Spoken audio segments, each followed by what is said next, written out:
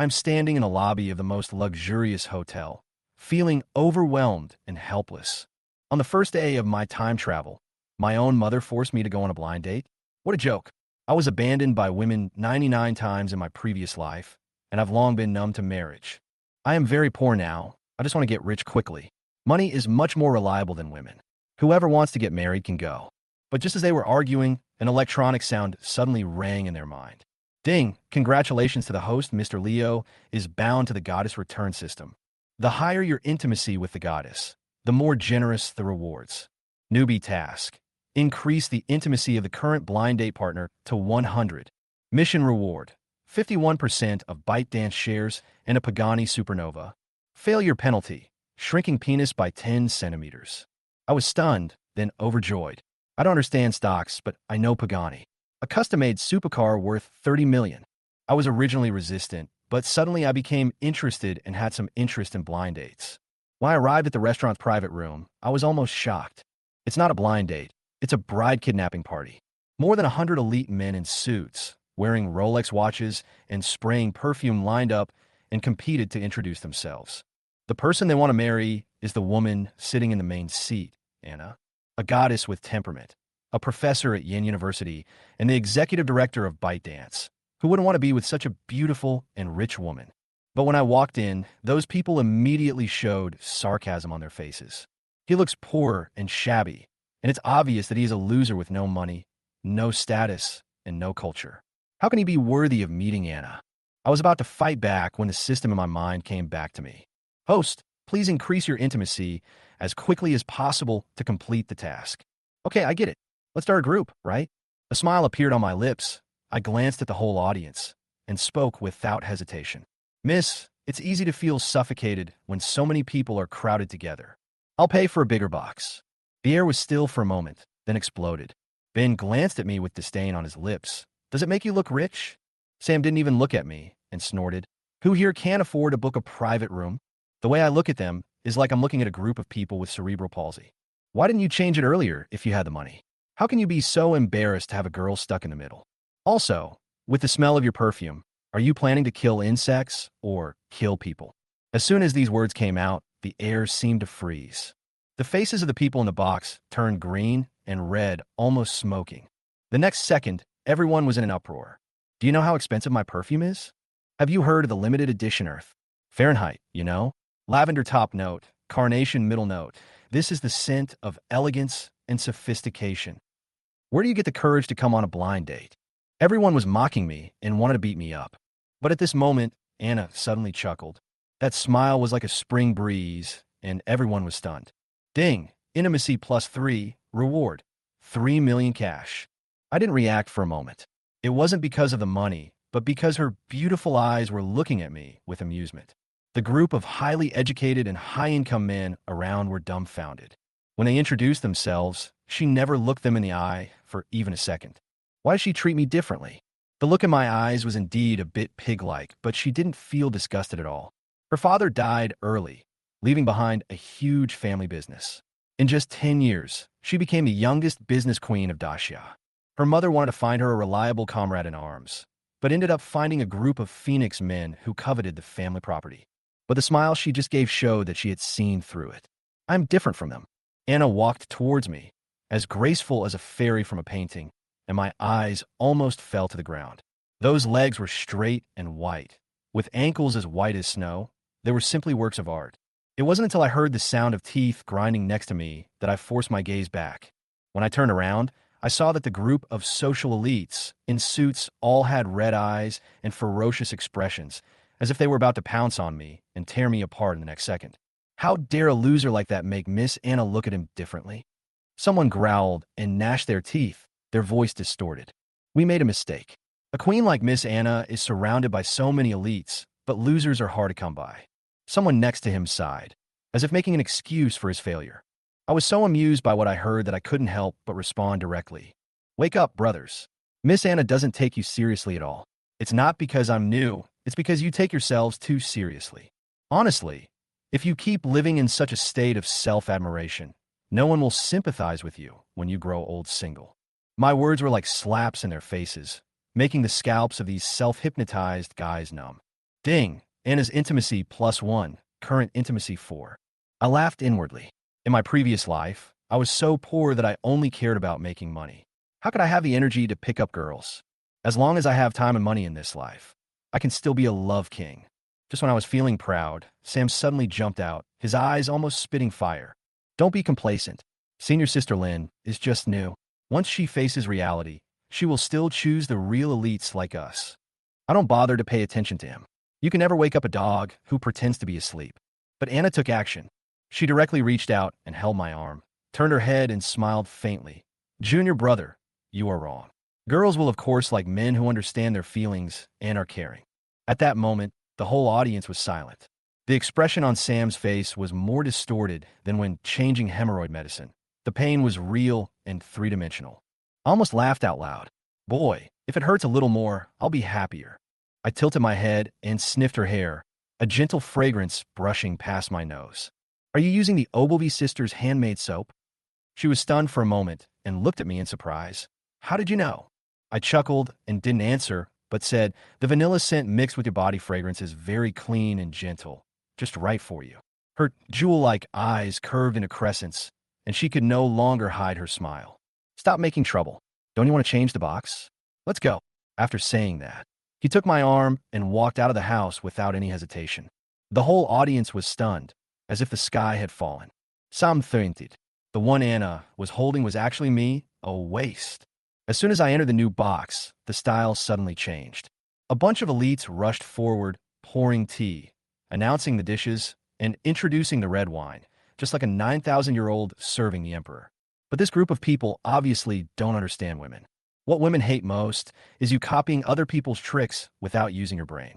For example, Ben's tea is boiling hot at 80 degrees. How can you let people drink it? The guy who introduced the red wine spoke so well about acidity and tannins. But do you have any connection with the girl? Why should she accompany you to taste the wine? I bet in 3 minutes, Anna will be annoyed to death. Ding! Anna's intimacy dropped by 1 point, currently 3 points. Warning! Reaching 0 intimacy will trigger a penalty, and the host penis will shrink by 10 centimeters. I almost jumped up. Looking down, I saw her lips were chapped, obviously thirsty and tired. But you bunch of bootlickers are not only inconsiderate, but also vying for favors. Is it my fault if the intimacy level drops? Women are troublesome, and the system is even more troublesome. I took a step forward, grabbed the menu, and pulled it, causing the 2 people blocking the way to stagger. Okay, enough of the opening excitement. Now it's my turn to make the decision. After saying that, I sat down next to Anna and waved to the waiter. Order. Ding. Intimacy +2, current intimacy 5. Sam's face turned black with anger. You are the guest. How can you do things for the host? I sneered at him. At the rate you're ordering, you won't be able to have a hot meal tomorrow. Hurry up and finish eating. Anna has something else to do later. Anna was slightly startled when the words fell. Are there any other shows? What show? A surprise? A date? Her heart was pounding and she tried to stay calm, but she still glanced at me secretly a few times. And I was sipping Bilyukan. The key point was, she drank that cup.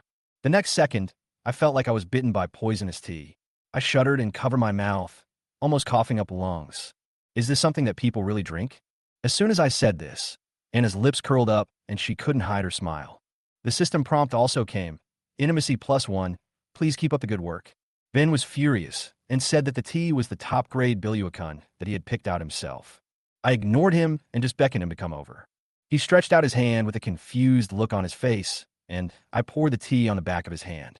The next second, he jumped 3 meters high with a roar and scolded me for scalding him. I rolled my eyes. You know it's hot. So why did you give it to Anna? Is this something to drink? Are you using this as a weapon? After saying that, I waved to the waiter. Here, give this friend a glass of ice water, a glass of juice, and a bottle of soda, all chilled to quench his thirst. Ding! Intimacy +10, reward cash, 10 million. I was stunned. The intimacy level jumped like a rocket. Turning to look at Anna, her face was still calm, but the slight curve at the corner of her mouth showed that she was very happy. Anna swept the whole audience with a cold voice. You are all excellent, but you are not suitable for me.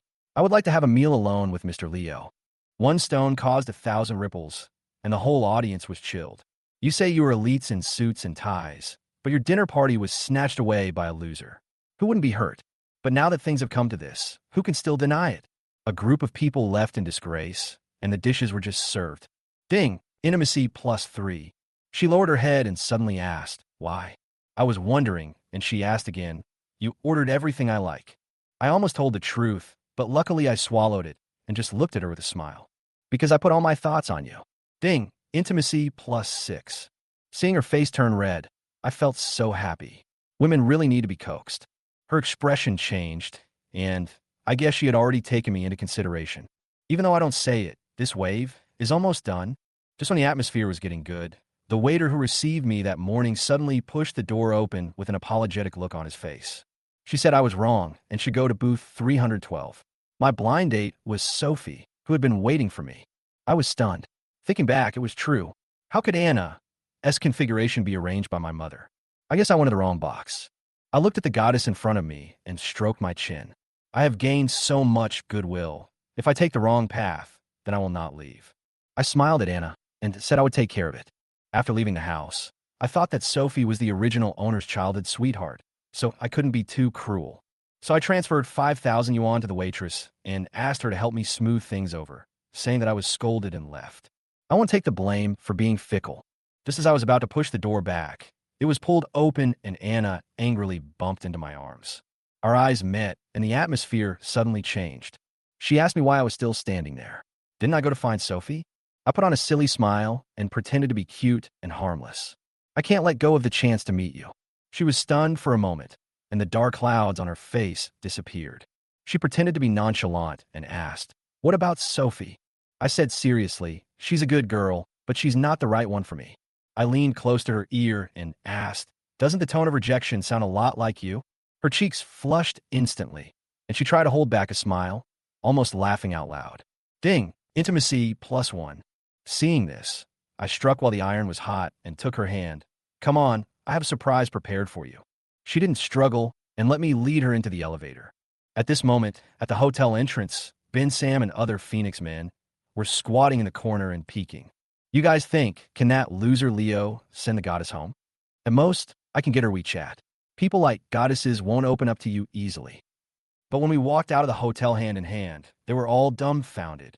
Holding hands is fine, but interlocking their fingers? This situation is no longer ethical. I was standing at the door of the hotel, stunned by this wave of actions, and the atmosphere was completely frozen. The group of Phoenix men on the opposite side were almost going crazy, muttering to themselves, and the whole atmosphere was full of tension. Some people said that I was standing there awkwardly because I didn't have a car, while others took out WPS to take notes, want to learn how to seduce goddesses for me. If this picture gets out, I wonder how many BMW men will be broken down. Anna saw my embarrassment and gently tried to find a way out for me, saying that I probably forgot to drive. She even took out her cell phone to hail a taxi, saying that this way I wouldn't have to concentrate on driving and could chat with her.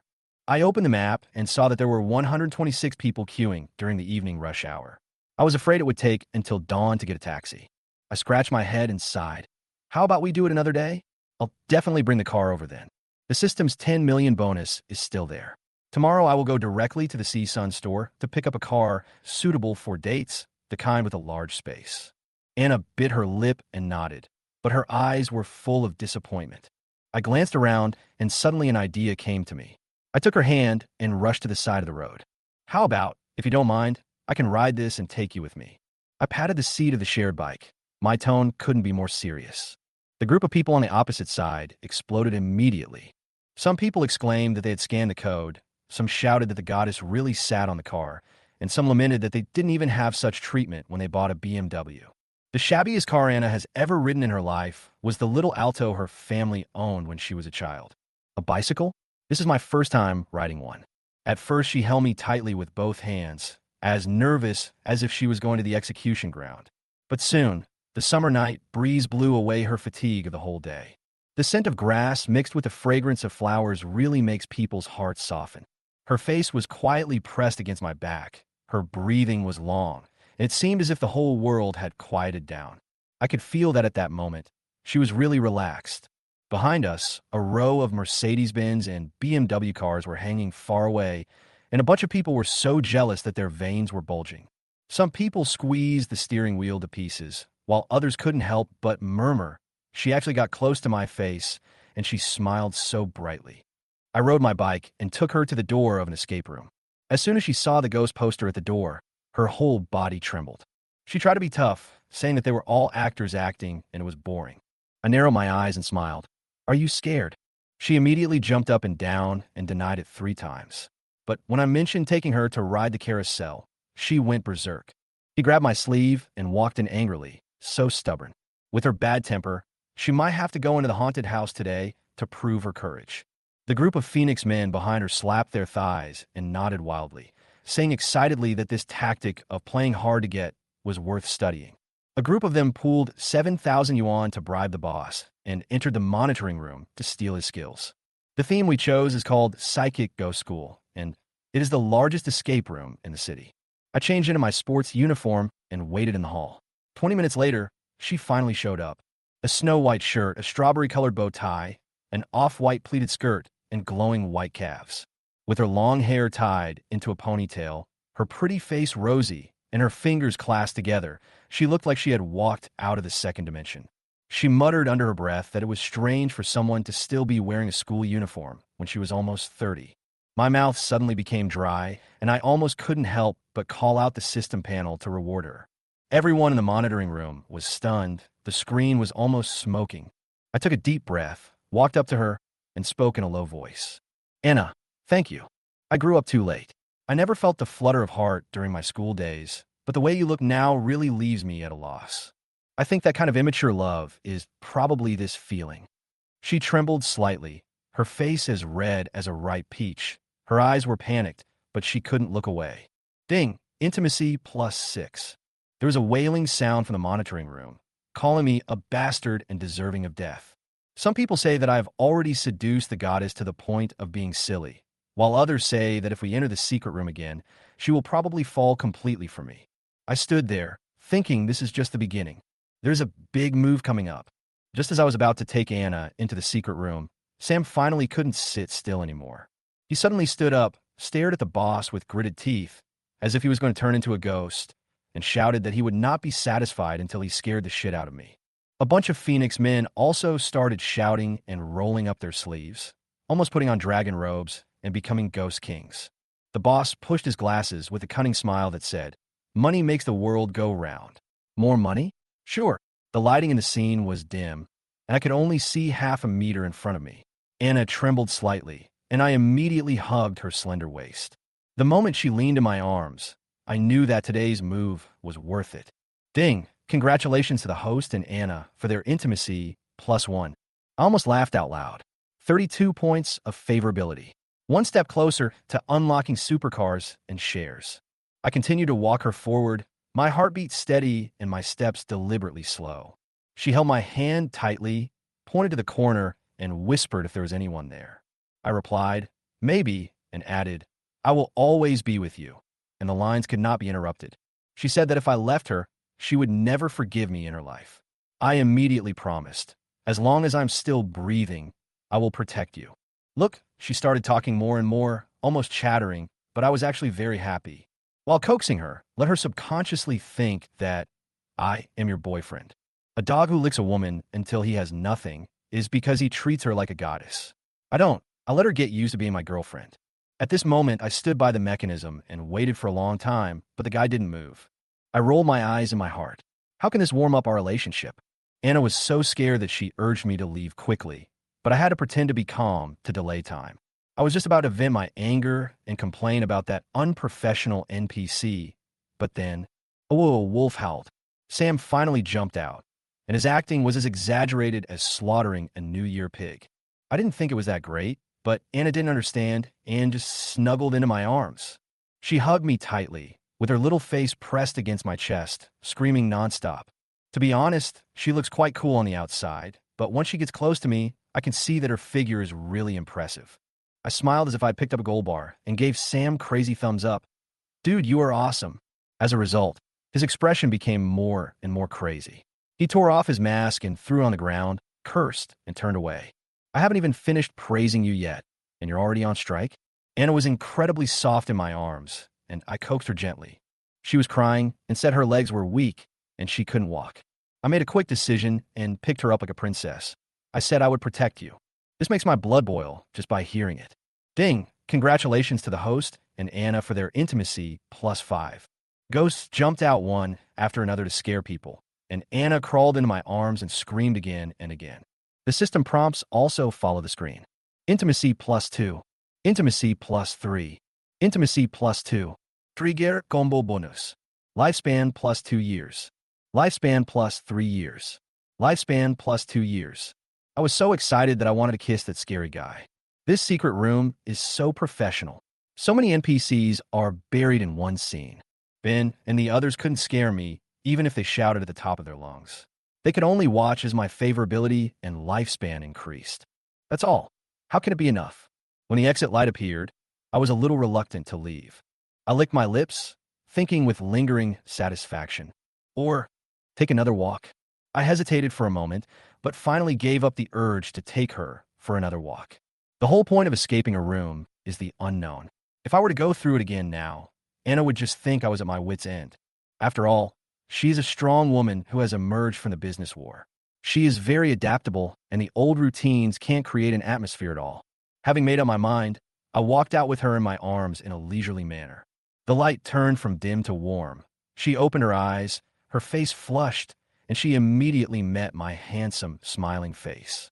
She suddenly turned over and jumped down, but still grabbed my sleeve tightly, like a panicked deer, and said she needed to sit for a while. I smiled and took her soft hand, led her to the sofa rest area, and rubbed the top of her head. He whispered, "Wait for me here, dear." I turned around and prepared to leave. After taking 2 steps, I felt a faint sense of reluctance behind me. She didn't call me, but I could feel the panic in her heart. It wasn't fear, but an instinctive reaction of not wanting to lose. But she held back. She is different. Since her father passed away and she took over the shares, she has learned to bear everything on her own. When I came back, I handed her a cup of hot tea. She took it, took a sip, and her eyes narrowed into a line. She leaned against me like a cat that had had its fill of milk, and I really wanted to scratch her chin. I didn't say much because I knew what was needed at this time was silence. After the passion, what is needed is relaxation. I turned my head and saw her holding a cup of tea and staring at the couples hugging each other tightly. Her eyes seemed a little absent-minded. In fact, she was wary of everyone, and except for her mother, almost no one could get close to her. But at this moment, she is willing to lean on me. Maybe he was just scared? Or she also wanted someone to warm her. On the other side, the Phoenix men were collectively silent in the monitoring room, and no one spoke. Until Sam whispered, "Did we help warm them up?" Ben's defense was completely broken. He knelt down and howled, crying heart-wrenchingly like a mad dog. But I was relaxed and at ease. After finishing my tea, I reminded her that it was almost 10 o'clock and asked if she wanted to go home. She turned her head away from me, her eyes wandering. I smiled, reached out, and pinched her chin, forcing her to look at me. I said, "I am the troublemaker who runs away from class, and you are the best and most obedient monitor in the class. If I get the chance, of course I will lead you astray." After saying this, I took her hand and walked out. I told her that there was one last gift that hadn't been opened yet. She just held my hand, neither speaking nor struggling. Behind him, all the Phoenix men followed out, leaving only Ben lying madly on the ground. Fortunately, Sam was loyal and pulled him up. On the way, she jumped lightly onto the shared yellow car, hugged me, and hummed one step away with her eyes closed. The evening breeze makes people feel itchy, and as I listen to this song, my heart softens a little. Maybe at the beginning I was doing it for the mission. But now I am really moved by this injured girl. Squeak. The brakes were applied, and we stopped. She opened her eyes and saw the 4 words, Shingen Park. I felt her body stiffen, and she immediately jumped out of the car and stepped back. Her eyes suddenly turned cold, icy, and wary. My ambiguous atmosphere collapsed at that moment.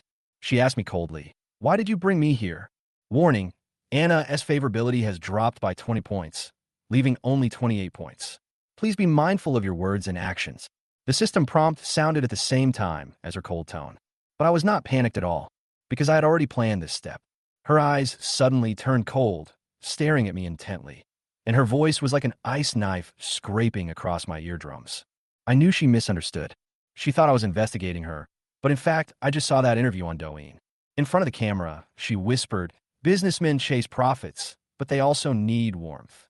She didn't cry, but I knew how heavy those words were. I opened my phone, opened the video, and handed it to her. She stared at the screen, stunned in place. Apparently, she had forgotten about this scene herself. I smiled and reached out to pinch her face gently. Well, really soft. Don't worry, it's late now. No one will recognize you. I extended my hand and invited her to open this childhood gift package. There was a struggle in her eyes, and she tried to hold my hand but then let me go again and again. Finally, she sighed, her eyes filled with loneliness. People always have to learn to let go. I gently pinched the corner of her clothes, leaned closer, and said, "Please be kind and go crazy with me for once." She finally smiled, and the snow melted away. "Okay, I'll accompany you." Ding! Anna's intimacy is restored to 48 points. I took her hand and walked quickly towards the park entrance. The boss was about to lock the door when he said coldly, "It's time to get off work." Her face was obviously frozen, and her hands became a little stronger. I turned around and smiled at her, then took out my phone to scan a code. 100,000 yuan has arrived. Please get off work overtime. I want to book the whole place. The boss's eyes widened, and he nodded and bowed quickly to let him go. I pulled her into the main control room and pointed to the empty row. "Come on, please open the gift box." She bit her lip and pressed a button with trembling fingers. With a bang, the lights lit up instantly, one after another, from near to far, lighting up the entire park. She rushed out of the control room like a child, spinning and turning, as if she saw her father waiting for her with marshmallows. Tears quietly fell as I stood in the orange light, watching her in a dream. Outside, the Phoenix men were blocked at the door. They went crazy, yelled, and questioned the boss why he wouldn't let them in even if they paid 3,000 yuan. They're crazy, just because she screamed and jumped into my arms, wrapping herself around me like an octopus. At that moment, I knew that I won the game. We played all over the park, and although the equipment was old, she had a blast. I didn't accompany her to the equipment, but just stood by, handed her a drink, and watched her smile quietly. The last item is the carousel. She leaned on the wooden horse with a dazed look in her eyes. I walked over and handed her the ice cream cone. "What are you thinking about?" She took the ice cream and said softly, "It's time to go home, but I really don't want to leave." I sat at the tail end of the wooden horse and looked at her sideways. "You are reluctant to leave because this kind of experience is so rare. But from now on, as long as I'm here, this will be the norm." Ding! Congratulations to the host and Anna for their intimacy, +10. She was stunned for a moment, as if she had been electrocuted, and the softness in her eyes completely melted away. The next second, she suddenly reached out and grabbed my collar. Rather than calling it a kiss, it was more like a hard collision of teeth. Anna bumped into me directly, and with a bang, my teeth were numb. She quickly jumped away, covered her mouth, looked at me grimacing in pain, and actually laughed out loud. I tried to hold back my laughter, but her silly smile was so contagious that I laughed too. The group of Phoenix men standing outside the door were all dumbfounded. They looked at how the icy female president was coaxed into a naive girl by me, and their eyes were dull and full of despair. I touched the top of her head and whispered teasingly, "You look like a silly goose now." She instantly got furious, punched me, and gritted her teeth. We chased and played, and finally fell into the ball pool. I held her in my arms, looked into her watery eyes, and grinned. I asked her if she knew how to have a real kiss. She shook her head and put her hands on my chest. She looked so cautious, as if she was waiting for me to teach her. I was just about to get closer for some practical teaching when she pushed me away. She jumped out of the ocean ball, put on her high heels, and winked at me. She smiled and said that I missed the opportunity and I would have to impress her next time. After saying that, he took out a business card, casually placed it at the door, and left without looking back. When I chased her out the door, she had already gotten into the Kian, waved to me, and left with a smile. "Good boy, it's the middle of the night and you're gone. Why should I take a taxi?" I hummed in my heart. Ding! Date completed. 58 intimacy points gained. Dating rating, B+, reward, Mercedes-Benz E300. I almost jumped up with excitement and asked the system with a smile, "Where is the car?" "The vehicle has been delivered to parking space number 168. Ciao. The system still understands me. Before I could finish my words, I heard the sound of footsteps behind me. When I looked back, I saw that group of Phoenix men slid down and knelt in front of me. "Brother, master, teacher." They clasped their hands together and kowtowed to me with reverence. "Please open a class. We will kneel and listen." While I was rubbing my waist, They politely invited me to the food stall. Ben was responsible for massaging my shoulders, and Sam poured the wine himself, as if he was praising me to the sky. As soon as I put down my chopsticks, Sam leaned forward and asked with a smile, "Brother, are you done eating? Do you want dessert?"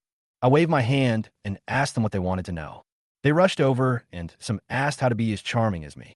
I glanced at him and said sarcastically, "You want to imitate me with your behavior?" Ben rushed up and pushed him away with his, but saying that he couldn't even walk, so don't even think about flying. Some people also asked me how to arrange a date to maximize the favorability. I smiled and nodded. "You are a real guy, so I will teach you some practical stuff. Rhythm is the most important thing. Control your emotions and create a suspension bridge effect so that she feels like she's weathering the storm with you." They were confused. What does the suspension bridge effect mean? I squinted my eyes and explained calmly. When people are nervous, they tend to mistakenly project their emotions as love. With you by her side, she will think it is love. After hearing this, they exclaimed in unison and praised me for my sophisticated tactics. I shook my head. The illusion will eventually clear up, so I have to add a touching ending at the end to turn the illusion into true love. They were so moved that their eyes welled up with tears, and they knelt on the ground and sang in unison. This bow is like the spring breeze and the joy of meeting a soulmate. After dinner, I returned to the shabby rental house, and all I could hear was my roommate's WWE screams, which was so mentally polluting. Now that I have saved some money, I started to consider whether to change houses or buy one outright. Just as I was thinking about it, the phone rang. It was an unfamiliar number, so I picked it up. "Brother Leo, is that you?" I froze for a moment, then recognized Sophia's lively voice. She cried and complained that the waiter had put the wrong seat and blamed me for not showing up. I listened to her chattering, but the corners of my mouth slowly rose. "Ding, the second blind date has been detected. You can complete the novice mission after accumulating 32 points of intimacy." My eyelids jumped and I blurted out, "Holy shit, this intimacy could be stacked." "Brother Leo, you don't know. Today, I ordered Longjing Jade shrimp balls, 12 pieces, 998 per plate." On the other end of the phone, Sophie was still chattering away, while on my end, my mind was full of the idea that intimacy can be stacked. This is more exciting than winning the lottery. Anna's favorability has reached its limit, and it won't increase unless the relationship goes further. But she's not the type who is short of money or people, so it would be extremely difficult for her to swipe again. I was prepared for a protracted battle, but when Sophie showed up, the system actually accepted it. "Brother Leo, you're not sad about missing out on the shrimp balls, are you?" Sophie's voice drifted over again, cautiously comforting. I was amused by her tone and replied, "I've made a small fortune now, which is more than enough to take you out for a nice meal. Just use your salary to buy bags and dress yourself up." There was a sudden scream from the other end of the phone, and she jumped up suddenly, her voice instantly reaching the top of her lungs. "Is this true? How much money did you make? I want to eat tons of meals." I couldn't help but laugh out loud. "A few million is enough to support you." "Million?" She became incoherent and began to count on her fingers how many times she could eat a meal costing 5,000 yuan. "Wow, happiness comes too suddenly. Then when will you treat me?" "Tomorrow. Long live." Ding, congratulations to the host and Sophie for their intimacy, +1. But she was worried again. "I have to go to work tomorrow. There's always lunch break. I'll come see you at noon." "It's a deal." After hanging up the phone, I happily fell asleep. The next day, standing in front of the closet, I was in a dilemma. I was dressed so poorly yesterday that people looked down on me. I wanted to find some decent clothes, but when I opened my closet, they were all cheap goods. The style is awfully old-fashioned. After much picking and choosing, I finally put together a decent outfit. Just as I was about to take the keys to go out, I caught a glimpse of the familiar yet unfamiliar Mercedes-Benz key from the corner of my eye. I slapped my forehead and thought, I forgot about the car that the system rewarded me yesterday. Who would bother with clothes when you have cars to show off? I rushed to the garage with the key and locked the shiny black E300 at a glance. Among the old Geely and broken woolen cars, it shines like a black pearl. Right in front of us, there is a beautiful woman taking a selfie in front of the signpost. If you take a photo with this kind of car and post it on your moments, it will easily be considered as catching a rich sponsor. Sure enough, the little beauty posed to complete the 9-square grid and was about to leave. I walked over and just blocked the camera. She smiled at me politely and waved for me to move aside. I smiled back and cooperated by moving aside. After she finished taking the photos, I gently pressed the key and with a click, the car door opened. She was stunned, her eyes wide open, looking at me and then at the car in disbelief. Your car. I nodded. Want to take some pictures of the interior? The co-pilot welcomes you. She was extremely surprised and bowed repeatedly to express her gratitude, then dived into the passenger seat and started taking pictures crazily. At that moment, looking at her eyes of admiration and joy, I felt indescribably happy. If I didn't get on the bus, I just stood by and smiled. After all, if she really wants to sit in it and ask me to take her for a ride, I can't refuse. It's better to be more relaxed, give her space, and give her dignity. After taking the photos, she thanked him repeatedly and left happily. I then started the car and drove out of the community. As soon as I got on the main road, the car speed didn't increase and my mood dropped. Damn, it's the weekend. If we waste this little time, we will end up catching up with the peak travel season. The traffic was jammed like a can of sardines, and I was sitting in the Mercedes with my face turning green. After pretending to be cool and going out, he ended up being unable to move an inch. This scene is truly a punishment from heaven. Driving during rush hour is bound to cause traffic jams. As a gentleman, being late is an absolutely unacceptable mistake. Without hesitation, I jumped onto the electric scooter, which had all the other sounds on except the horn, and rushed towards the mall entrance. From a distance, I saw her waving at me. She was wearing a white shirt, flesh-colored stockings, and flat shoes, and she looked clean and energetic.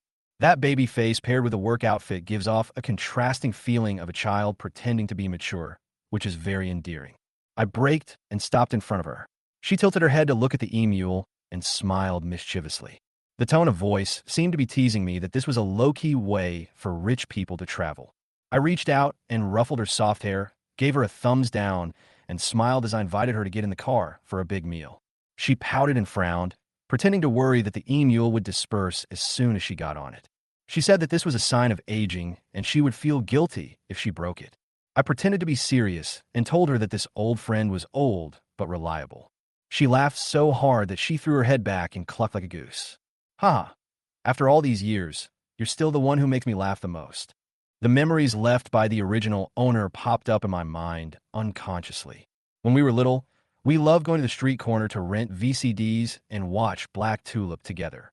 The French Revolution, The Knight Rider, Aristocratic Love, we imitated those translated lines very well. It wasn't until her mother dropped an egg and she blurted out, "Look at this stupid groundhog," and got beaten up that we finally calmed down. Now that I see it again, I can easily play that mode again. It feels ridiculously familiar. In the end, she didn't take the email app, but instead pulled me aside and said that the restaurant was nearby and walking there would be a good way to digest the food. Before I could react, she naturally put her arm around me. She laughed heartily while talking about the embarrassing things that happened at school and work. I was extremely amused by what I heard, but our intimate behavior, as if we were oblivious to the surroundings, obviously aroused hostility from many of our male compatriots. They looked at her pink and translucent face with anger in their eyes. But looking at my outfit, the cheap imitation fashion brands and street stall watches, in their eyes, I am just a slick, poor, and stupid liar. How could this girl get involved with such a bunch of bastards? What a shame. Not only was I not unhappy, I was actually happy. After traveling through time and space with the system in hand, what I'm most looking forward to is you clowns jumping out to attract hatred and let me slap you in the face. Come on, give me some brainless villains so that I can show off for once. My eyes were fixed on a boy wearing moccasins, an old BMW key, and a bowl cut. This guy looks like he needs to be cleaned up. I looked at him eagerly, waiting for him to go crazy. As a result, he shuddered and turned around and ran away. He was cursing and seemed to be frightened. You're bringing your girlfriend to see me. You're a pervert. I was stunned on the spot. This plot isn't right. Just as I was feeling awkward, Sophie patted my arm and said, "Brother Leo, we're here. Let's have lunch here." I looked up and saw Fugué Restaurant, with white letters on a blue background and a beer advertisement, "Brave the World," printed on the sign. It is indeed lively, but looks like a cheap street restaurant no matter how you look at it. I couldn't help but wonder, didn't she say yesterday that she would invite me to the Hilton? As a result, she started to explain that the Hilton's portions were small and she couldn't eat enough, and she had to work in the afternoon. He also said that the sweet and sour pork, stir-fried pork slices, and rice here are very fragrant. She smiled and gave me a thumbs up. The cunning look at the corner of her mouth instantly made me realize that she was trying to save face for me. She noticed that I was not dressed appropriately and was afraid that I would be embarrassed. He deliberately chose this place to cover up my shame. At this moment, my heart felt warm. I smiled and lifted the corner of my clothes and told her that I just didn't want to wear those fancy and awkward clothes today. She doesn't have to save money from me. Just order whatever I want. Her eyes lit up, and she jumped up and named 3 dishes: pot and sweet and sour sauce, braised pork cutlets, and spare ribs, all of them. I laughed. That's just how mean men are. If someone wants a car or a charter, I won't even give them $10. When you meet a girl who is sensible, considerate, and willing to protect your face, the more you want to pamper her. Without saying a word, I took Sophie's hand, turned around, and walked away, taking her directly to a restaurant nearby with a better environment. I flipped through the menu and ordered all the signature dishes without hesitation. She didn't stop him, but just quietly calculated the bill. The meal cost more than 200 yuan, but she didn't say much. In Jinzhou, the average salary is 4,000 yuan, which is a reasonable price, so she accepted it. The atmosphere at the dinner table was relaxed. We talked about our embarrassing childhood memories and often laughed our heads off. She was so full that she started burping and groaning against the back of her chair. I handed her the digestive tea and teased her with a smile that it was normal for her to overeat. She rolled her eyes and ate one bite at a time, blaming me for ordering too much and wasting it by not finishing it. I clapped my hands and pointed to the mall across the street. Let's go shopping there, help digest your food, and see if there's anything you like. I'll buy it for you. She blinked her big eyes and said hesitantly, "Isn't that too presumptuous?" I pulled her up from the chair and scratched the tip of her nose. "You've been coming to my house to eat and take things since you were little. Why are you being so polite now?" Pull her to mall. As soon as I walked in, I noticed that she was dressed almost the same as the salesperson in the mall. I asked her suspiciously if she worked here, and she happily admitted it.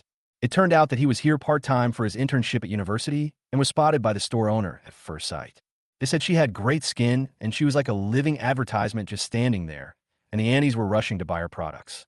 She proudly said that with her base salary plus commission, she could earn more than 10,000 yuan a month, which was much more than I imagined.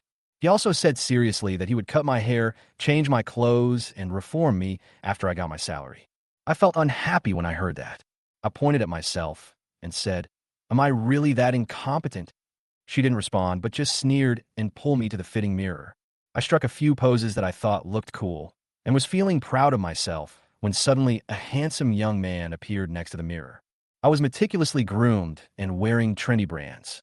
As soon as I saw me, I looked like someone waiting for a courier at the village entrance. My mind buzzed, and I saw the contempt in that guy's eyes. Yes, pure contempt. It's not jealousy or hostility. It's just contempt, as if looking at a stupid person. And the looks of those Phoenix men around Anna yesterday appeared in my mind.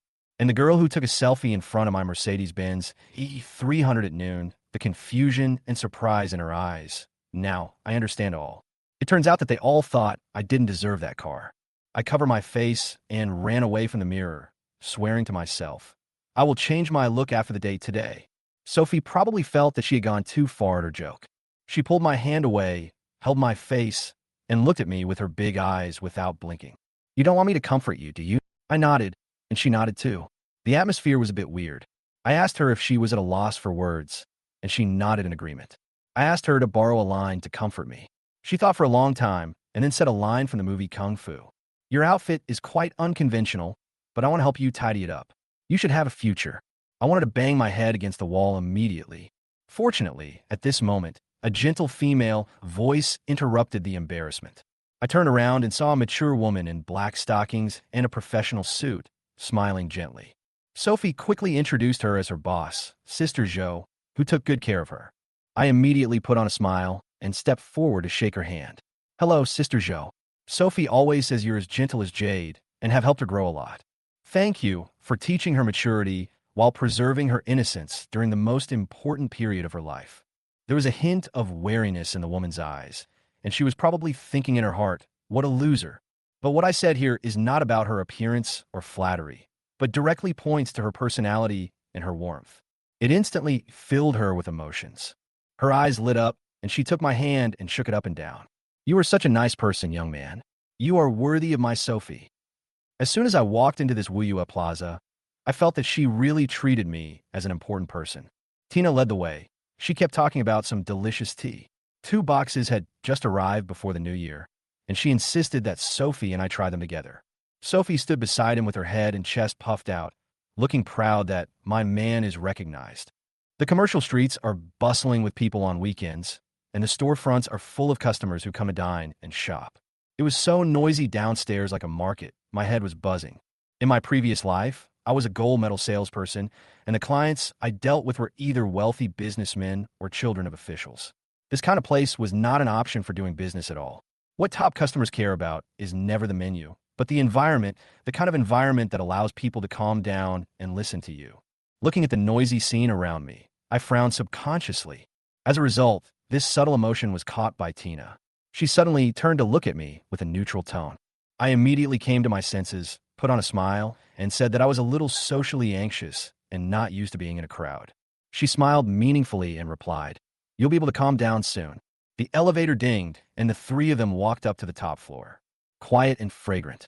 There weren't many customers around, but they were all well-dressed and looked distant. I just scanned it and saw a man in a chiton handmade suit. The shoes and clothes started at 100,000. The woman next to her was wearing a custom-made moose-safe necklace, any one of which would cost 8 figures. This shopping mall does not sell goods, but sells identity. I understand the rules of this circle. These brands are not something you can buy. Just because you have money, buying them is just an admission ticket. My thoughts were brought back to reality when Tina asked me what I did for a living, her tone tentative. She could tell that I understood luxury goods, and that look was all too familiar to me. While I was meeting clients, I could make them shut up and listen to me talk about the quotation as soon as I opened my mouth. I knew she wanted to recruit me, maybe as a top salesperson or something else, but I wasn't going to reveal my true colors. I put on a silly smile and said I was a delivery man. She had a smile on her face, but her eyes looked like she was looking at a cunning fox. Of course, she knew I was playing dumb. There are unwritten rules in the top luxury circle. The clients here have complex identities, a mixture of gray and white. Not to mention sales, even just taking a look at the transaction bill could cost you your life. If I don't reveal it, she won't really ask any questions. We went to the counter she opened, but the environment there was more elegant than most of the reception rooms I'd seen. The sofa is made of Italian top-grain cowhide, and the light shining on the exquisite cosmetics packaging reflects a flowing texture. She said she was going to make tea and left the two of us in the exhibition hall. As soon as she turned around, her gentle back immediately changed into an efficient and capable one. But out of the corner of my eye, I caught a glimpse of her standing in front of the tea table, and her brows twitched twice. Because I actually touched the limited edition gift box she placed on the display stand. I was just browsing the display cabinet out of curiosity, but I didn't expect that each of these bottles and jars in front of me was worth as much as a secondhand BMW. As soon as I read the product description, I was stunned.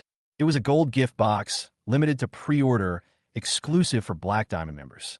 Each set was numbered, and each set cost nearly 150,000 yuan, which was even more profitable than selling a car. I was so engrossed in looking at the products that my occupational disease kicked in. I started analyzing the selling price and gross profit like a conditioned reflex, and even began to estimate the commission. But in the eyes of others, I have probably become a little bumpkin who has never seen the world. Especially Tina. The smile on her face was as stiff as if she had just applied setting spray. I knew my action was indeed inappropriate, so I awkwardly took Sophie's hand and sat down at the tea table. I took the tea from her hand, but my mind was still not distracted from the profit margin. I turned to look at Sophie and asked her what cosmetics she liked. She smiled brightly and said baby cream. The ones with a milky scent were the best. I pinched her cheek gently and teased her that it was time to learn how to take care of her skin, but she rolled her eyes and complained that all those bottles and jars were too much trouble. She said she didn't want to use it, but I could clearly see the little expectation in her eyes. So I made the decision and, without thinking, pointed at the Jinjin gift box and asked Tina to order 2 boxes for me. 2 boxes cost nearly 300,000 yuan. I don't want to show off, but I want her to know that as long as she likes it, I can satisfy her. The air was quiet for 2 seconds. Tina looked as if she had seen a ghost and whispered to confirm whether I was serious.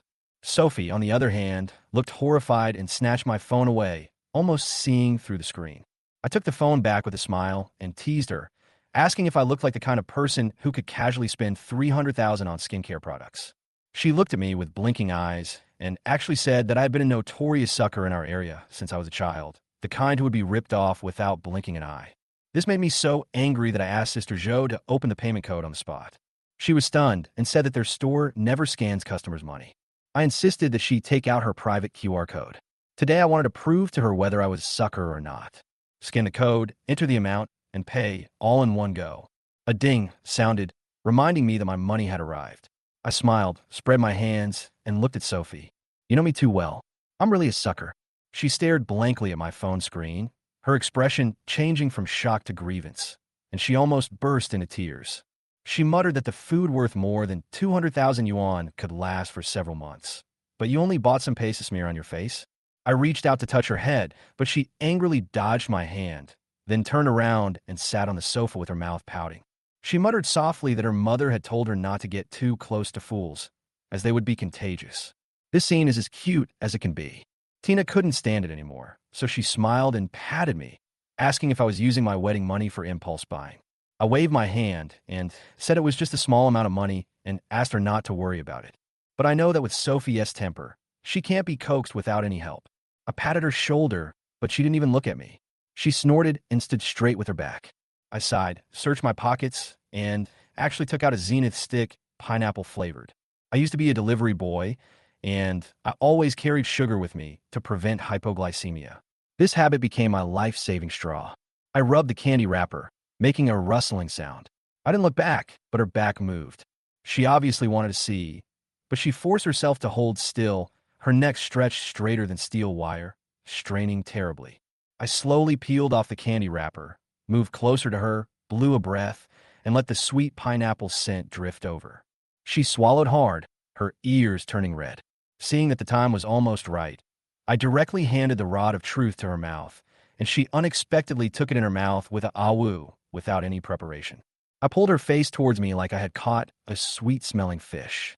She hadn't reacted yet. Her eyes were dazed, and she was still immersed in the happiness of the candy until our eyes met. At that moment, her whole face turned red as if it was covered with chili peppers. She immediately got furious and started punching me. I smiled, grabbed her wrist, and gently pulled her into my arms. I haven't seen you for all these years, and I've always wanted to make it up to you. I won't waste money anymore. I really won't buy such expensive things anymore. After hearing my swear, she finally calmed down and accepted it with a hum. Just as I breathed a sigh of relief, I saw Tina standing by with a big smile on her face, her eyes almost blooming with joy. Sophie, when the goods arrive. She's busy, so I may not be able to take it. I was just about to take her away, but Sister Zhou waved her hand and said that the 2 gift boxes offset her entire month's sales and allowed her to take a day off. Then, she directly transferred 20,000 yuan to Sophie, saying it was a special bonus. She smiled and told Sophie not to spend my money all the time, but to use the money to buy me some decent clothes and style me up. When I heard that, I gave her a thumbs up and thought to myself, Sister Zhou, that's really nice. I pulled Sophie downstairs to go shopping in the women's clothing area, but as soon as I took a step, she pulled me back and said it was too expensive and she had to take me to her little secret base. She dragged me onto the subway, and we shared a phone and watched videos like an ordinary couple. After we got out of the subway, she took me through several alleys like using a navigation system and finally stopped in front of a newly opened night market.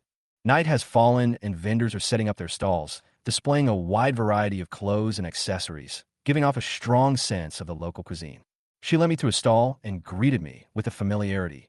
Lily, do you have any new products? The stall owner was a young girl wearing a JK uniform. She was not tall, but very agile. When she saw her, she excitedly pounced on her and held on to her without letting go. After they played around for a while, I learned that Sophie used to sell handmade cookies here, and Lily was her diehard fan back then. I asked her curiously why she gave up her own business and instead started selling cosmetics.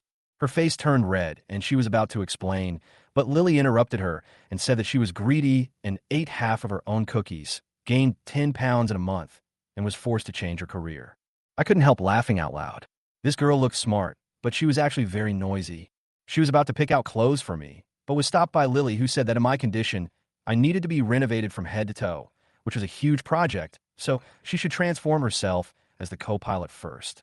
I smiled and pushed her shoulder in agreement. The project takes priority. Let's follow the expert's instructions. Lily gave me a thumbs up and said that I was sensible. I quickly pushed her into the temporary changing room. In just a few seconds, the skirt, shirt, and leather shoes were all matched, as fast as distributing military uniforms to soldiers. I was stunned, standing aside, giving a thumbs up and saying, "How professional." But she just smiled and said, "It's not too late to praise Sophie when you see her come out." I didn't understand what he meant, but when the locker room curtain was lifted, I really didn't blink. I stood in front of the locker room, staring at Sophie as she walked out, and I was completely stunned.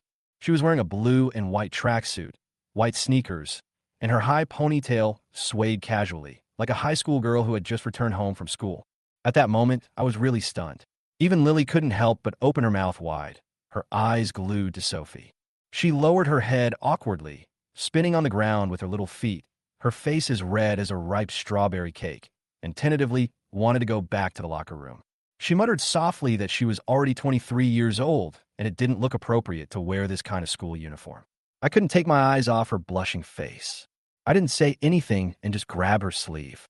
She tried to break free, but Lily jumped out like a cat whose tail was stepped on and shouted that she was not allowed to change. She said she had sold 13 sets of this dress, and no girl had ever worn it better than Sophie. She said that Sophie did not have the greasy air of someone who had entered society and was still clean and innocent. Hearing this, I couldn't help but smile and added, "She is such a clean girl. She hasn't changed even after several years of graduation." Sophie lowered her head. Her face turned even redder, but she couldn't stop smiling. I knew she was very happy with our praise. I looked at Lily and asked her if she had any other clothes. She was so excited that she was rummaging around the stall like a chicken with blood injected. In a blink of an eye, he brought another pile of clothes and stuffed them at Sophie, not giving her a chance to refuse, and pushed her into the dressing room again. When she came out again, she had changed into a pink pleated skirt with a white shirt and a cute bow. I just waved my hand and bought it. Next was a long dress with floral patterns, fresh and elegant, just like the girl next door in the novel. I was stunned by the sight and continued to wave by it. When she came out again, she was wearing jeans and a cartoon t-shirt in her daily style. The casual and natural comfort she had after falling in love was really likable. I stood in front of the stall and shouted, "It looks good, buy it, and exchange it again." I didn't know how many times I had made a purchase. Sophie was a little embarrassed and said that this was the 7th and last set.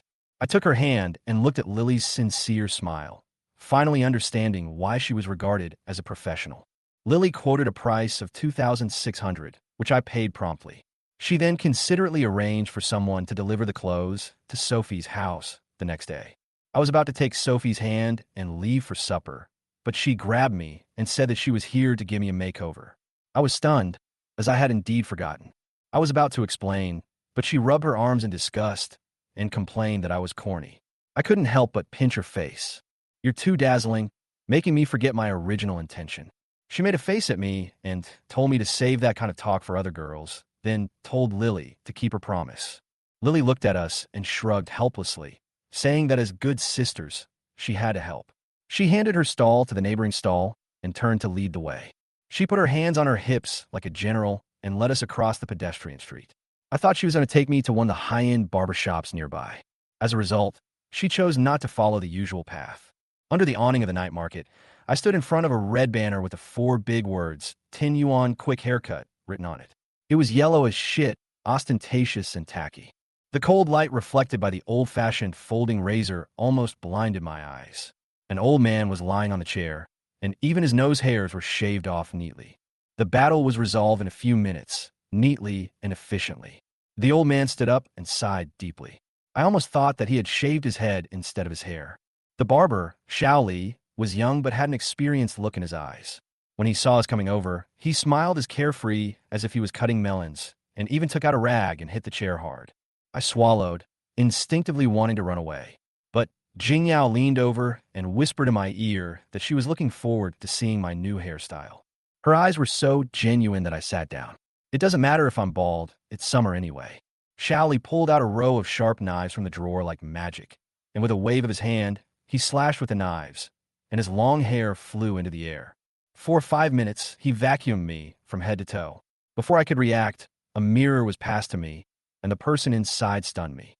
The American front stab is clean and neat, and my face shape opens up instantly. My eyebrows and eyes become sharp and energetic. I feel like a different person. Jingyao blushed as she stared at me, mumbling, "So handsome." The system prompted a +5 intimacy level, and I began to wonder if she was just more handsome than me. Her eyes were extremely determined, and she gave no instructions on the spot. Help me pick out some clothes, something that looks good. At a command from No, we rushed into the depths of a night market and picked out 5 sets of clothes in one go, including sports, business, and casual styles, all of which were paid for by Jingyao. Every time I changed into a new outfit, her eyes lit up a little more until the last set of casual clothes came out. She snuggled into my arms, giggled, and said that I looked like the sunny boy in her memory. If the intimacy level is increased by another +5, the system will reward you with 5 million. This is much faster than me negotiating a deal. But the story doesn't end there. Nuo suddenly called a halt, glanced at me, and slapped his thigh. You're still missing some accessories. Without accessories, you're not a manly man. Then I was dragged by 2 women into the depths of the night market and walked into a small jewelry store of only a few square meters. The glass cabinet is filled with exquisite gears and ornaments, like a watchmaker's treasure trove. When the light shines on them, each one gleams with the cold light of machinery. The shop owner was a middle-aged man with a forehead so bright that it could serve as a searchlight. No and Jingyao called him Uncle Meow. He took off his magnifying glass and smiled as if he had met an old friend. The 2 men pushed me out and said in unison, Uncle Meow, you have the final say today. The stall owner glanced me up and down, then suddenly took out a watch from under the counter and handed it to me. The moment I took it, I was stunned. Green Submariner? This thing has a bold color scheme and an ostentatious appearance, and young people are trying their best to get it. The one I have in my hand is 126610LV0002, and it costs 93,000 yuan in the counter. But the price has already been hyped up to 120,000 yuan in the market, and if you want to buy it, you can only buy it from scalpers. To be honest, I don't believe this boss has any way to get the supply. If it really existed, I would have made a fortune long ago. Why would I still be setting up a stall here? Then there's only one possibility left, a fake watch. I immediately became interested and picked it up to play with it carefully. But the more I looked at it, the more things seemed to be going wrong, and I couldn't find any flaws. The boss smiled, as if he saw through me. He said that it is impossible to tell whether the watch is real or fake just by looking at it, and you have to disassemble the movement. I could only nod in acknowledgement awkwardly. He asked me to try it on and praised me for my elegance, and said it didn't look awkward or cheap. At this time, he turned to look at Sophie and said, I've changed my clothes, so of course you should give me a new watch. She gritted her teeth and said she wanted the best. I was shocked. This girl was really willing to spend money on me. She also said that when she has money in the future, she will exchange this piece for a real one. Uncle Meow smiled, with a confident look and a bit of arrogance on his lips. He held up 3 fingers and told Sophie to pay him the cost price, 3,000.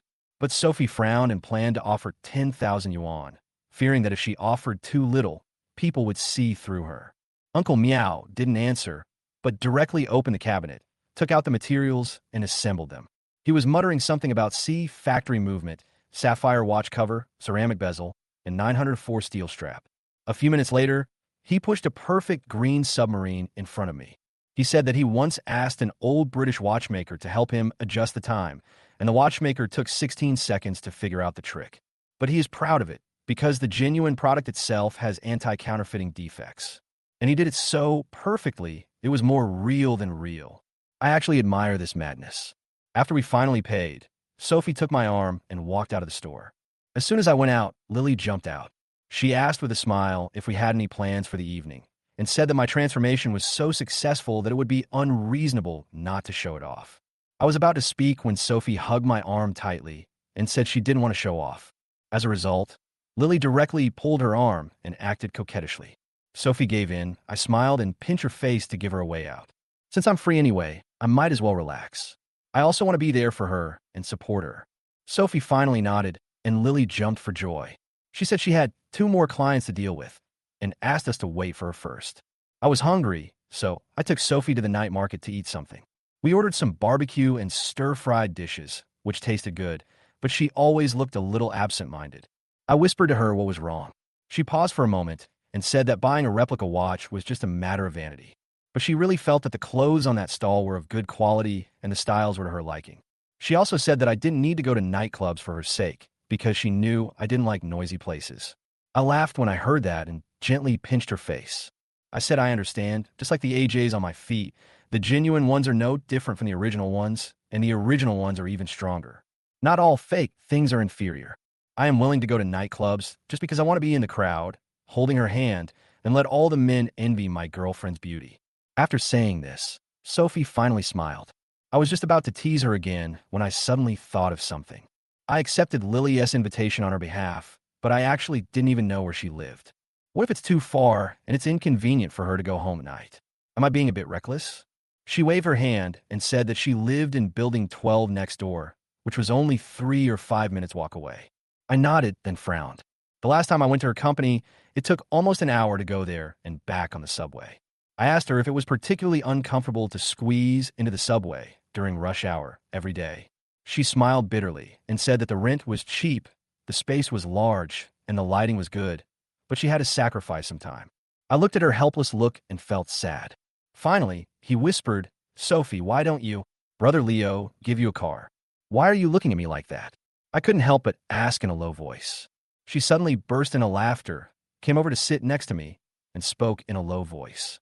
She said her parents died when she was 3 years old, and she grew up with her aunt.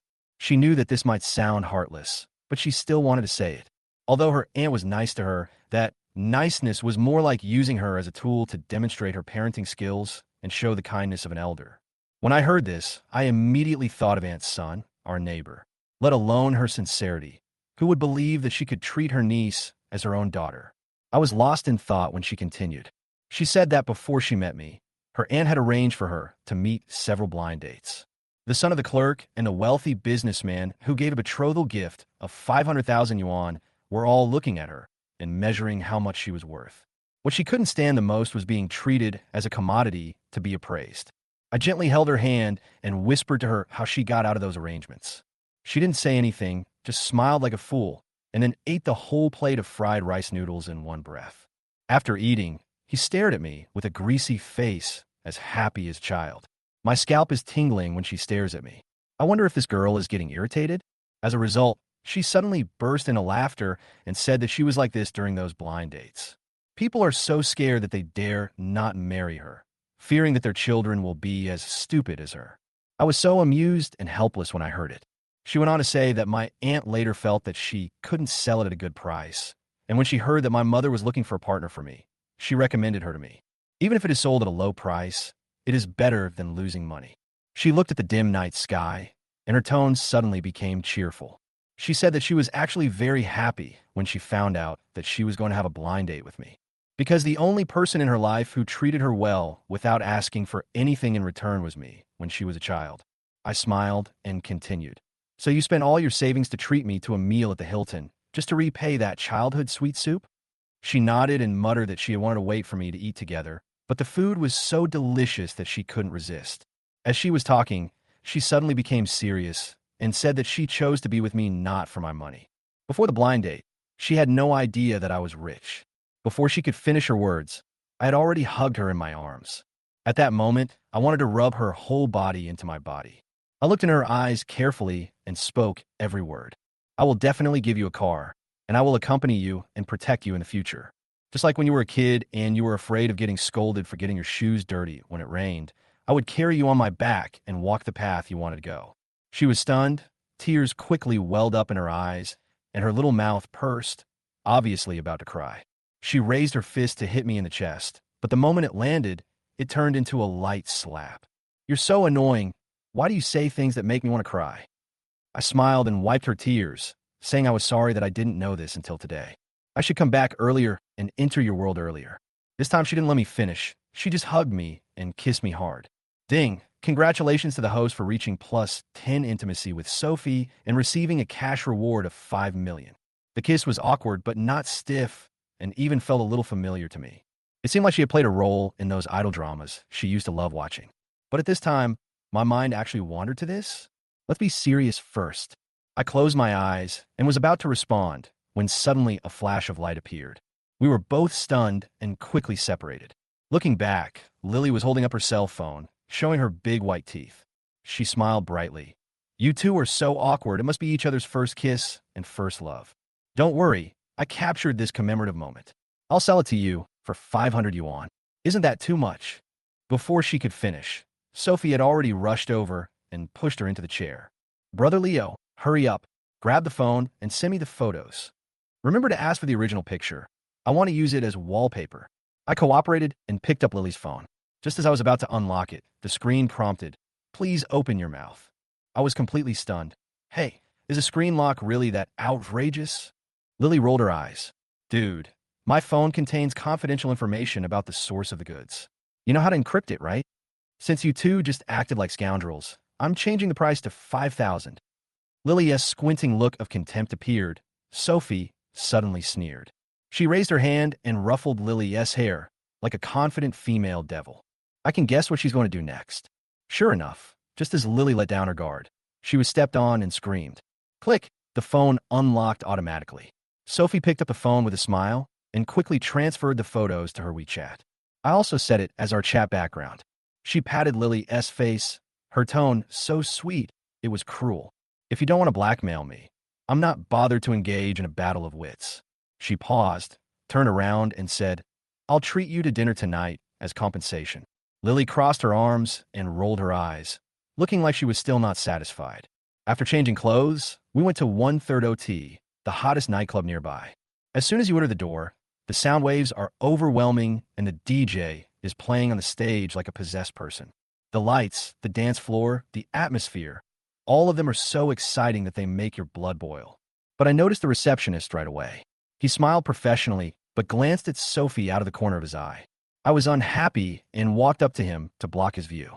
He said in a cold tone, Let's find a booth with a better environment. He smiled, but his eyes were filled with hostility and his teeth were grinding. The best ones are the VIP booths on the second floor, with a minimum spend of $8,888. Look, open the card. I nodded without hesitation. The smile on his lips became even more fake, and he led us upstairs with a complicated expression. Judging from his behavior, he probably thinks I'm a nouveau riche and is showing off to his female companion. It's okay, just keep acting. The booths are nice, with leather sofas and memory foam, and sitting on them feels like being supported by clouds. He handed me the tablet for me to place my order, but before I could take it, Lily had already snatched it away and was flipping through it quickly. I'm going to make a killing of you tonight, she shouted like a hunting woman. As a result, Sophie was quicker and snatched the tablet away. While pushing Lily back onto the sofa, she ordered the lowest cost C package.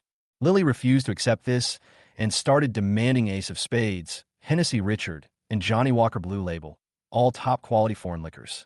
Sophie punched her on the forehead. Do you deserve it? Do you understand these wines?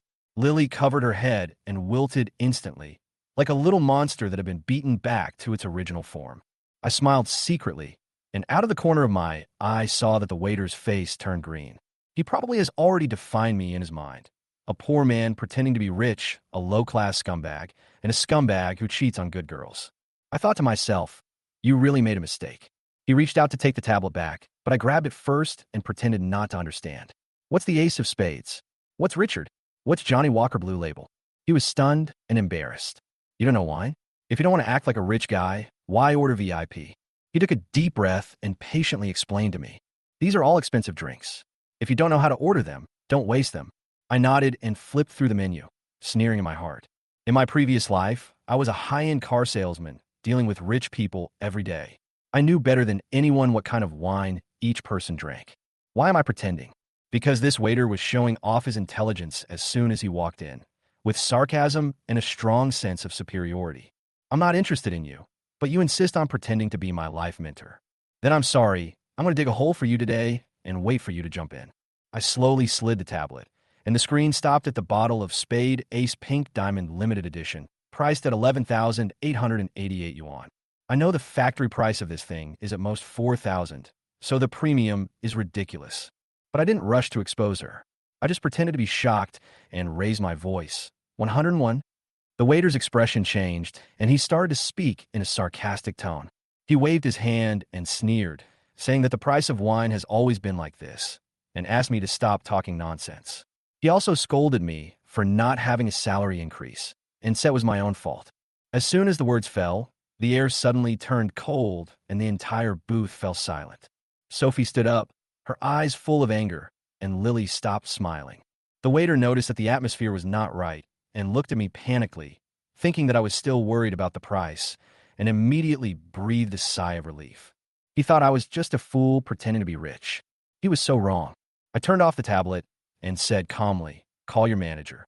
The waiter was still mechanically agreeing, but suddenly realized that I was not unresponsive, but was just teasing him. His face instantly turned gloomy, and he turned and left with a cold snort. I smiled and waved to Sophie and Lily to sit down. "Don't be angry. We're here to have fun tonight. When a manager comes, I'll help you vent your anger." On the other side, the waiter found the manager and added fuel to the fire with a look of grievance on his face. He said that we sat in the VIP seats without spending any money and gave him a cold shoulder. He was afraid that other customers would follow suit and affect business. The manager frowned and was about to take people to deal with it when a woman next to him spoke. Her face was elegant, but her tone was oppressive. "She is the boss, Yin Pinming." She stopped the manager's plan to bring security with an unhappy tone. It was our waiter who had a bad attitude first, and now he wants to bring in security to escalate the conflict. The manager was stunned and explained that many customers were pretending to occupy the booths without making any purchases. Yin Pinming pondered for a moment, waved his hand, and decided to handle it himself. The waiter was startled, as this incident actually alarmed the boss. He tried to suppress his uneasiness, but when he thought of my rustic look, he calmed down again. With the way he was dressed and the way he looked, at most he was spending the minimum wage, which wasn't enough for the boss to really punish him. He led his boss upstairs with peace of mind. The manager was afraid of something happening, so he followed with a few security guards. As soon as the group went up to the second floor, the rich second generation and children of aristocratic families in the surrounding booths stood up and greeted Yin Pinming with a smile. "Miss, what a rare guest. 2 full cups. Don't make a fuss. They are inspecting." Yin Pinming responded gently with a smile on his face. He had a steady temperament, but there was a hint of arrogance in his eyes. I was still leaning on the sofa, my expression calm, but a system prompt popped up in my mind. Ding, goddess detected. Name, Yin Pinming. Background, a daughter of the Book of History of Shaanxi Province. Master of Music from Chang'an University. Appearance, 90. Figure, 90. Purity, 100. Style, intellectual and graceful. Aristocratic temperament. Intimacy, 0. Tip, increase intimacy to get special rewards. The corners of my mouth unconsciously turned up. Special rewards? Sounds great. Among all the rewards given by the system, the one that left the most profound impression on me was the lifespan reward I received after taking Anna to the haunted house to increase our intimacy. I didn't have the chance to experience it at the time, but from last night until now, my state of mind has indeed been refreshed. Honestly, I've never felt so refreshed. I suddenly remembered that in my previous life, a wealthy client came to me to buy a car. We had originally agreed to order a Bentley Mulsanne, and with various options, the budget was close to 20 million. In order to get this order, I followed him for a whole year, signed the contract, collected the deposit, and thought that I would finally get a big commission. Unexpectedly, he changed his mind at the last minute and finally only proposed a commercial vehicle worth 5 million. At that moment, my heart was broken, but I still smiled as I saw him out. The client was quite generous and felt that he owed me, so he took the initiative to treat me to a top-notch seafood dinner costing over 30,000 yuan. While eating, we watched the beautiful girls invited by the dance academy perform, and the atmosphere was very good. Halfway through the meal, the customer suddenly asked me mysteriously, "Do you know why I changed my car at the last minute?" I smiled and said, "If I could see that, I wouldn't have sold cars. I would have started a company and become a boss a long time ago." The flattery made him feel flattered, and he started talking nonstop. It turned out that when he was young, he caught up with the reform wave and started out as a trader. Later, he transformed himself into running factories and engaging in industry. After the country joined the WTO, he devoted himself to exporting industrial products and made a lot of money. When people get old, they hand over their careers and think about enjoying life. Buying a luxury car was just the beginning. What really shocked me was that he went overseas and his body was directly resurrected. I didn't believe it at first until he took off his hat, revealing his thick black hair. Her eyes are clear, her complexion is rosy, her nasolabial folds are almost gone, and even her breath doesn't have a single bad odor. He told me that in a high-end resort in Phuket, there is a treatment called certain cell that is specifically used to prolong the lives of wealthy people. One course of treatment cost 800,000 yuan, and he did it for half a month. The night after the first injection, he slept for 10 hours straight, and even his morning routine came back. I was completely stunned, but he said confidently, "Buying a car is nothing. Living a few more years is the real enjoyment." I was skeptical that day, but the next day, when I was suffering from a terrible hangover, he came to pick up the car in high spirits, which completely shocked me. So after I received the longevity bonus in this life, my body recovered at an astonishing speed, and I believed it. It is precisely because of that experience that I now have a fanatical anticipation for the system's special rewards. I looked at the nightclub owner who was called up, Yin Pinming, and my mind was racing. She has an elegant temperament and walks with a breeze. The system prompt clearly shows the daughter of the book secretary of Shanxi province, a master of music. The key is the intimacy level is 0, not unlocked. I couldn't help but smile. Reward? Then I'll have to dig a hole myself and wait for her to jump in. I'm not a saint, nor do I pretend to be a good person. In my previous life, I did everything to sell cars. Lying, arguing, and cheating were all basic skills. At this moment, I would have no psychological burden if I could perform more for the reward. Yin Pinming walked up to the second floor and immediately set his eyes on my table. She only stared for a few seconds before cold sweat broke out on her back. She probably realized that her stupid waiter had most likely offended me. She must be praying, "Please don't let it be this table. Please don't let it be." As a result, I saw the waiter walk up to me with a look of contempt on his face. His tone was nonchalant. "Didn't you say you wanted to see the leader? The manager is not good enough, so I invited the boss for you. Come on, if you have any dissatisfaction, just tell her directly." Yin Pinming had turned around and was about to leave. As a result, the waiter forcibly pulled her back with just one word, and her whole body froze in place as if she had been acupunctured. I could see the urge to strangle you on her face. She forced a smile and walked stiffly to our booth, bowed slightly to me, and introduced herself. She should have said something like, "I'm sorry for the poor service," or "I apologize for that." But she stood there unable to utter a word, her expression frozen. I glanced at her, and her eyes were calm, without much emotion. Lily and Sophie stared at Yin Pinming in surprise. Even they both felt that the female boss seemed to be very afraid of me. Lily nudged Sophie and whispered, "She's the daughter of a wealthy family. What kind of background does your brother Leo have to scare her like this?" Sophie spread her hands in confusion. "We're just an ordinary working-class family." I heard it clearly and almost laughed out loud. Yin Pinming even wanted to overturn the table. These two little girls were too naive and had no idea who was sitting in front of me. It's not like she hasn't experienced being stared at before, but the look from me was so different. Others look at her with amazement, covetousness, and greed. And I felt like I was looking at a normal piece of furniture, without any extraneous emotions. This is what makes her terrified. The moment she walked in, other rich second generations rushed to greet her. I was the only one lazily leaning on the sofa, not taking the scene seriously at all.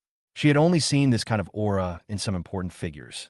At this time, I crossed my legs, looked at her, and said with a smile, "Ms. Yin, don't stand there like an idiot. Sit down." The group of people behind you looked at me like they were going to hit you. Their expressions were so scary. When she turned around, she saw the manager standing there with a group of people looking murderous. "Get out!" She turned around and yelled. The manager immediately understood that the waiter had probably stirred up a hornet's nest, and he immediately ran away in shame. The atmosphere eased slightly. She forced herself to sit next to me, and Sophie immediately hugged my arm with a look like a kitten protecting its food. Seeing that Yin Pinming seemed to be preparing to read a script, I simply spoke first. I sighed and naturally put my arm around Sophie. "My sister and I have been under a lot of pressure lately, so we came out to relax. I'm not pretending. Business has been so frustrating these past 2 years. The price pressure overseas is so intense that I want to smash the table. I really want to tear up the contract, close the factory, return to the mainland, stimulate domestic demand, and let whoever wants to export do it." I spoke in a disjointed manner, sometimes with anger, sometimes with disdain, like a boss who is frustrated by the market. Yin Pinming could only laugh dryly and agree, unable to get a word in.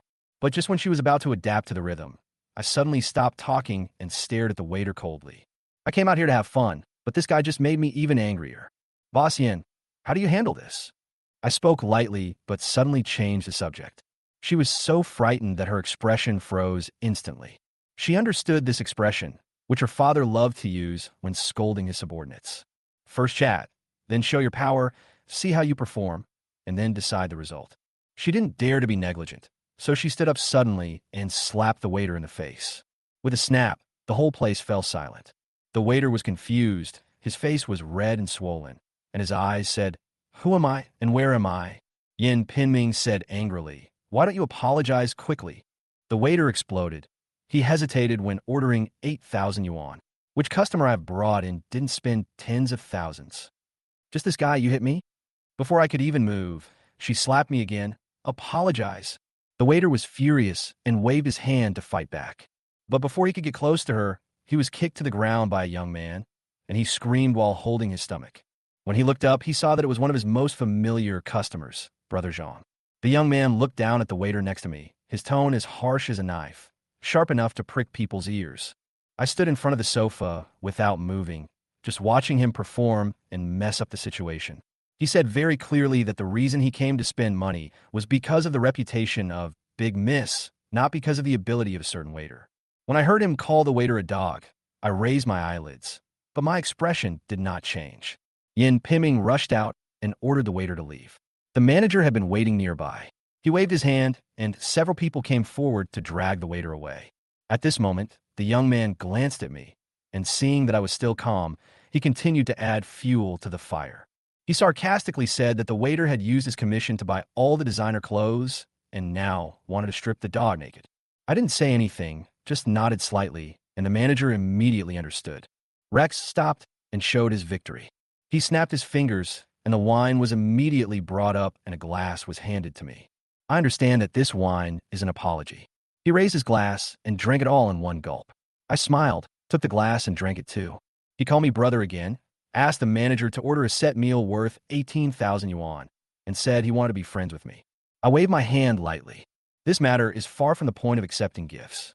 I waved my hand and pulled out the item at the bottom of the menu, the 88,000 yuan premium set meal, and ordered two. We'll drink one and give him a booth for the other. When the manager saw that the amount exceeded the limit, he reminded me to pay first. I took out my bank card and swiped it to pay the bill without hesitation. The moment the money arrived, Yin Pinming personally brought the wine upstairs, his expression full of flattery and panic. I stood up and held out my hand, my smile sincere but suffocating. I said, "What happened today was not intentional. I am sorry for causing you trouble." Yin Pinming hurriedly apologized, repeatedly saying that it was their fault, and left the scene with an embarrassed look on his face. As soon as she left, Lily immediately came to the table and poured a glass of Ace of Spades carefully as if she had discovered a new continent. After taking a sip, she was so intoxicated that she said the wine was worth a fortune. Sophie took a sip, but frowned and said it tasted like $100 champagne. I put down my glass and sighed. She is right. A wine like Spade Ace was originally designed to be eaten with steak to relieve the greasiness. There is nothing special about drinking it alone. Now this bottle, it doesn't even taste right. Lily was stunned. I'll be blunt, this wine is fake. It lacks aroma, the acidity is unbalanced, and it's a knockoff. As soon as these words came out, Lily's face changed immediately. The hand holding the wine glass slowly dropped, and the whole person stood up from the sofa. Her long hair fell, covering her face. The air pressure around her dropped instantly, and the air seemed to be frozen. Before I could move, Sophie was already trembling with fear. She reached out and pulled the corner of Lily's clothes, whispering tentatively, "It's just fake wine. Isn't this reaction a bit too much?" Lily ignored her, raised her hand, and slammed the wine glass to the floor with a loud clatter. She jumped onto the coffee table, roaring like a madman, with tears welling up in her eyes. Over $10,000 worth of wine. This is the only chance I have in my life to drink. The results are fake? Are you kidding me? She wiped the tears from her face, grabbed the fork on the fruit plate, turned around and left, her eyes crazy and determined. Sophie quickly grabbed her and asked her what she was going to do with a pale face. She just looked up at the sky and muttered to herself hollowly, "What's the point of living when your heart is dead and you're just an empty shell? I'm going to find the people who deceived me." At the end, she lowered her head and pronounced each word, one by one, to the end. Sophie panicked, rushed over and hugged her tightly, trying to persuade her in a trembling voice. "Don't be impulsive. It's just a bottle of wine. It's not worth it." Lily struggled desperately, waving her hands in the air. Sophie hugged me even tighter and turned to look at me for help. "Brother Leo, Please say something. I looked at Lily S. face buried in Sophie S. arms, struggling and almost suffocating. I sighed. What should I say at this time? Sophie was anxious. Aren't you the best at finding solutions? Help her. I shrugged and spread my hands helplessly. If you want to persuade someone, you should be the one who persuades them. Sophie, you're almost suffocating her. Let her get some air. Sophie heard this. She immediately let go. Lily fell to her knees, panting as if she had just been pulled out of the water. Save, save. I almost lost my life. I couldn't help but hold my forehead with my hands. What is going on? I waved to the waiter and said, Go. Ask your boss to come back. At the same time, in the office on the first floor, Yin Pinming just collapsed onto the sofa, feeling exhausted. The manager rushed in like a rabbit. Boss, he is calling you up again. Yin Pinming was on the verge of collapse and was about to throw a tantrum. But when the manager couldn't explain clearly what was going on, he had to grit his teeth and stand up. When she stood in front of the booth again, I looked at her face and smiled faintly. Nothing. I just feel like the commotion just now was a bit much, so why don't we sit down and have a drink together to calm down? I pointed to the sofa and gestured for him to sit down, politely but calmly. She smiled on the surface, but glanced at me warily. I know what she is thinking. It's not that he thinks I'm dissatisfied again, but that he thinks I have some ulterior motives. The wariness in her eyes almost read, You are greedy for me. Her smile instantly turned cold. Unfortunately, it's not convenient for me to drink during my working hours. There was still a gentle smile on my face, but there was a sharp edge hidden in my words. I just offered the boss a glass of champagne, and you can't even give me that little bit of courtesy? Do you still want to keep running this store? Her expression changed from contempt to anger in that instant. But I know that she is not really afraid of me, but is weighing the cost. After all, she is not an ordinary boss lady, but the daughter of a wealthy family with power behind her. She responded calmly, I have my own principles. I don't drink alcohol during work hours. Our eyes met, and the air was so quiet that we could hear the champagne bubbling. I slowly pushed a glass of wine over. It's okay if you don't drink it. Just take a sip. That's the bottom line. She sneered and pushed the glass back in front of me with a cold tone. Sorry, that's my bottom line. The atmosphere became tense. Just then, Zhang Minghua walked over from the next booth with a harmless smile on his face. Hey, we meet again? What kind of feud is this between you two? Miss, it's just a glass of wine. Is it necessary to make such a fuss? Yin Pinming snorted coldly. Principles are principles. Zhang Minghua smiled and winked at me. Her temper is spoiled by Shuji. Don't be offended. This is worth pondering. It seemed like he was trying to dissuade him, but in fact he was bringing up Yin Pinming's background as a threat. The moment my face darkened, Zhang Minghua seemed to have stepped on a landmine. He quickly raised his hand and slapped himself hard, pretending to be annoyed. He was quite good at acting with his mouth. He sighed in a loud voice and said that he had been a bad-mouthed person since he was a child and was beaten by his father until he became a transformer. I stared at him without saying a word, until he almost thought I was going to attack him. Then I laughed out loud. I have to say, this guy really knows how to behave. I smiled and clapped my hands, looking at him, and said, After meeting you, I finally understood what it meant to dance on 3 eggs so steadily. As I said that, I pushed the glass of champagne that I had originally intended to give to Yin Pinming in front of him. Here, this glass of wine. You can taste it for Boss Yin. When Zhang Minghua heard this, he immediately raised his glass with excitement. I just nodded and said nothing. The next second, the moment he drank it, his whole body froze. The expression was like he had swallowed a mouthful of insecticide, unable to move his eyes up or down, and his eyeballs were almost bulging out. A mouthful of fake Ace of Spades may not make any difference to ordinary people, but to this rich second generation, it tastes like drinking vinegar essence. The corners of his mouth twitched as he tried to find a trash can, and I sneered and spoke. I don't usually drink champagne, and my 2 sisters don't drink much either. They've already drunk more than half of the bottle. Why, they can drink it, but you can't, Rex. My words were like nails driving into his heart.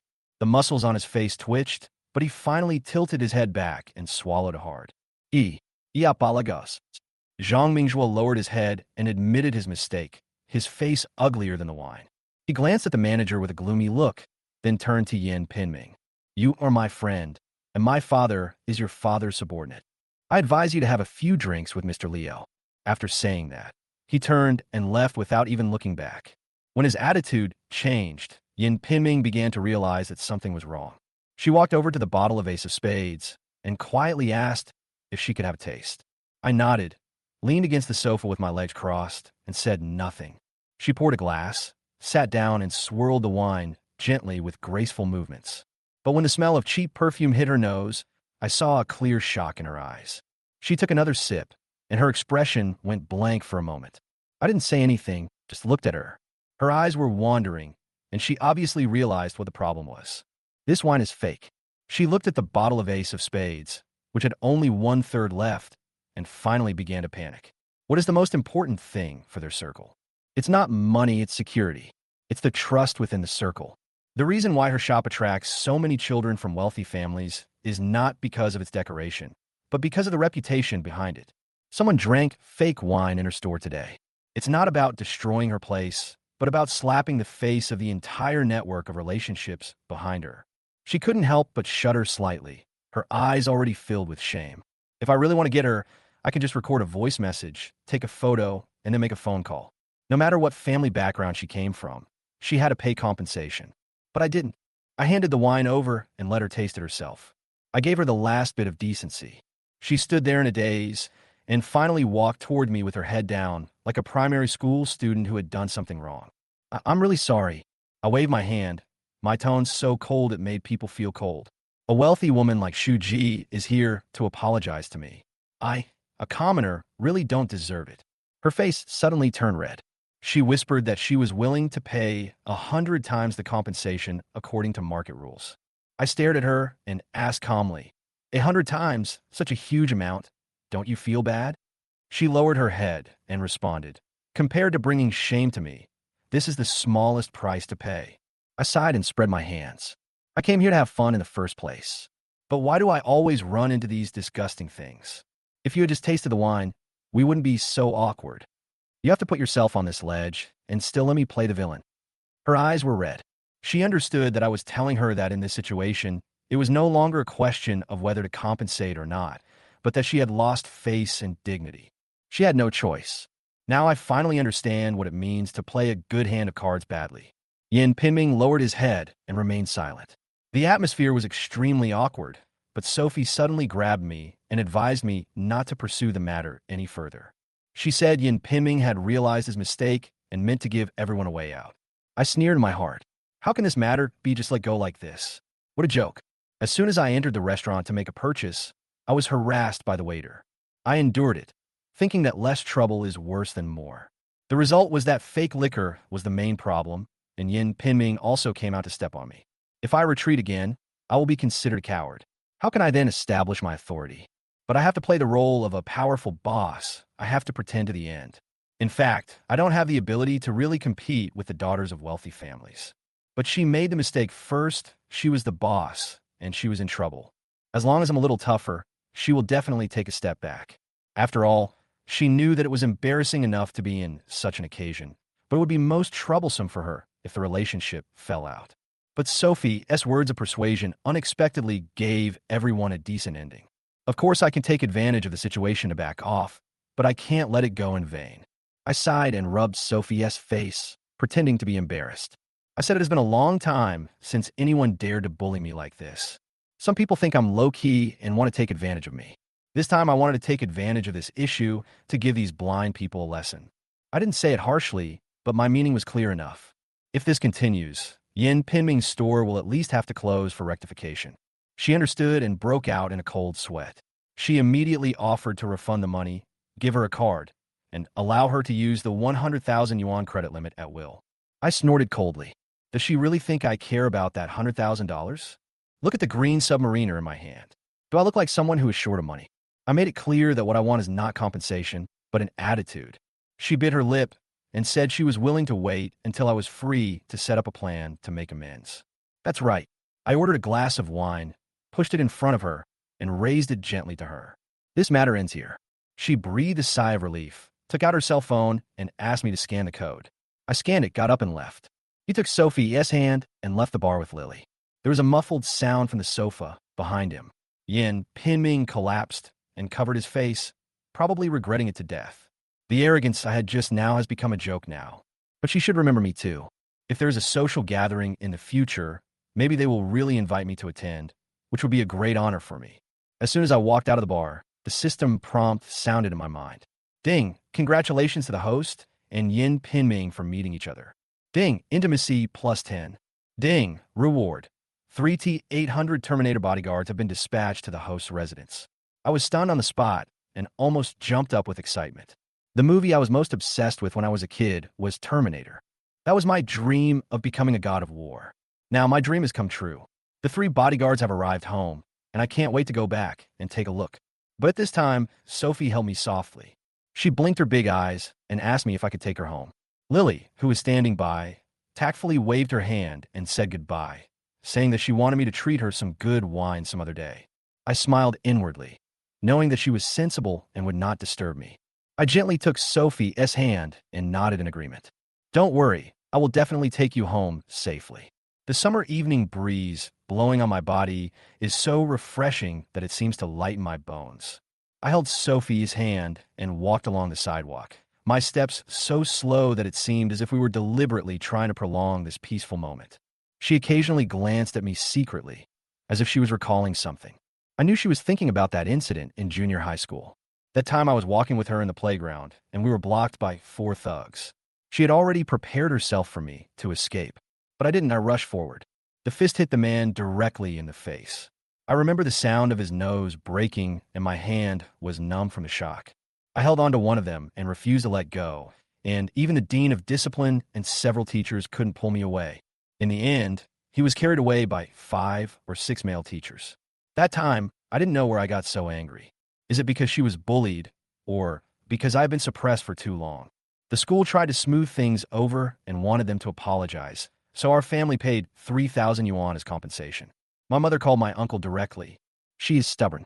My uncle also works in the education bureau. Sophie was even more aggressive and slapped the principal in the face. Later, a few of those hooligans were put on probation, but I was not punished at all. From that day on, no one dared to touch Sophie and me. And I also know that from that day on, she remembered me completely. As I recalled the past and felt her soft palms, a faint sense of pride inexplicably rose in my heart.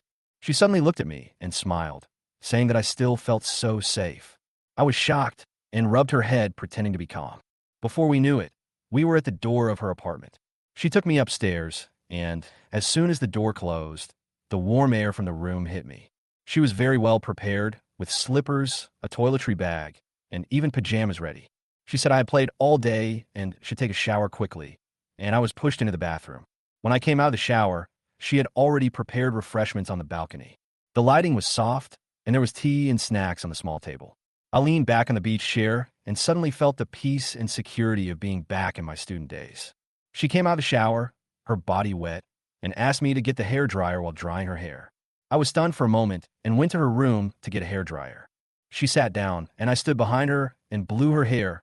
My hand was shaking a little. The fragrance of her hair wafted into my nose. I didn't dare look at it for too long, fearing that I wouldn't be able to control myself. In the mirror, she looked at my red face and suddenly smiled. She suddenly turned around and stared at me, her eyes like a cat staring at a mouse. I was so scared by her stare that I couldn't help but whisper to her, "Why? Are you looking at me like that?" I could feel my face burning like a furnace. In front, the bangs are not dry yet. She stood on tiptoe and whispered to me that my forehead was still wet. I quickly fixed it and carefully blew my bangs dry.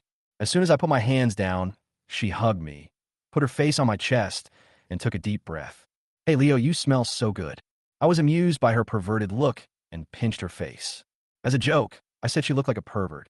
She was stunned at first, and then her whole expression changed. Oh no, I knew that my mouth would cause trouble sooner or later.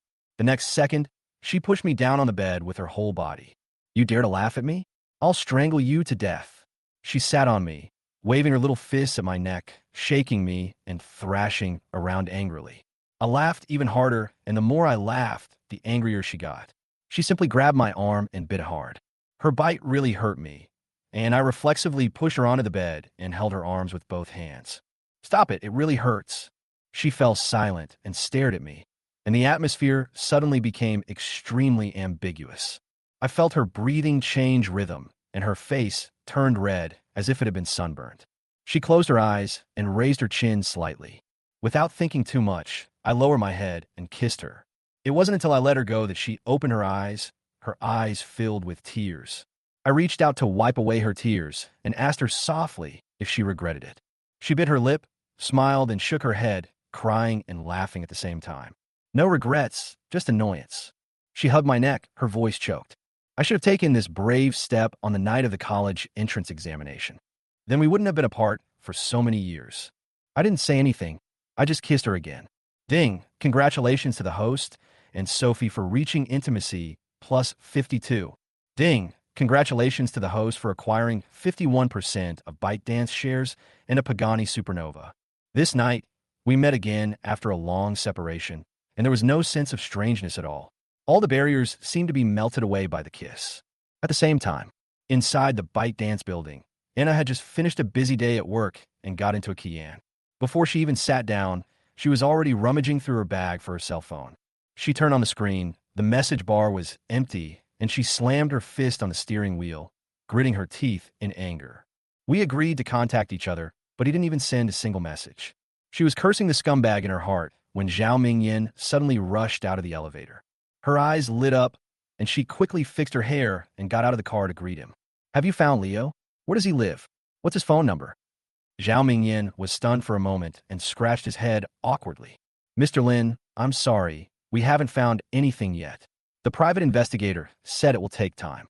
A flash of disappointment passed across Anna's face, and then she regained her composure. Then why are you looking for me so urgently? Zhao Mingyan looked nervous and said that the company's equity had suddenly changed and a large amount of capital had entered the market. Her stake was diluted in half, from 8 to 4. Anna's face instantly darkened. She thought the board of directors wanted to get rid of her and squeeze her out by diluting her equity.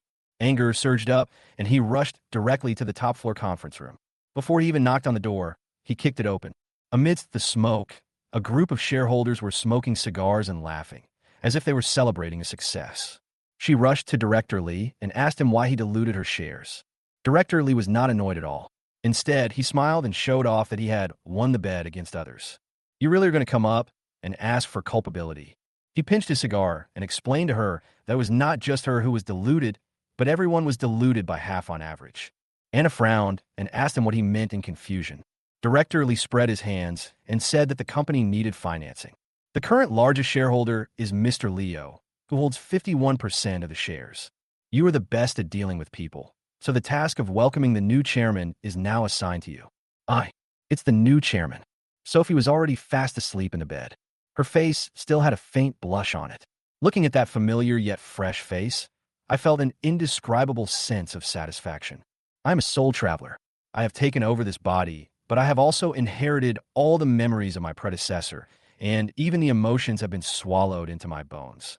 The moment I awakened in my system, I imagined who would be the first woman I could truly be with. I thought it would be Anna. She is the kind of cold and beautiful female CEO who makes people want to conquer her at first sight. She is strong, independent, beautiful, and powerful. Maybe it will be Tina. That gentle and smart, career-oriented sister-type woman understands people's hearts and knows how to take care of people. Although her appearance is only good-looking, she is extremely charming. I even thought it was Yin Pinming.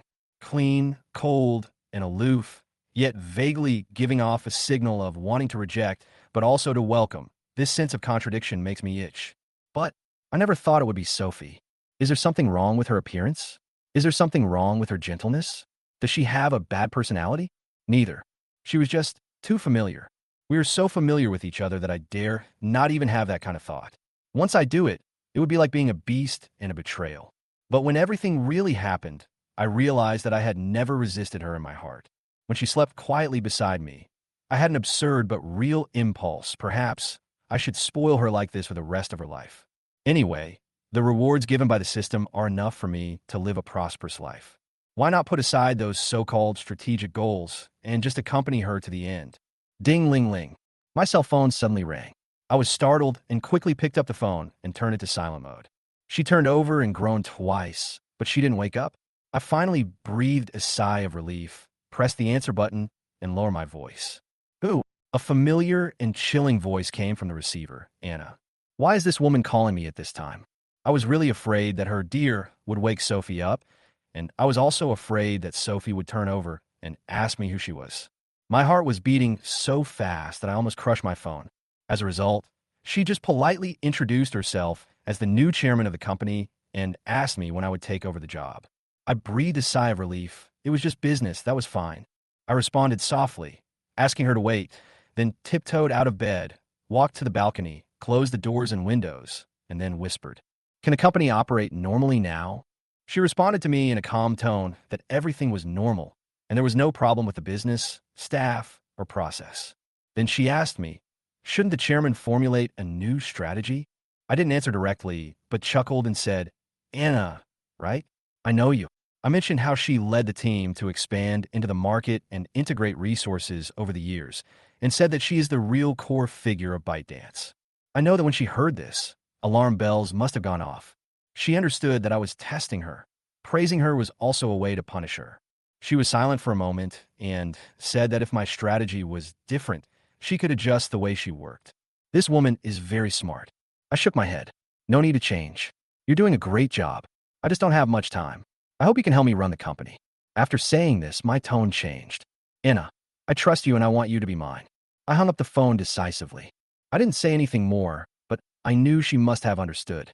It's not that I didn't give her the stage, but if she wants to dance this dance, she has to take off her shoes first. As expected, Anna, on the other end of the phone, held the phone and thought for a long time. She understood that this was not a promotion, but a game. I believe in her and also force her to be loyal. A company worth hundreds of billions of dollars will not be handed over to anyone casually. I value her ability, but what I want is her personality. Just as she cursed bastard, under her breath, the phone rang again. Unknown number. She hesitated for a moment and answered the call. Hello? Who's that? Anna's voice was as cold as ever, but I smiled. I called from a new number, pretending it was an unfamiliar number. I just wanted to see what her expression would be when she found out that I would be her future boss. As soon as she knew it was me, her tone immediately changed and became brighter. But the next second it became gloomy again. She remembered that she gave me her number last night, but I never contacted her. He must be very angry. As expected, she snorted and hung up the phone. I was stunned. Are you jealous that I didn't reply to your message? It's so obvious. I quickly called back, but she hung up. Dial again. This time she doesn't hang up, but doesn't answer either. I know this trick. She is waiting for me to admit my mistake. I'm not panicking. Fight again. Sure enough, she answered the phone the third time, and her tone was still cold. I immediately pretended to be tired and said that I hadn't slept all night and had been thinking about her. She couldn't handle my combination of pity and affection, and she instantly became soft on the other end of the phone. She felt sorry for me because I hadn't slept the whole night and also felt sorry for me because I was still busy working. I took the opportunity to express my loyalty and said that I just wanted to finish the work quickly so that I could call her as soon as possible. She was completely defeated, her tone full of tenderness and sweetness, and she told me to go and rest and be obedient. Of course, I went down the stairs and agreed. After saying goodnight, she hung up the phone. This wave is perfect. Before I could light a cigarette, someone gently hugged me from behind. I looked back and saw that it was Sophie who had woken up. She didn't say anything, but just leaned close to my back and hummed softly. I smiled, pinched her face, and asked her why she didn't go to bed. She didn't answer, but just hugged me tighter. I asked her if she wanted me to accompany her, and she responded with them. I told her I had a few calls to make and asked her to go back to sleep first. But she shook her head and refused to let go, whispering, "We need to take pictures and let everyone know." I understood instantly that she was jealous and insecure. She wanted me to make it official and show her off. I didn't say anything, but took out my phone and took a picture of her leaning on my arms. Just as she was about to post on WeChat Moments, she ran back to her room. Then I received photos from her, photos of us eating during the day, visiting the night market, and going to nightclubs. After she finished posting, she added, "How about making a 9-grid diary?" I smiled and replied, "No problem." She replied immediately, "Hey, thank you, brother Leo. I'll wait for you to sleep together." I quickly edited the photos and posted a 9-grid message on my moments. After doing all this, I lit a cigarette and leaned against the balcony and let out a long breath. Accompanying girls is really brain-burning. Even if you have a system, you still have to be serious to coax them. Just as I was enjoying this moment of leisure, my phone was flooded with WeChat messages. I glanced at the time, 11:30. This is the golden time when office workers just lie down and browse their phones. My 9-grid post immediately exploded on WeChat moments. The dormitory head was the first to say, "Fuck you. Are you a human being? Who are you trying to piss off by posting this picture?" The brother on the upper bunk angrily cursed, "You son of a bitch, send me the address. I'll beat you up." Another commented, "Leo, you are such a beast." I looked at the screen and laughed like a pig. Chapter 31 Exilfriend. Leo pinched his cigarette and replied with a smile. "What? You're afraid of your brother Dugading, and you're also afraid of your brother Sleeping Beauty? Your mentality is a bit twisted. My name is Baijia, not Baijia. Fuck, when we were in school, we laughed at you for being a lapdog, but who knew that after a few years? You got what you wanted, and we're all single now." Dormitory leader, no. Even though only a pair of eyes are exposed, I can still see that the rouge in Lu Ruyan's eyes is too thick. It doesn't have the innocence and purity in this girl's eyes. This is not the same person. My buddy who sleeps on the upper bunk. Fuck. Dormitory leader. You really know the targets of these animals. Dormitory leader. Of course. You should know my style by looking at my profile picture. Leo clicked on the dormitory leader's profile picture in confusion. This is a screenshot of Chow Mingda's famous scene where he says, "My sword is not at all disadvantageous." Leo was like, "Oh shit. Leo, head of the dorm. We're all brothers. Please don't mess with me." Dormitory head. "Ma'am, funny face. You don't want Leo to lose his job, do you?" The dormitory head has been removed from the group chat by the administrator Leo. Just when Leo was happily chatting and bragging with a group of friends, his cell phone suddenly rang. Looking at the little angel S note on the screen, Leo's sudden memory of death was attacking him crazily. This little angel was none other than Lu Ruyan, the beauty in the university class whom the previous master had licked for many years. However, since Leo traveled through time, he never sent this person a message again. The reason is simple. Leo is not a bootlicker. Seriously, Leo was a little unsure whether he should answer the call or not. He knows, once I answer this call, I will be disgusted to death. But at the same time, Leo wanted to make things clear with the other party and completely cut off contact. Just when Leo was struggling, the call was hung up. Leo breathed a sigh of relief. This is not to say that Leo is afraid of this woman. It's just that when one is used to sitting in a bright and clean high-end restaurant, used to savoring 5A wagyu beef from a white enamel plate, when I see those roadside stalls with gansoi dai placed next to them and black oil blocks on the stove, I will naturally stay away from them. On the other side, in a high-end apartment, Lu Ruyan held the phone, gritting her teeth in anger. This bastard. How dare he not answer my call? All right, I'm not going to pay any attention to you anymore. Let's see who gives in first. As soon as the harsh words were spoken, Lu Ruyan received a text message on her mobile phone. The content was simple. Her credit card was about to be overdue, and she was asked to pay it back as soon as possible.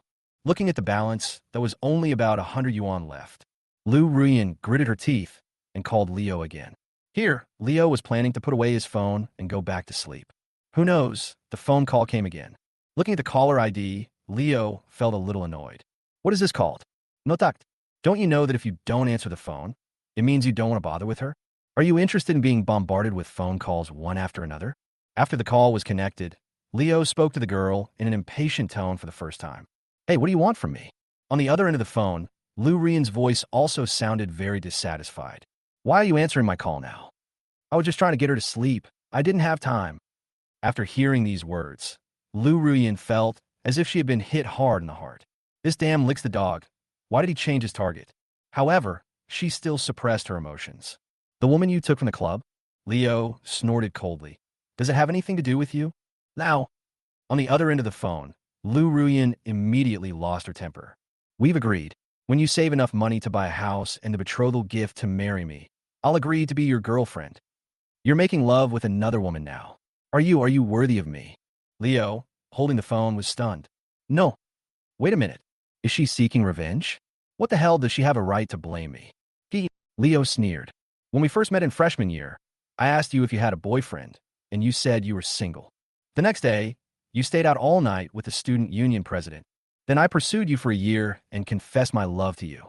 You said you wanted to see how I performed, but then you turned around and got into a BMW owned by a rich second-generation guy and went on a 7A trip. I've been pursuing you for 5 years, but you refused to kiss me, hug me, or make our relationship public. Do you think I'm sorry for you, or you're sorry for me? Xiaohu protects files from piracy.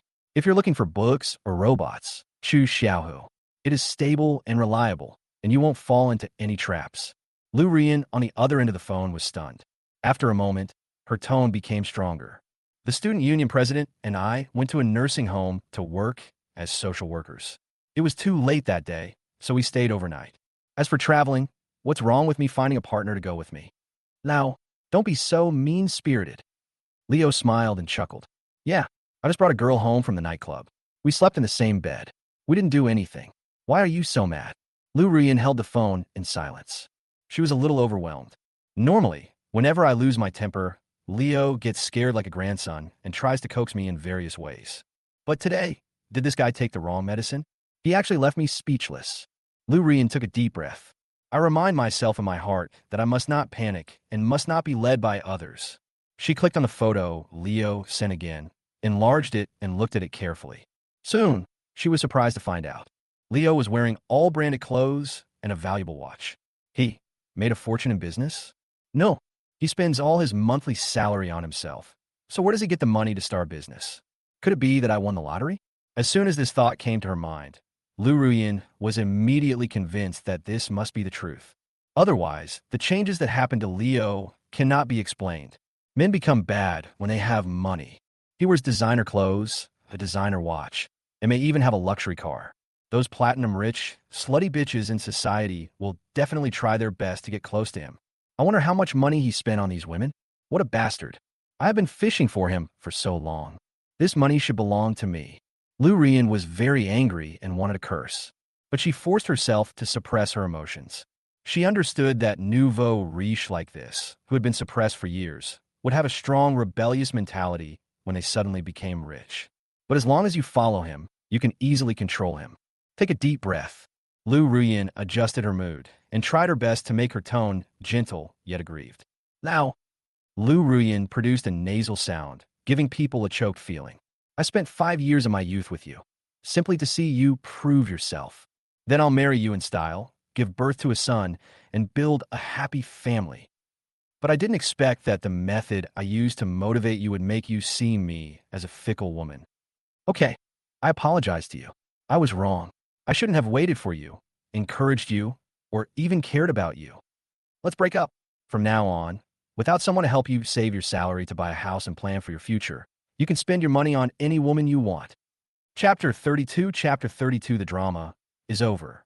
Lu Rian's cry was filled with tears in the last few words, like a cuckoo crying blood, and she was screaming at the top of her lungs. Leo held the phone, frozen in place. After a long time, a word got stuck in his throat. Girl, do you think you're a virtuous and housekeeping girl? Not at all. So you passed the show. It doesn't make people feel involved at all. But Leo, as a gentleman, a Jane, I will never expose a girl. He was even willing to cooperate with the performance. So, Leo took a deep breath, also pretended to be sad. Rian, I'm sorry. I misunderstood you. On the other side, Lu Rian held the phone and almost shouted out in ecstasy. Sure enough, this kind of single-celled straight man is the easiest to deceive. Snort. I will forgive you this time. Who made me love you? Lu Rian calmed herself down and spoke in a rather sweet and innocent tone. I noticed you bought a lot of brand name items.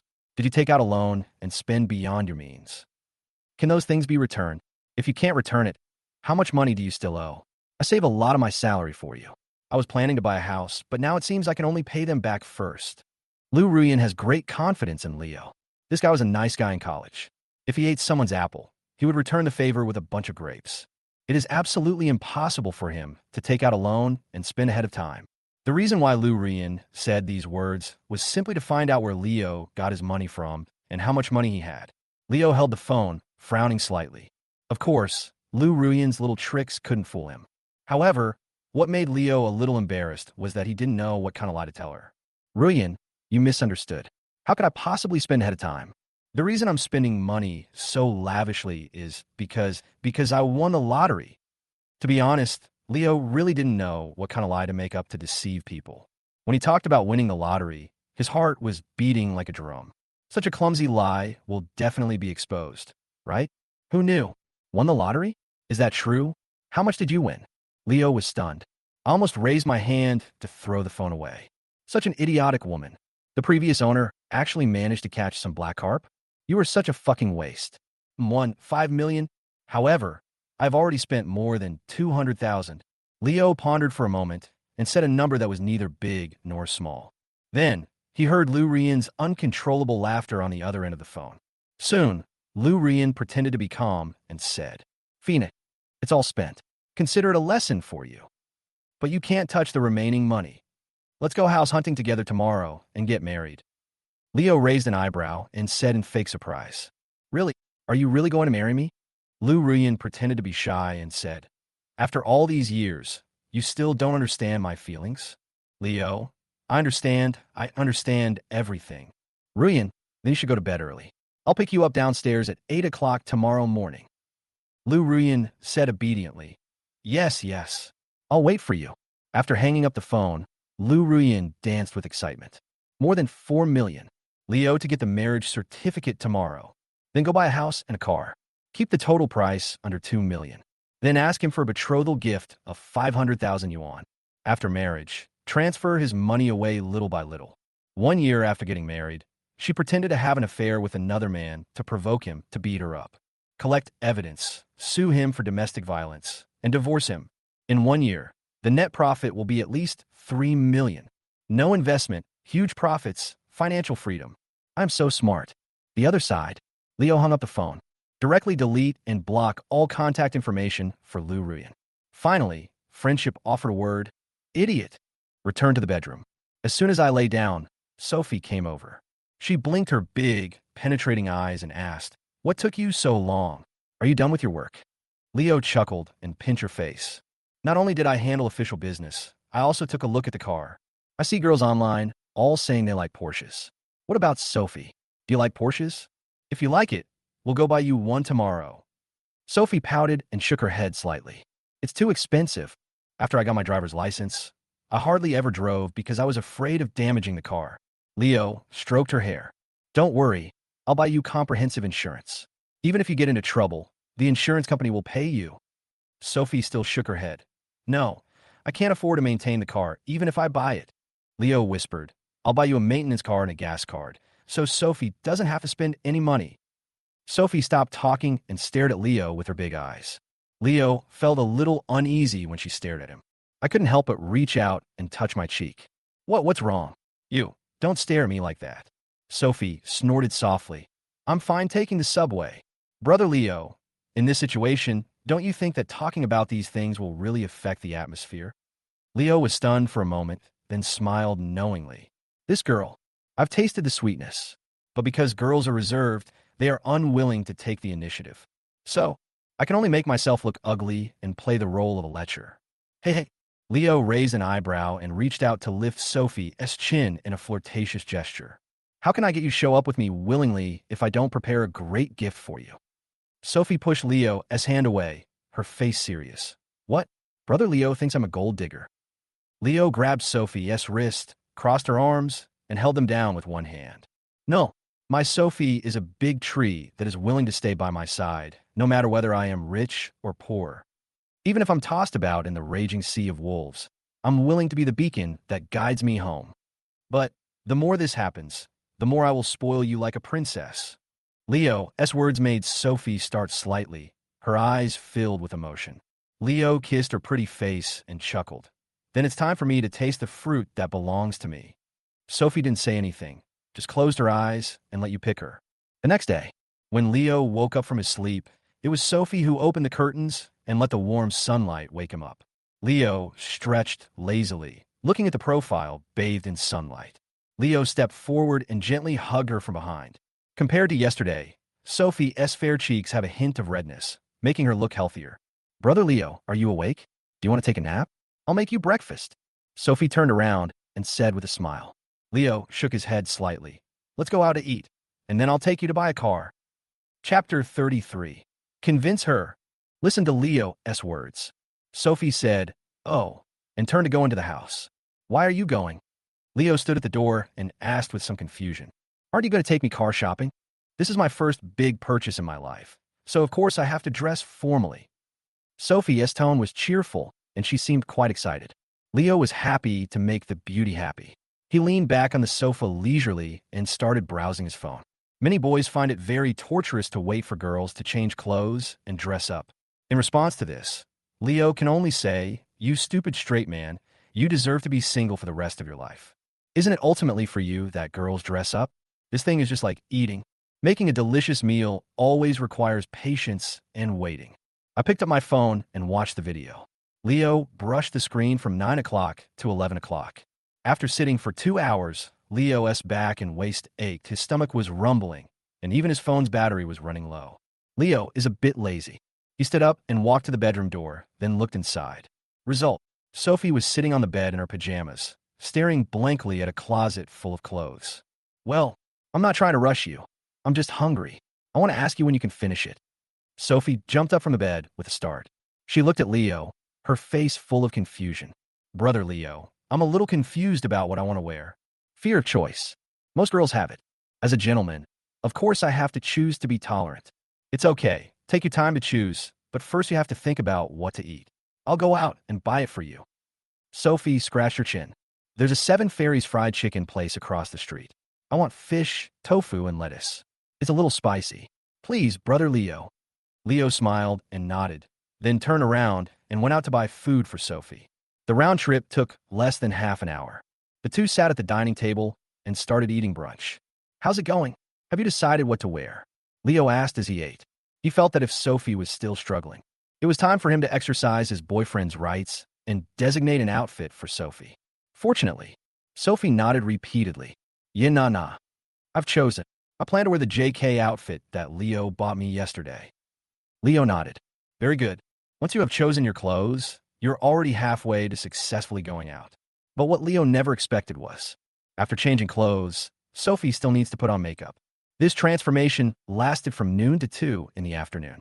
This time, even if he was slow, Leo finally came to his senses.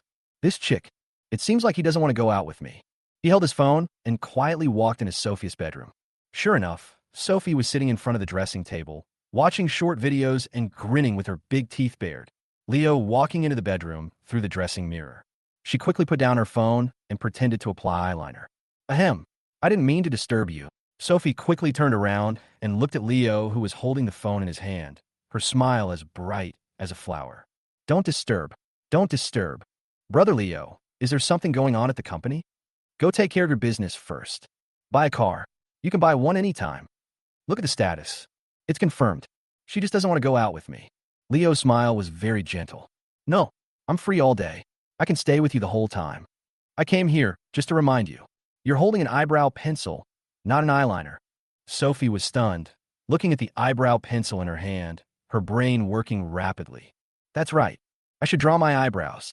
As she spoke, she turned to the makeup mirror and began to draw her eyebrows very carefully. Leo smiled and walked over to her side. He reached out and took off the eyebrow pencil, staring intently at Sophie's beautiful big eyes. "Sophie, tell me honestly, Leo, why don't you want to go out with me? Did brother Leo do something wrong that made you feel uncomfortable?" Leo's expression was a little serious when he said this. Sophie shook her head in panic upon hearing this. "No. Brother Leo took me out to eat delicious food, invited me to nightclubs, and opened the best wine for me. When I was cheated, brother Leo helped me vent my anger. Yesterday, I rediscovered the feeling of being pampered that I lost in my childhood. I'm really happy." Having said that, Sophie opened her arms towards Leo. Leo took a step forward, still being gently embraced by the girl. "Did we progress too quickly last night? Did it make you feel a little uncomfortable?" "No," Sophie whispered. "I actually feel a little regretful. I should have taken this brave step earlier." Leo was a little confused. "Then why don't you want to go out with me?" "Well," Sophie sighed. "I don't know why. It's just a simple thought. You said last night that you were going to take me to buy a Porsche, and I'm feeling really stressed." Leo felt like his brain was stuck. "Why is there pressure?" Sophie pushed Leo and pouted. "Porsche. I checked online, and the most expensive 718 costs 550,000 yuan, and the price is just over 600,000 yuan. We just met not long ago. I've never done anything for you, but I spent so much of your money. I feel guilty." Leo chuckled when he heard that. He raised his hand, picked up Sophie, and threw her on the bed. "Feeling guilty? That's easy. Give birth to a baby boy for Leo. Then you could be my wife without any worries. That's all there is to it between men and women. Since I can't convince her, then just sleep with her roughly. An hour later, Sophie narrowed her eyes, looking as if she was out of her mind. I think you don't even need a car or anything. As long as Brother Leo is willing to accompany me every day, I will be satisfied. Leo smiled and held Sophie in his arms and began to guide her. Sophie, actually, your brother Leo also needs to buy a car. I'm a big boss now, and I rely on the number 11 bus to get around. It's really a kerosene-fueled business. Just think of it as a favor for your brother Leo and take care of the car for me, okay? Sure enough, the girl was at a loss. What did you say? She thought it was something. I heard Leo say that. Sophie finally nodded in agreement. Oh well, but can we not sell the Porsche? I looked at both the 718 and 911, and they're both sports coupes. They're incredibly uncomfortable to sit in. Chapter 34, A Man's Most Precious Wealth. Leo smiled and said, You can choose the Cayenne. It's an SUV and very comfortable to sit in. Sophie pouted, but the Cayenne is so ugly. Leo smiled and pinched Sophie's pretty face. So, which car should I buy? Sophie took out her phone and searched on Zhuangdandi. If you have to buy one, buy this one. It's administrative enough. You can drive it out to do business without losing face. Plus, I really like the exterior design of this car. Leo took the phone and looked at it. Sophie chose a sedan. The front face has a waterfall-style air intake grille, which looks very majestic. The effect of the streamer lights at night is also very impressive. I glanced at the sign. It is the domestic brand Hongqi H5. The best configuration landed at less than $20. Leo pinched Sophie's face and chuckled. The most important thing is that this car is relatively cheap. You can afford it with your savings, right? Sophie hugged Leo's waist. I saw netizens saying that when two people get married, the woman usually provides the car, the man pays for the down payment on the house, and they work hard together after marriage. What I want is to support you, not to live like a leech in your body. Looking into Sophie's sincere eyes, Leo didn't know how to start. After a long time, Leo said with a wry smile, Sophie, don't you know that the more sensible you are, the more Leo wants to give you all his wealth? Sophie held out her palms. Then hand over all your wealth. From today on, I'll manage the money and give you 2,000 every month. 2,000 is not enough. Brother Leo is the boss now. 2,000 is too embarrassing. 5,000, I will give you 5,000 pocket money every month. Leo was happy. He pinched her face and asked, What about the rest? Of course I save it. Sophie said as a matter of course. Wait until we have kids. Let's send our children overseas, build some property, and buy a huge estate. When the time comes, you can raise horses and practice shooting, and I can plant flowers and build gardens. After listening to Sophie, Leo was very interested. But if you don't spend the money you earn, inflation will dilute your wealth. By the time you want to use it, the money will no longer be worth anything. Of course, I've already considered all of this.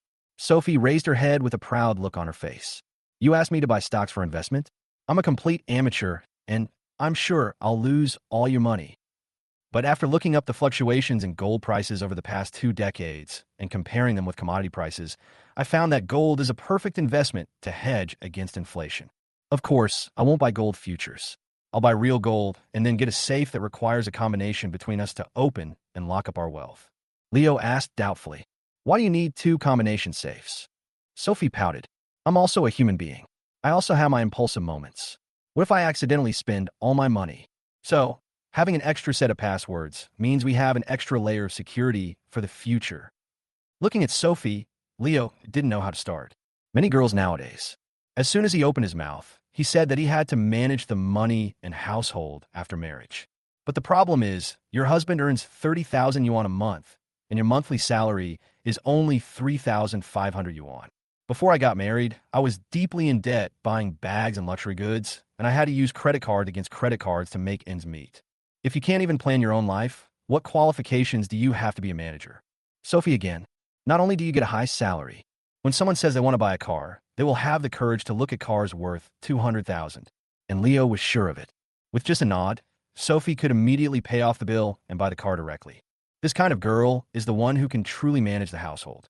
Take a former richest man in China, for example. He experienced many ups and downs throughout his life. At one point, his company's capital chain broke, and it faced a serious bankruptcy crisis. But his wife took out a sum of money when he was in the most difficult moment, turned the crisis around, and made him the richest man. In an interview, he once said, "When my wife took out that money, my brain crashed. After I started my business, she became a housewife for my sake. I really couldn't understand where a housewife got so much money." Finally, she explained, "When you make money, you transfer me hundreds of thousands of dollars at a time so that I can buy clothes and bags. The living expenses you give your family start at $1 million a year. But if we include our son, there are only 3 mouths to feed in our family. How can we afford to spend so much money on food, clothing, and other expenses? I save this money because I think every extra penny means an extra security for the future." Fortunately, this money helped you. Leo remembers. At the end of the interview, the former richest man looked at the camera meaningfully and spoke from the heart. As a person who has experienced this, I would like to give some advice to the young people watching TV. When you are in power, you are dazzled by the young and beautiful women, and you can choose to live among them all. But when you really choose a wife, please carefully look at her inner soul. A good wife is your most precious treasure. "Sophie, I've made up my mind." Leo looked at Sophie and said in a deep voice, "Once the company becomes profitable, I will transfer 30% of the profits directly to you and let you manage the household for me. I'll keep the remaining 70% as the company's operating capital chain. If you don't need it, I'll give it all to you." Leo mentioned. It was the bite jump that the system rewarded him with. Leo plans to use Sophie as his last resort. Ding, congratulations to the host and Sophie for achieving a +10 intimacy. Ding, congratulations to the host for winning a cash reward of 5 million yuan. Sophie nodded and said seriously, "Maybe I can't manage the family well for now, but I will try my best." Okay, that's it for the housekeeper thing, but buying a car still needs to be put on the agenda. Now having a car is you, and it's also my basic need. What do you think? Life is unpredictable. Leo needs to get himself some insurance. In case there is a bug in the system, I could still be a leisurely rich man in the future. But now I have the support of the system. Then you can spend the money that needs to be spent. Sophie nodded and got out of bed. Okay, I'll change and clean up. This time, Sophie was very fast. In less than half an hour, the two of them went out together. Soon, Leo and Sophie arrived at the 4S store gathering area. Seriously, Leo's house. He has no shortage of cars at all. What he enjoyed was the whole process of buying a car for Sophie. At the first stop, Leo took Sophie straight to the Porsche. Chapter 35, if you like it, then order it. Sophie was helpless seeing this. Leo's handoff. "Brother Leo, are you obsessed with Porsche?" Leo smiled helplessly. "I don't have any obsession. I just think you'd look cool driving a 911. But I don't like it." Sophie stared into Leo's eyes and spoke righteously. It was the first time Leo saw Sophie so averse to something, so he shrugged immediately. "Okay, listen to you. We'll go see whatever you want to see." Sophie then put on a smile, took Leo's arm, and went straight to the Hongqi 4S store. As soon as I entered the door, a female salesperson in professional attire came to greet me with a smile on her face. "You too. Would you like to see the car?" Sophie nodded repeatedly. "Yeah, let's check H5. Is there any car available?" The salesperson nodded and took Leo and Sophie to a car in stock. Speaking of my true feelings, Leo actually has some prejudices against domestic cars. Of course, this doesn't mean that Leo is a Western worshiper. It's really because we started too late. Take the most famous luxury brand BBA as an example. Which one is not a century-old brand? At this time, someone might come out and make fun of Leo. Your foreign dad sold you an outdated engine for hundreds of thousands of dollars. You are such a fool. Leo really didn't want to even pay attention to what the child with cerebral palsy said. You think the engine is the chives in the field, which only grow once a quarter, and you can just swing a sickle and cut them all. First of all, we have to tackle the technological challenges in making the raw materials for the engine, which is a very difficult problem. Our country has had the technology for fighter jet engines for a long time, but why haven't we been able to produce them? Because this thing requires high-temperature, resistant materials. The engines made by others can last for tens of thousands of hours, but ours will be scrapped after thousands of hours. The technological gap here needs to be caught up with humbly. These countries are decades ahead of us in research and development. They are superior. Leo doesn't have enough money right now. Once he has the capital, he will definitely get some technology back and hand it over for free. This is what true love is. Those who are really blindly praising us are the ones who really want to flatter us to death. Look around. The car technology of the Pyongyang's family is very advanced, right?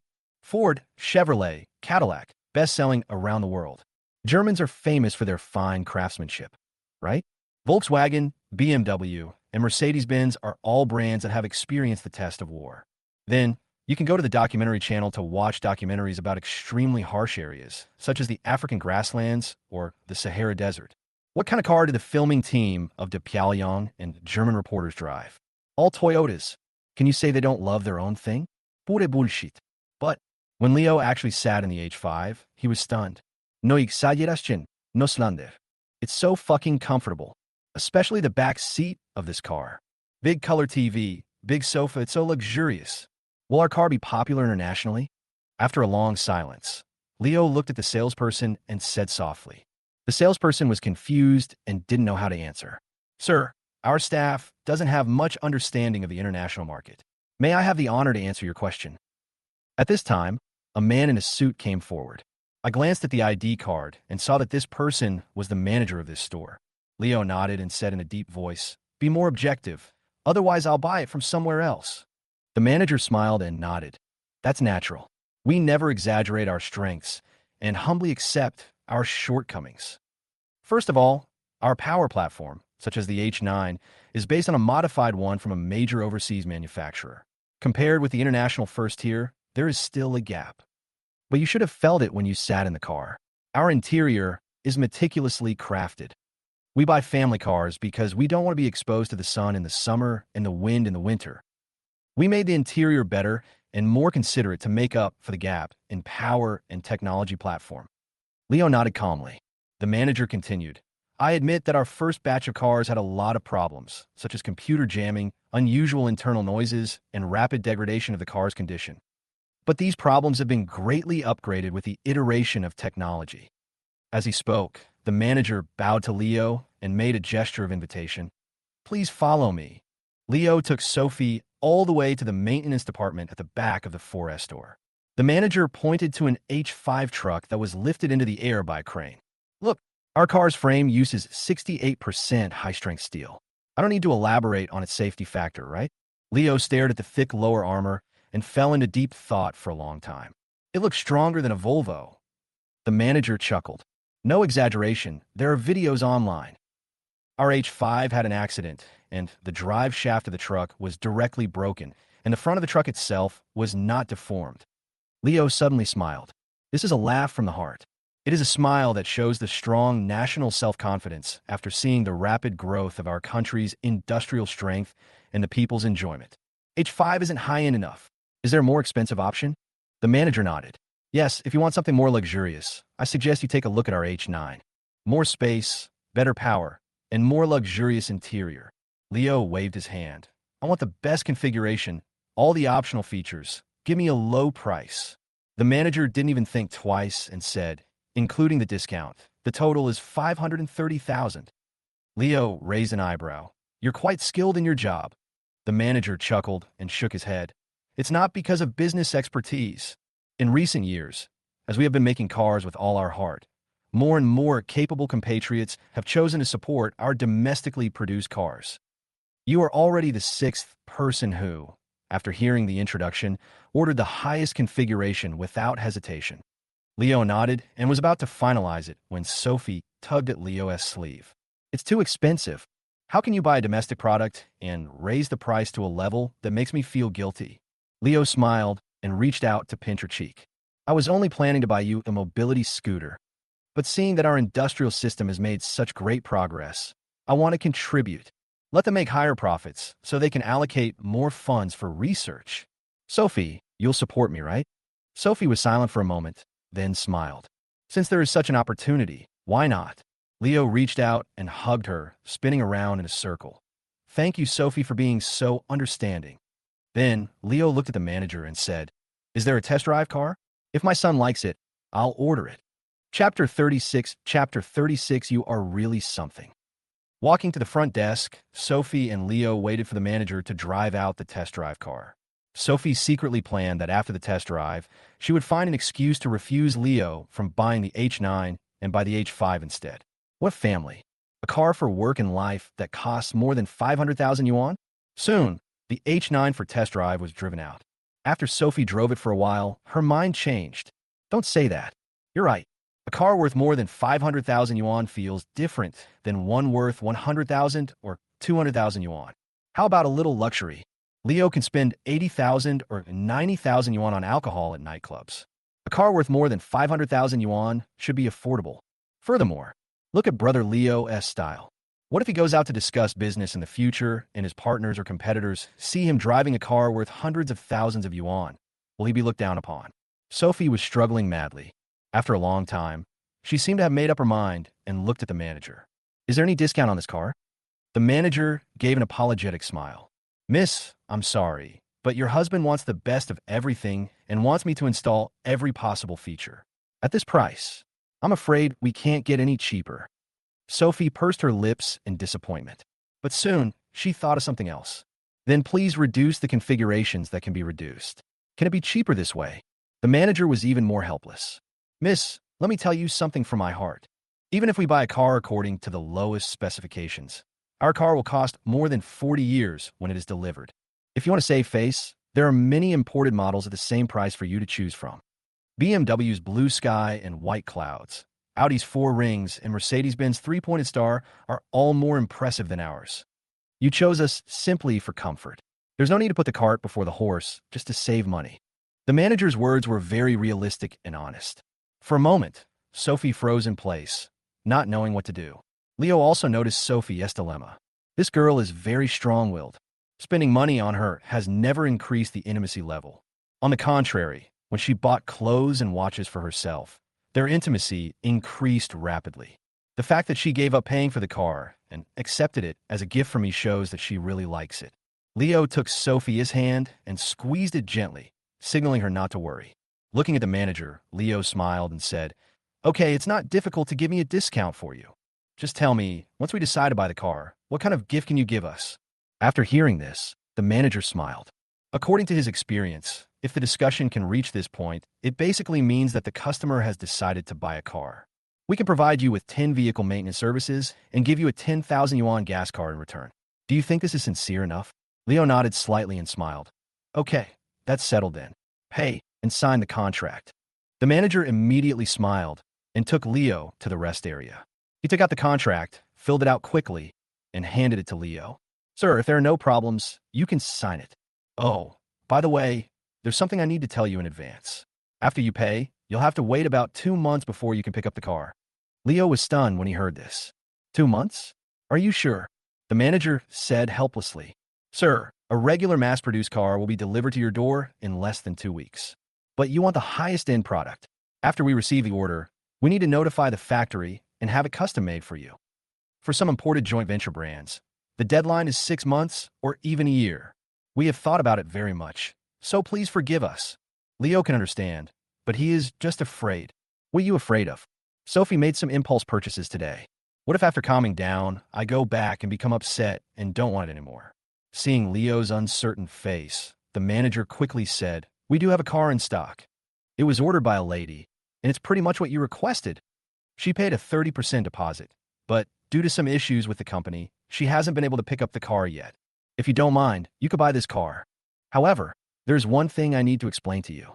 Since this car was custom-made, it was already registered when it left the factory. If you change the registration, this car can only be given to you as a used car. When the manager said this, Sophie's lips curled up slightly, and her big eyes shone with light. She seemed to see an opportunity to make a big profit, and it was waving at her from afar. Can I ask when this car debuted? What if we spend money to buy it, and you guys are going to release a new model soon? Wouldn't that be a huge loss? Upon hearing this, the manager quickly waved his hands. No, that lady ordered the car at the beginning of this year. We don't plan to update the model for at least 5 years. Sophie pouted. That's a used car, too. In half a month, Anchi will be at its most beautiful, and I'd like to go on a road trip with my first car. What's the point of getting a used car? The manager was helpless. I'm so sorry. Leo was so happy sitting there. He pinched his legs hard to make sure he didn't laugh out loud. If the memory is not confused. When the two were in junior high school, Leo took Sophie out for an outing during the May Day holiday. This girl complained all the way as she walked. Why are you running out for no reason? I finally have a holiday, and I just want to stay at home and sleep until I wake up naturally, then watch a movie and eat hot pot. Look how many people are there. Why do we have to queue up just to buy a grilled sausage? From then on, Leo never asked Sophie to go out for a walk again.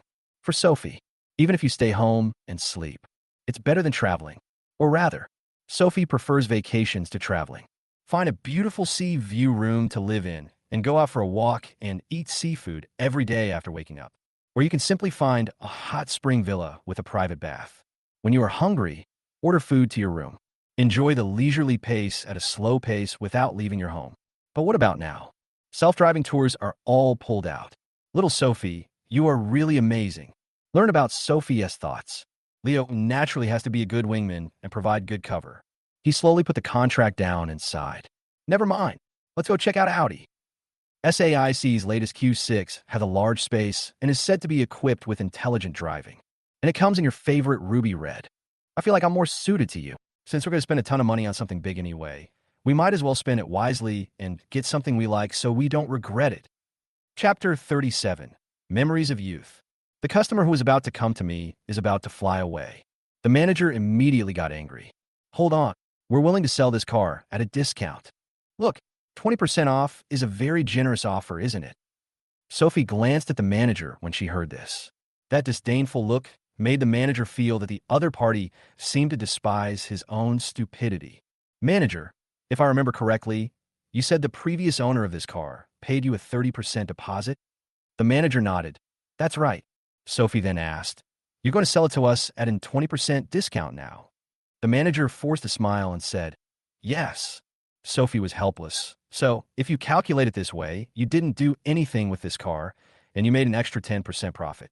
As consumers, we enjoyed a discount, but ended up buying a used car. The manager was helpless. Ma'am, there are only 2 owners, and the car hasn't even traveled a single kilometer. Sophie waved her hand. Okay, then please continue to look for someone destined for it. Anyway, we don't want to be a complainer. After saying that, Sophie took Leo's hand. Brother Leo, I don't really want an Audi. After the test drive just now, I think the car's interior is more important. Let's go see Mercedes. Leo also took Sophie's hand. You should have thought so earlier. Neither of us is the type to get bored easily. We originally agreed on a 1 million yuan budget for a car. I just want to buy a car that I won't need to replace for many years. I saw that the 2 of them were about to walk out of the 4S store. The manager quickly stood up and held out his hand to stop them. You too, the ball is shaking, Dai. This guy, how come you still remember the words you learned for daily life? Sophie paused, looked at the manager, raised her chin, and gestured for him to make an offer. The manager swallowed and said, 30% off. I'll sell it to you too at a 30% discount. This is really the cheapest price. Sophie sighed and shook her head, putting on a disappointed look and preparing to continue walking out. The manager was so embarrassed when he saw this. He quickly stepped forward and stopped the 2 men. What price would satisfy you? Tell us when the time comes. Sophie rolled her eyes. We are not satisfied with any price, and we don't need that little money. As she said that, Sophie grabbed Leo and tried to walk around the manager. 40% off. That's the bottom line. Finally, the manager raised his hand and shouted. Then, Sophie quickly turned around and walked up to the manager. It's a deal. Let's sign the contract. Brother Leo, pay quickly. The manager was almost in tears. This girl had come to the store to look at cars before. However, she is the type who owns a car and plans to upgrade it. The manager took great pains to convince the girl to change her car early. Therefore, he gave the authority. Others have to pay a 50% down payment when ordering a car. But this girl only paid 30%. As luck would have it, her company's capital chain ran into problems and she was unable to pay the remaining car payment. The manager also tried to sell the car. But just as Sophie showed, a car that can be sold at this price. They don't need that little bit of money at all. Why do I need your little discount? Facing the boss's increasingly ferocious smile, the manager finally decided to sell the car, even if it meant losing money. Sign, transfer, pay. The procedure was handled quite quickly. No way. The manager is worried that Leo and the others will regret it. Sophie also worried that the manager would regret it. Less than 2 hours in total. Sophie drove the new car out of the 4S store. Want to go out for a walk? Leo extended an invitation to Sophie. Unexpectedly, Sophie just kept shaking her head. I'm not going. It cost over 300,000. It makes me so sad just thinking about it. No, I have to work hard today and try to earn back the money I spent as soon as possible. By the way, where are you going, Leo? I'll give you a ride. Leo didn't let Sophie take him home. Since obtaining the system, Leo has quit his job as a delivery man. Now that he had some free time, he felt a little melancholy and didn't know what to do. Or go to ByteDance and take over your own new company. As soon as this thought flashed through his mind, Leo strangled it to death with his own hands. The reason is simple. It's procrastination. Taking over a company is not as easy as you think. Got to have a meeting with the board of directors. Clarify strategic development. The entire operating system must be lubricated. Let those middle and senior management whose shares have been diluted regain their fighting spirit. It's a bit of an exaggeration to say that there are intrigues and deceptions. But there's nothing wrong with saying it's tiring and troublesome. He hasn't shown up yet. The company is also continuing to operate as normal. Just leave it like this for now. Walking on the street, Leo passed by the junior high school he had attended and felt a little emotional. In his previous life, Leo was an orphan. After graduating from elementary school, I was sent to a technical secondary school. The welfare home was very responsible in ensuring that he grew up alive. Don't even think about sending him to further study beyond the 9 years of compulsory education. There are not many good people who can go to technical secondary schools. So in his previous life, Leo's impression of studying was endless fights in classes that were so noisy that he couldn't hear what the teacher was saying. Relive a new life. Leo had memories of school that he had never had before. The sweat shed at the sports meeting, for the young love of a fellow girl. All of this made Leo feel a little dazed. Somehow, Leo walked to the Jingning intersection. It's called a road, but it's actually just a small alley. Walking into the narrow and secluded alley and looking at the sign of Tianyuan Internet Cafe, Leo felt mixed emotions. When he was in junior high school, Leo loved coming here to hang out. In other words, Leo didn't have many entertainment activities in junior high school. Most of the memories of youth are limited to this. Go into the Internet Cafe.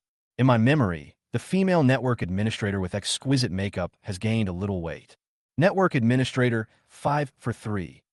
Leo shouted this out of habit. He was stunned. The female network administrator's hand holding the mouse trembled violently, and she was also stunned. After a long moment, the female administrator looked up and said with a sigh, "It's been years since anyone opened a time-limited ticket. Now everyone's subscribing to membership. When you first came to the internet, how much did it cost per hour?" Leo Chung thought for a moment. "I remember the temporary ticket was 2.5 yuan an hour, and the package price was 5 yuan for 3 hours. The network administrator smiled and said, "It's $6 an hour now, but since you're a regular customer." The female network administrator practiced typing on the keyboard and soon typed out a receipt. "I'll still count it as 3 for 5. Chapter 38, The Homeless Girl. Holding the receipt and looking at the 5-digit account number and password on it, Leo was overwhelmed with emotions. This kind of receipt has been out of use for a long time. When he was in college, Leo would occasionally go to the internet cafe. At that time, you needed to scan your ID to turn on the computer.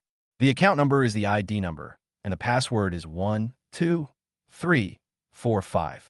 Take a deep breath, since I plan to come here to find the feeling I once had. Then make up for the regrets of the past. Rice crust, potato chips, instant noodles, and a bottle of ice cola." Leo asked for all the snacks. Paid the money in a cool way. On the second floor, the machine you usually sit on is still empty. Go quickly. The female network administrator placed all the snacks Leo wanted on the table and waved her hand with a smile. Leo came upstairs carrying a bunch of snacks. Sat in a familiar corner. He turned on the computer skillfully, entered his account and password to unlock it, and then placed the receipt onto the keyboard. Then, Leo stared at the computer screen, not sure what to do. "Oh my God, long time no play. I don't know what to play. However, what we're looking for is the feeling. It doesn't really matter what we play." Leo clicked on Youku.com, found a commentary video of the League of Legends Master, and watched it leisurely. The leader is an ancient commentator. At that time, there was no concept of anchor. He can be regarded as the enlightenment mentor of a large number of Alliance players. But I finally quit the internet. Just like most people's youth, it ended in a daze. When you sigh and lament, it is natural to light a cigarette. But I'm a little thirsty, so I'll have a sip of ice cola first. Oh my God, doesn't quench thirst. Click to follow Lao Lacun. Really, it becomes moist immediately. Just when Leo adjusted himself and was ready to reminisce about the past, someone pushed his arm. "Handsome guy, give me a cigarette." Turning around, Leo was stunned. This is a pretty face that is full of collagen because of youth. The bangs and ponytail give people a very well-behaved feeling. She was wearing an ordinary school uniform and had taken off her canvas shoes. Her cute feet in white socks were rubbing against the sofa chair. She was curled up, as if she had just woken up. However, there is always a lingering sadness in her eyes. Leo is so familiar with this look. In his previous life, Leo was an orphan. When I turned 14, I was kicked out of the orphanage and sent to a technical secondary school. He had seen in the mirror the confusion in his eyes and the deep worry about the future. Ding, goddess detected. Name, Yulinue. Background, an ordinary student. Appearance, 90 points. Body, 70 points. Purity, 100 points. Untouched by human nature. Style, none. Intimacy, 0 points. Tip, super good-looking, huge development potential, can be cultivated. Leo pushed the cigarette box and lighter in front of her. The girl clumsily took out a cigarette. Looking at her expression, Leo concluded that she would not smoke. As expected, as soon as it was lit, she started coughing and her eyes were filled with tears. Leo smiled, crushed the cigarette, but in his hand, took the cigarette from her and put it in his mouth. He then pushed the snacks on the table in front of her. Clearly, cigarettes don't suit you, so I'll treat you to a snack. The girl looked at the snacks and swallowed her saliva. Thank you. She picked up a bag of instant noodles, opened the package, and stuffed it in her mouth like a little hamster. She ate very quickly, and even though the dry snacks choked her and made her frown, it didn't stop her from eating. Leo didn't buy many snacks to begin with. In less than 2 minutes, it was all taken away by the girl. Looking at the table full of empty bags, the girl smiled a little embarrassedly. Feel sorry. Eat up all your snacks. By the way, let me play games with you as compensation. I'm very skilled. From her appearance, Leo concluded that she hadn't eaten for a long time. Leo really wanted to ask her what was wrong. Why can't I even eat?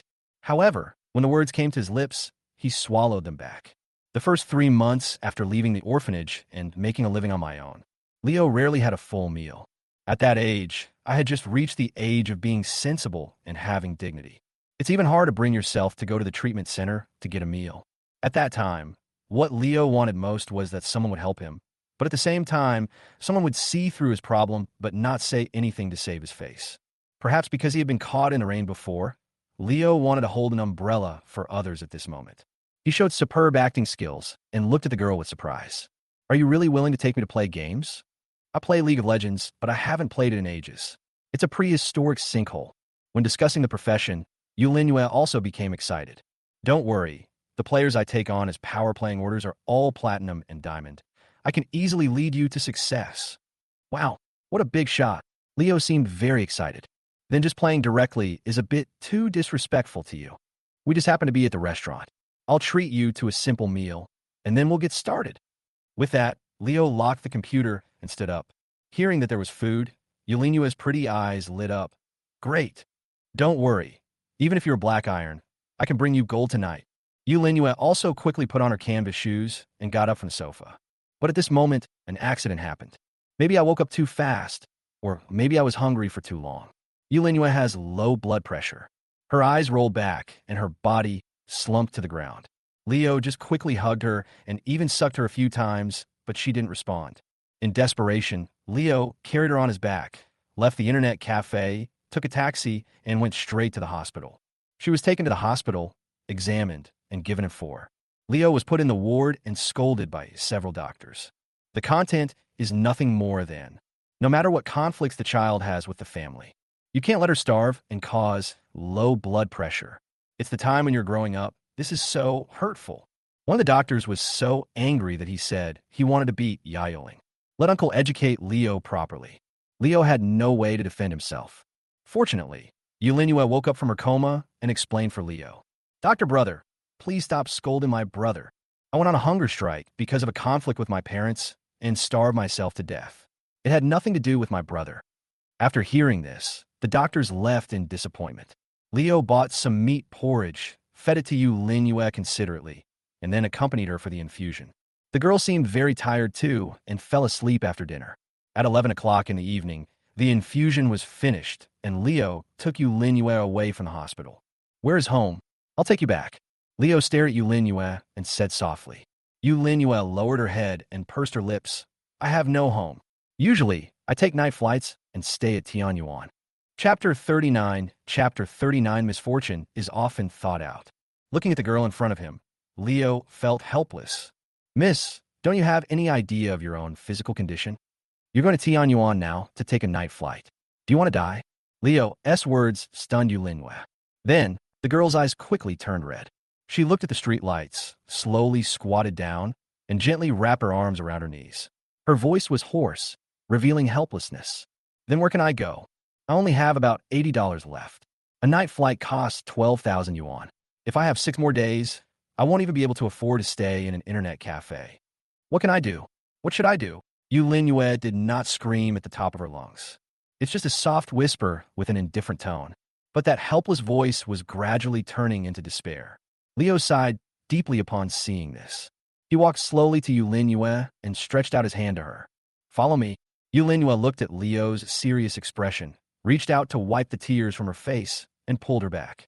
I took the girl and found a nearby Yadwa restaurant. A single room for a week. The receptionist, who was pretty and wearing light makeup, smiled apologetically. Sorry, sir. We don't have a private room. Then book a king-size room for a week. Sir, please show me your ID. Leo pushed Yulinhua. This room is for you. Let them see your ID. Yulinhua shuddered. No, I can't afford to live here. Leo helplessly spread his hands. I'll pay. Yulinhua's beautiful eyes lit up when she heard this. Really? Leo said helplessly. Is it not real or cooked? Hurry up and let me ascend the throne. After that, I will take you to eat delicious food. Yulinhua quickly reached into her trouser pocket. Soon, an ID card sandwiched among some loose change was handed to the front desk. Seeing this, another receptionist led Leo to the cashier's desk and said, Sir, your total bill is 3,610 yuan. Please pay here.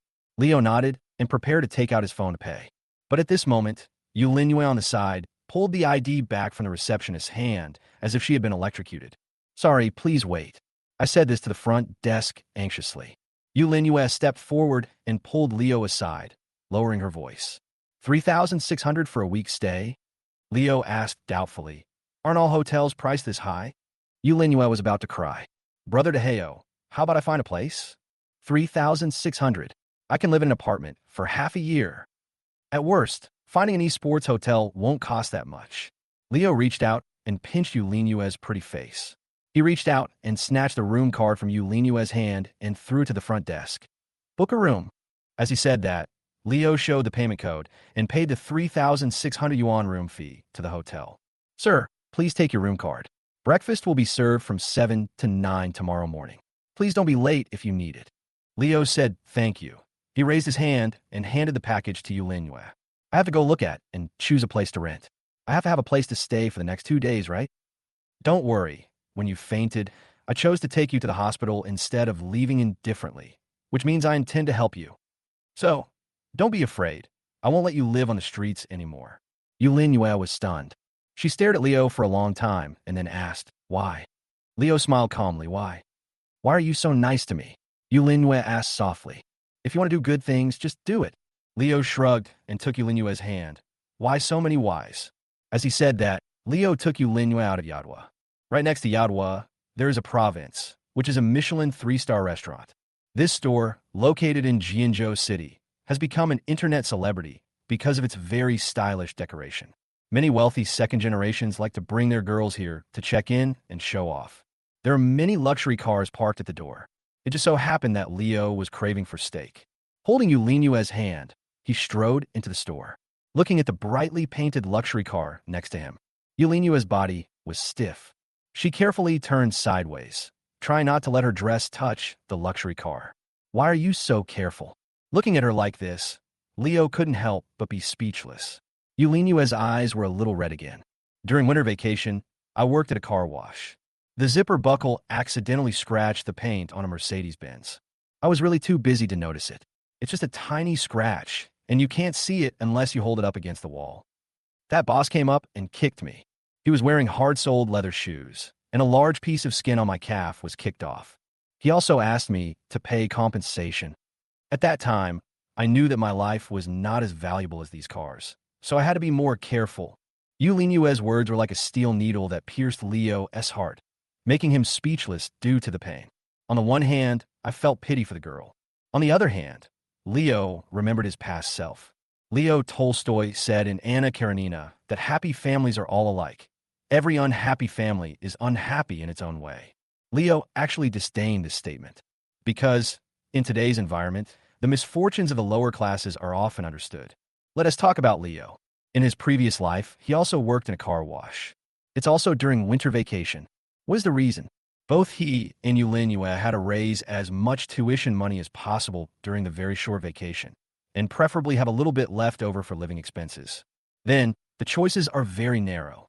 Go to a restaurant and serve dishes. This is a good choice. You can have 3 meals a day and be full, and you can work in a warm box. The salary may be relatively low.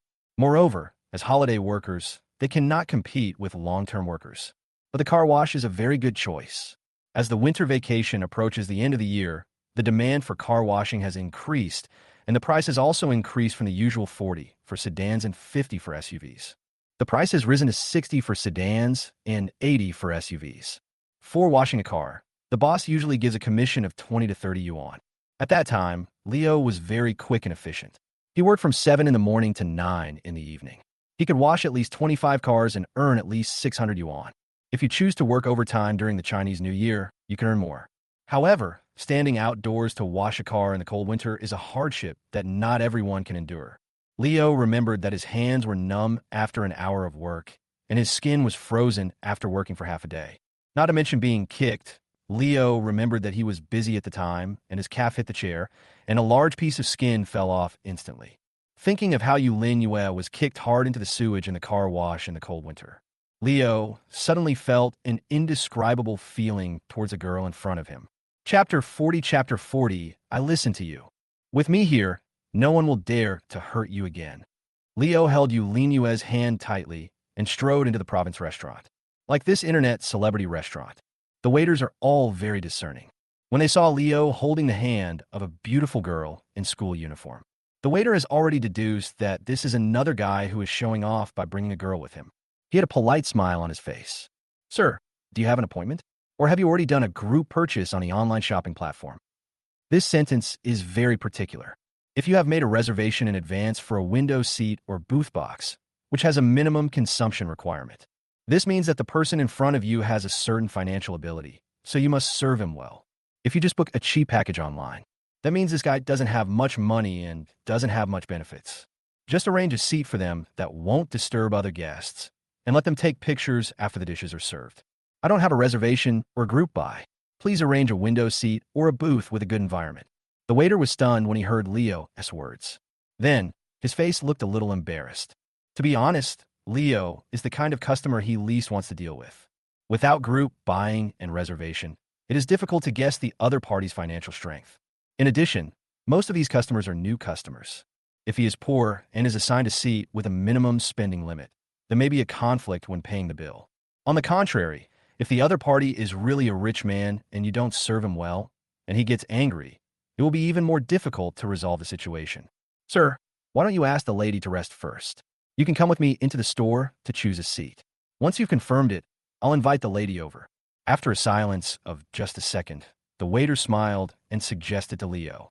Leo looked at the resting place nearby. There are all kinds of fruit snacks. There are also 2 beautifully dressed girls waiting to do manicures or facials for the customers. I have to say, otherwise, how can one become a popular check-in spot? This service is really thoughtful. Leo pulled Yulinua's hand and led her to a rest area nearby. Let them help you wash your face. I'll go order the food and come back to accompany you. Upon hearing this, the 2 waitresses immediately stood up and smiled professionally. This lady seems to be still in school, right? We can give her a simple massage to relax her, which will take about an hour. Go and adjust your seat and order. You can eat right away after you're done. Yulinua swallowed and shook her head. Forget it, I'll go with you. She had never enjoyed such treatment in her more than 10 years of life. She was holding Leo's was trembling slightly, and she was obviously very overwhelmed. Leo put his hands on her shoulders and pushed her down onto the recliner. Be good and listen, I'll be back soon. Yulinua nodded reluctantly. The waiter led Leo into the store. I started explaining to Leo the different minimum consumption requirements for different positions. You only told me about the prices here after you sent my female companion away. You were worried that some of the places were beyond my budget, and I insisted on going in just to save face, right? Leo smiled knowingly and asked softly. The waiter smiled and nodded. Taking care of our guest appearance is a very important part of our work. If I say it too many times, please forgive me. Leo stopped and looked sideways at the waiter. She is very young, and the smile on her face at all times is not false at all, but rather humble and contagious. This is a great technique. I appreciate it. I want to ask, is this something your foreman trained you on? Or did you just improvise? The waitress was slightly stunned, then smiled. I've been trained, but different customers require different solutions, and we need to consider this ourselves. I see you're quite respectable and probably don't want to discuss spending with me in front of a lady, so I'm taking matters into my own hands. After saying this, Leo no longer just looked at her sideways, but turned around and stared at her straight. The waiter's answer is worth pondering. Have trained. This means that taking care of the customer's face is the service purpose of our store. It's not that I look down on you, but that I think your spending power doesn't match our stores. The latter part of the sentence, on the one hand, implicitly compliments Leo. At the same time, our store has many ways to deal with customers, and this option is my own choice. If you make the wrong choice, you can complain to me, but don't make things difficult for the store. This little girl, he looks to be in his early 20s. He is very perfect in dealing with people. What a talented person. Leo stared at the waiter, a smile on his lips, and said lightly, I like you. The waiter bowed slightly. Thank you for your recognition of my work. It's my honor. Leo took out his phone and displayed the QR code. Add me on WeChat. I'll reserve a table with you when I come to eat next time. The waiter immediately scanned the code, added WeChat, and asked, Sir, have you chosen your seat? I want the window seat with the minimum cost of $8,800. Okay, do you want to order now? Leo smiled and said, Hold the menu. My female companion is insecure, and I want to be with her when she orders. Okay, please go over there and wait for a moment. I'll go get the menu. Slowly walked towards the rest area where Manhua was. Leo's mind was racing. He became the largest shareholder and nominal chairman of ByteDance. You should find a way to completely control the company. Anna can be trusted, but she is a pioneering talent. It is not appropriate to put it in a management position. This girl is pretty good. If I can train her, my life will be much easier in the future. I made up my mind. Leo walked back to the lounge area. Hearing footsteps, Manhua, who was lying down enjoying her face cleansing, suddenly opened her eyes. When she found out that the person coming was Leo, she breathed a sigh of relief and smiled. Leo pulled a chair and sat next to her, and the waiter brought the menu. Leo looked through the menu. I would like to ask about Manhua's taste preference, but soon gave up. The menu here is very formal Western style. A girl like Manhua must be confused. You should help her out yourself. However, I still need to ask to show my care for girls. Do you like beef? Leo was just making small talk about this question. Manhua quickly said, I'm not used to eating beef. It always tastes fishy. Leo smiled and said, high-quality steak won't have any strange smell. Try it. Manhua nodded obediently. Okay, I'll listen to you. Chapter 41. Hold him tight and tie him up. Ever since she could remember, Manhua's perception of life has been one of wandering and living under someone else's roof. All the sweetness of life was concentrated in my part-time job in a bakery when I was 16. That day happened to be her birthday. When the kind shop owner found out, she made a small birthday cake for her with leftovers. When Manhua put the fragrant cream into her mouth, her tears began to fall like beads from a broken string. Real. So delicious. A small cake with a diameter of about 6 centimeters. Manhua took it for a month. Too tired to get up. Or you have really lost hope for the future. Only then would she carefully take a bite with a small iron spoon. Even though it was the coldest time of the year, when she put the last bite of cake in her mouth, it had already tasted slightly sour. Even so, Manhua held the piece of cake in her mouth, closed her eyes, and savored it, and was reluctant to swallow it for a long time. But after meeting Leo, everything seems different. He not only paid for his own medical expenses, he also found accommodation for himself. Even now, I have to treat myself to delicious food. In the past, I wouldn't even dare to linger at the door of a restaurant of this size. He walked in with himself. Someone washes your face for you. I've seen the cleansing mousse they use. I noticed it by chance when I was working as a cleaner in a shopping mall during the summer vacation. L'Oréal Cuisine Smile Pot Mousse Cleansing Mousse. Such a small bottle costs more than $200. Oh my God, more than $200. Bulk rice in the supermarket only costs $1.98 per pound. Enough to buy 100 kilograms of rice, enough to eat for 2 months. After they rinsed off the foam, They even applied skincare products on themselves. The sister who was cleansing her face also gently mentioned the brand. Yu Linhua had never heard of names like toner, essential oil, treatment, and cream. Don't worry, miss. This set of skincare products is priced at 998 yuan. It's a mid-range product and will definitely not damage your skin. But the last sentence was like an invisible big hand, pinching Yu Linhua's heart. Almost 1,000 cosmetics. Is this something I am qualified to use? How could I possibly worry? What identity do I have to worry about? Next, Yu Linhua heard Leo's calm voice ordering food. I want a Nakwa's salad with caviar for the appetizer, and ice wine from Finland, any brand. For main courses, I want garlic baguette and pasta. Any soup recommendations? The waiter smiled and said, you can try our mixed vegetable soup.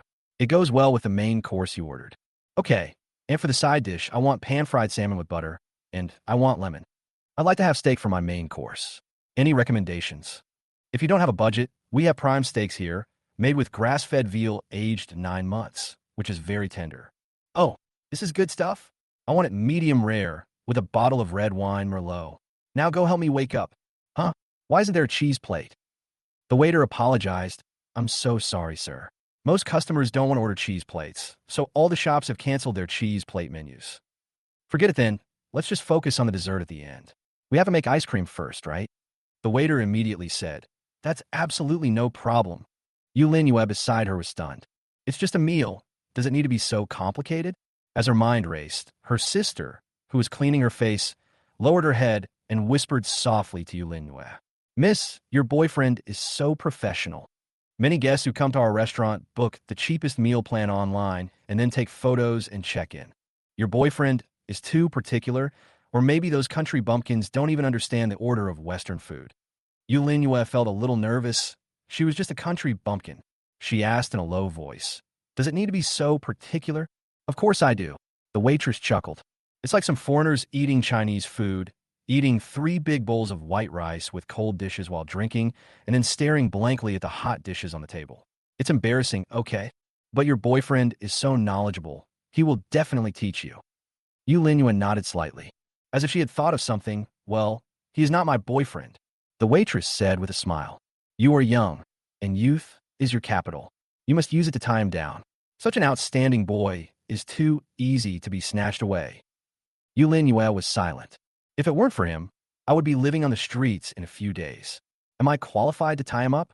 After resolving the problem of survival, the girl's mind was inevitably a little confused. Ding, congratulations to the host, and Yu Linhua for achieving a +10 intimacy. Ding, Yu Linhua has unlocked the first cultivation goddess for the host. There's a chance to get a mysterious reward. Please keep up the good work. Hearing the prompt in his mind, Leo was slightly stunned.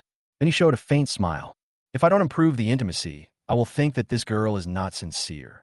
After cleansing her face, Yu Linhua felt much better.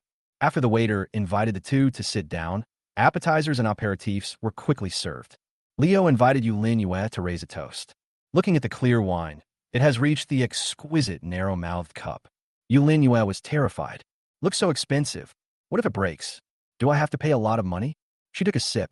The slightly astringent wine, wrapped in a rich, fruity aroma, immediately filled the mouth. Then, a bitter taste unique to alcohol slowly came over me. Instinctively, I took a bite of salad. The refreshing fruits and vegetables instantly suppressed the bitterness. The taste buds seemed to be dancing. This feeling is really amazing. Only, the portion was so small that I hadn't even started eating before my plate was empty. Yu Linhua wanted to finish the remaining appetizers on the plate. But the waiter had already come forward and removed the plates.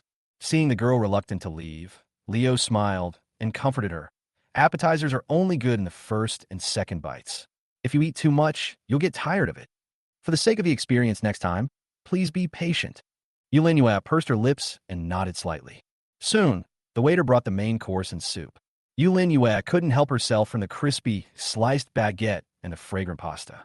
Especially pasta. However, she was not used to using a fork, so she ate in a somewhat awkward manner. That pretty, fair face was covered with a lot of red stewed meat sauce. The diners around couldn't help laughing when they saw this. Yu Linhua finally realized her rudeness, and her pretty face turned red instantly.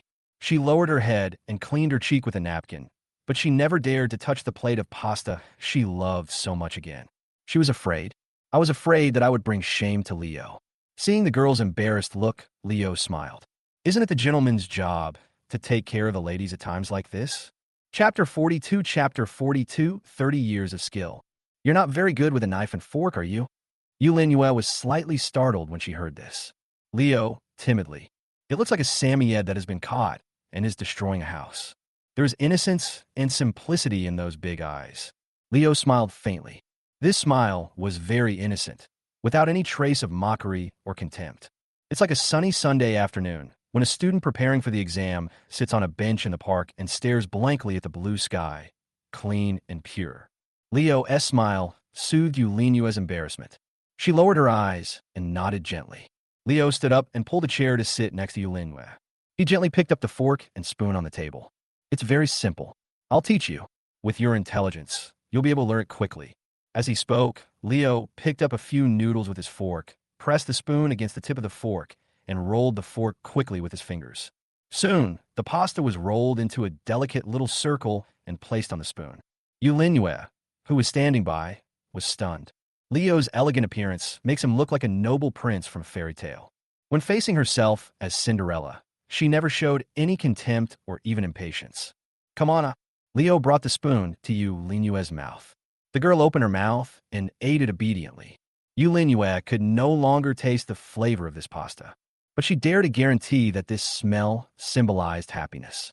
Ding, congratulations to the host, and Yulinyue for reaching intimacy +5. Ding, congratulations to the host for teaching Yulinyue table manners +1, cultivation value +3. Ding, congratulations to the host for unlocking the development interface. Ding, congratulations to the host for receiving the reward, everyone's temperament +3. Looking at the prompt in front of him, Leo's mouth curled up slightly. It's certainly exciting to explore new uses for the system, but what made Leo even happier was his influence on Yulinyue. It's been a while since I traveled to this world.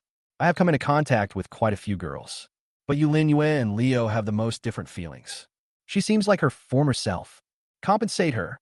Leo found a sense of security that redeemed his former self. Have you learned it? Looking at Yulinyue, Leo's smile became even gentler. Yulinyue nodded vigorously. She took the fork and spoon from Leo's hand. I imitated Leo and rolled a mouthful of pasta onto the spoon. Although his movements were still a little clumsy, he had learned them quite well. She handed the spoon to Leo with a clean smile. Come on. Leo smiled and ate the pasta. At this moment, Leo also felt the taste of happiness contained in this mouthful of pasta. Although the conversation between the two was very quiet, it was still clearly heard by the diners around them in the comfortable environment of the Michelin 3-star hotel. Behind him, also sitting by the window, was an elderly couple. Just now, the lady was scolding her husband. The doctor said he had high blood pressure and couldn't eat high-calorie foods like steak. The husband expressed annoyance. I have worked hard all my life to raise my children. After finally achieving success in his career, he handed over the stable and running company to his son. Now I can't even eat the food I want to eat. Just when the two old couples were about to quarrel, they saw Leo and his companion. The husband's cheeks, red with anger, slowly calmed down.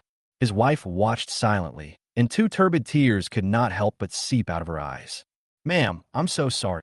After a long silence, the old man suddenly stood up and bowed deeply to his wife. I'll listen to you and eat fish instead. The old lady wiped the tears from her cheeks with the back of her hand. She held her husband's hand. Remember? When we were little, we were so poor that we couldn't even afford eggs. If there's even a little bit of meat in my bowl, I'll secretly wrap it up in my handkerchief and stuff it into your mouth. I know that besides you, you have 2 younger brothers and a younger sister in your family, 3 mouths to feed. You have to help with heavy housework every day. I'm worried that your health will break down. Now that conditions are good, your body is failing. I just hope you can live longer than me and see me off. If you die before me, leaving me alone, I'll be afraid.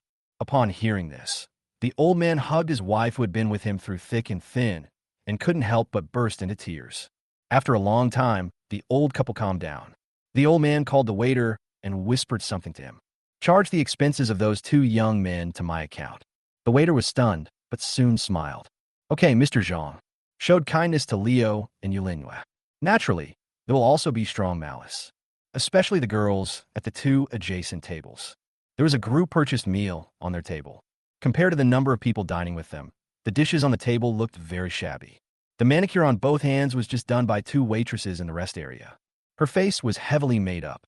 This heavy makeup does not mean that they were smoky eyes. Instead, Leo could clearly tell that the skin color of their necks and wrists was different from that of their faces. In addition, the sophisticated lighting inside the Province Hotel highlights the bridge of their noses and jawlines that they have outlined with shadow pencils. These ladies are obviously supporters of the four evil arts. Leo is fine too. Yulinhua too. They have all experienced the struggles at the bottom of society.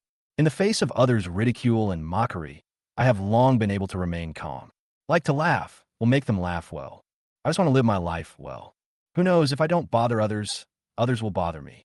Sister, tell me, how did a country bumpkin end up on the list of such a rich second generation? A girl whispered to her best friend beside her in a tone of pretending to be casual. The so-called whispering was just her covering her mouth with her hands, pretending to whisper and shouting in a voice that others could hear. The group of close friends around her immediately understood. Don't underestimate this small round table that can only seat two people. Four talented people were forced to squeeze in. Military advisor, chief of staff, war correspondent, and military dog. Obviously, the woman who just spoke was playing the role of a military dog. After all, among the four of them, she has the best nose, and she is the one who likes to bark. The military dog brought back intelligence, and the chief of staff took the lead in analyzing it. The woman's best friend looked Yulinhua up and down with disdain and contempt. Haha, what's so difficult about being a second-generation adulteress? All you have to do is be shameless enough and willing to sacrifice your dignity to get into bed with her. The military advisor received the analysis from the chief of staff and began his own performance. Look, he's wearing a school uniform and is still a student. This kind of person is either truly shameless or they are cunning and deliberately flaunt their student status to lure in rich men. Finally, the general unleashed a punch that was the product of 30 years of practice. Chapter 43. Crazy Provocation. Some men are so disgusting. They rely on their own wealth to target immature students and mislead them. We should enact laws to arrest and sentence these people. These words sounded like a clarion call to charge. A group of people began to criticize Leo.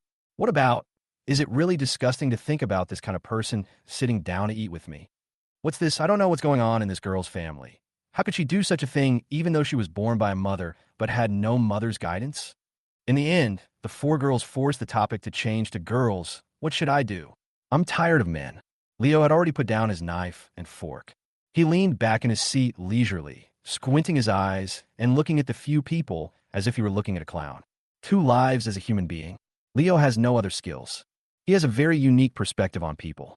These 4 girls really just dislike what Leo and Yulinhua did. Don't talk nonsense. Through the passion and desire hidden deep in their eyes when they looked at the watch on Leo's wrist and the delicious food on the table. Leo had already concluded that none of these 4 were good people. What makes them feel unbalanced is that they just wonder how a girl like Yulinhua, who has no makeup on and doesn't know how to dress up, can get the favor of a rich man. What made them even more indignant was why Leo was so patient with a country bumpkin and didn't even feel ashamed. These wealthy second generations should pursue fairies like them, although they are all in their 30s. Although the 4 of them had to pay at least 300,000 yuan in luxury goods installment loans. Although they all graduated from vocational schools, have no special skills, and their monthly salary is less than 4,000. But they think they are good looking. The reason why I have no special skills is because this society has deep malice towards girls. Since they started school, they have been living in an environment where boys are favored over girls. The teachers never took the initiative to give them extra lessons, which is why they were unable to get into good schools. The reason is that they are burdened with large amounts of installment payments due to excessive consumption. But this is also to make yourself more beautiful and more elegant. Men who want to possess their beauty should pay for it. But why? A little girl can have such a gentle and elegant admirer. Even the son of the barbecue restaurant owner kept his distance from him. This distorted mentality has distorted their cognition and perverted their personality. Therefore, when they saw Yulinhua being doted on by Leo, they became so mentally unbalanced. Here, Leo hasn't spoken yet. The old couple behind him frowned deeply. The old lady raised her hand to call the waiter and raised her chin towards the 4 girls. My husband and I need a quiet dining environment. To be honest, This sentence really saved the waiter from danger. The waiter is not stupid. In other words, there is no such person as Sha Boyi who can work in this restaurant. When those girls spoke without restraint, they attracted the attention of the waiter. When the waiter saw Leo's increasingly gloomy face, he realized that he was on the verge of exploding. Not to mention anything else. Just looking at Leo's outfit and the way he treated money as if it were not money when ordering, it was clear that this guy was not someone to be trifled with. Once a conflict occurs, those four stupid birds will definitely be braised, stewed, or fried. However, their restaurant can also easily be affected. But can the waiter stop these four girls from talking and doing this? The answer is yes. But no one wants to go. What's the reason? These waiters have seen too many similar guests. Their consumption level is low. I stood at my seat and took photos for several hours. Just never hurt the tip. He ordered the waiters around like their ancestors. Whenever something goes wrong, he starts by making a scene in the restaurant. Afterwards, he filmed a video, distorting the facts and crying about the unfair treatment he had suffered. The phrase, family members who understands, is so disgusting that it makes my scalp tingle. Therefore, the waiters had no excuse and did not want to mess with these guys at all. However, watching them madly provoking each other on the verge of death and waiting for Leo to completely explode, the whole wave will be even more difficult to end. Now, the old couple's request has become the best excuse for the waiter to dissuade them. The waiter put on a formal smile, walked slowly to the four noisy women, and whispered, "Could you please lower your voice when you talk? You are disturbing other guests." Several girls who were so immersed in their own world didn't notice that the old couple was annoyed by their noise. I thought it was Leo or Yulinhua who asked the waiter to come and stop it. For a moment, they became even more proud. "What? You dare to do it yourself, and don't allow others to talk about it?" That's right.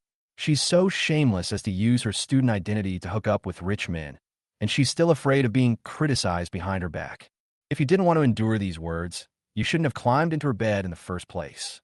The four women turned around and started bombarding Leo and Yulinhua. But that look seemed to be saying, "How about it? Have you ever seen girls with personalities like us? Hurry up and ask for her contact information, then kneel down and lick the goddess." Leo was speechless. He suddenly thought of a piece of news he had seen before. A woman dumped a bucket of paint on a Bentley. I want to stage a story about the complicated relationship between a domineering CEO in real life and me, a second married woman with a child. Is it effective? It really works. The boss is entangled with her, but the direction was not what the woman imagined.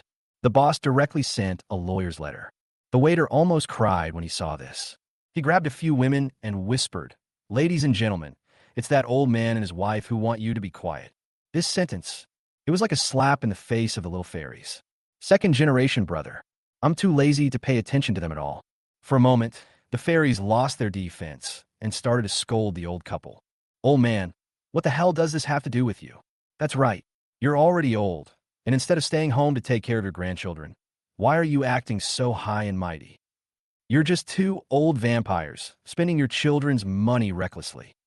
The old couple were so frightened by the sudden scolding that they turned pale. That old man was angry, suffocating, and depressed. Finally, he took his wife's hand and said very sincerely, "Madam, I want to thank you very much. Teach our children to be motivated and grateful. If I teach a bunch of people like this, I will break their legs." The old lady whispered, "You don't have to do anything. I'll just put some rat poison in the food and kill them." Chapter 44, Throw it out. Leo couldn't help but chuckle. The two old couples have rich life experience. These people are really powerful as they can make them so angry that they can't speak coherently. Why isn't Leo angry? Because he just felt disgusted. It's like seeing a barking mad dog. Just when Leo was about to ask the waiter to continue serving the dishes so that he and Yulinhua could continue enjoying this leisurely dinner, Yulinhua's condition stunned him. Yulinhua lowered her head, tears dripping from her eyes. She didn't even sob. She just cried quietly. "It seems like I once walked in this world, gritting my teeth and closing my eyes to swallow all the suffering I encountered, shedding tears and enduring silently." She didn't want to cry, because behind her, there's no one to rely on. Crying and screaming would only waste her energy, the energy she needed to endure the suffering that followed. At this moment, Leo felt like his heart was being cut by a knife. He stood up, rubbed Yulinhua's head gently, and whispered, "Don't cry. Now that you've met me, I will never let you suffer any injustice again. After saying that, Leo picked up the wine glass next to Manhwa and strode in front of the four women. His eyes fell on the face of the military dog. Leo walking slowly towards him with a wine glass in hand. The military dog felt excited. As expected, I was attracted by my own personality. He came with wine in his hand. He must be trying to strike up a conversation. That's what it says in novels. If he asked for my contact information, should I give it to him? Or do you want to do something fancy to keep him hanging? The chief of staff beside the military dog's face suddenly changed when he saw this. This guy's target of chatting up was actually his best friend, not himself. This little bitch had flirted with a dark-skinned gym student before and was showing off in front of me. If she were to hook up with a rich second-generation man, wouldn't she be so proud of herself? What are you standing here for? Go away. Go away. Get out of the way of the earth. The chief of staff waved his hand away with a look of disgust. Leo smiled, but his smile was very cold. He raised his hand and poured a glass of champagne directly onto the chief of staff's face. The chief of staff was slightly stunned, and his face twisted instantly. My Chanel! The chief of staff roared, waving his sharp nails and rushing towards Leo's face. Woman, especially this kind of cerebral palsy boxer, their biggest mistake is that they always think they are better than men in every aspect, to the point that she even dares to fight with boys without any scruples. In fact, they don't know it, but scientifically speaking, men have twice as much muscle as women. Leo dodged the claw that was about to strike him, but he just turned his head slightly. The next second, Leo raised his hand and slapped him. It's proven, no matter how thick the makeup is, the defensive effect is almost zero. Leo's slap caused the boxer to bleed from the mouth and nose and fall to the ground. How dare you hit my best friend? Seeing this, the military dog nearby immediately revealed its true nature. He also wanted to come up and fight with a grin on his face. To be honest, Leo has been tolerating this foul-mouthed guy for a long time. The moment she stood up, Leo raised his leg and kicked her.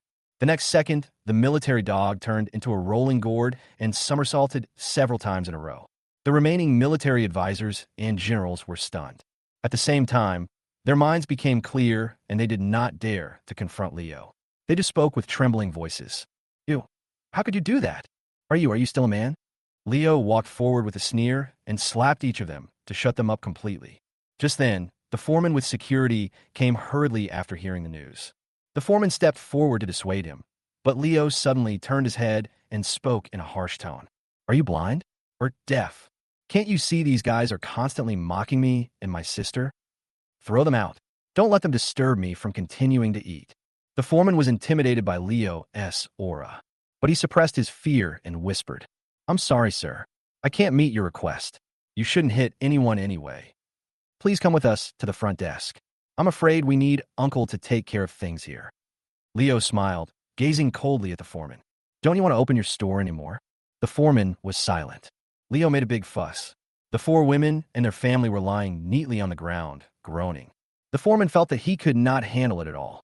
Leo sneered and nodded. He pulled his work phone from his pocket and called Anna. Block Province Restaurant within 3 minutes. Hearing the coldness in Leo's tone, Anna did not ask what happened specifically, but carried out Leo's orders. I only need a minute.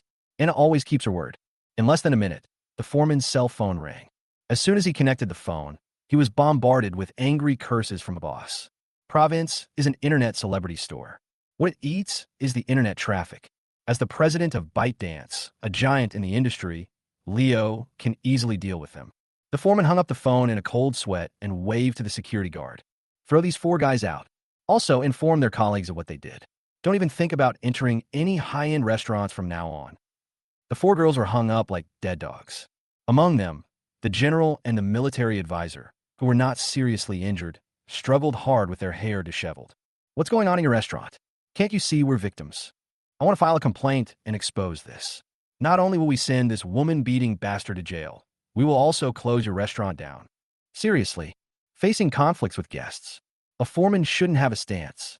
But now, facing these women, he really felt a little annoyed. He waved at the security guard with a look of disgust. Get rid of it. But at this moment, Leo raised his hand and said, Wait.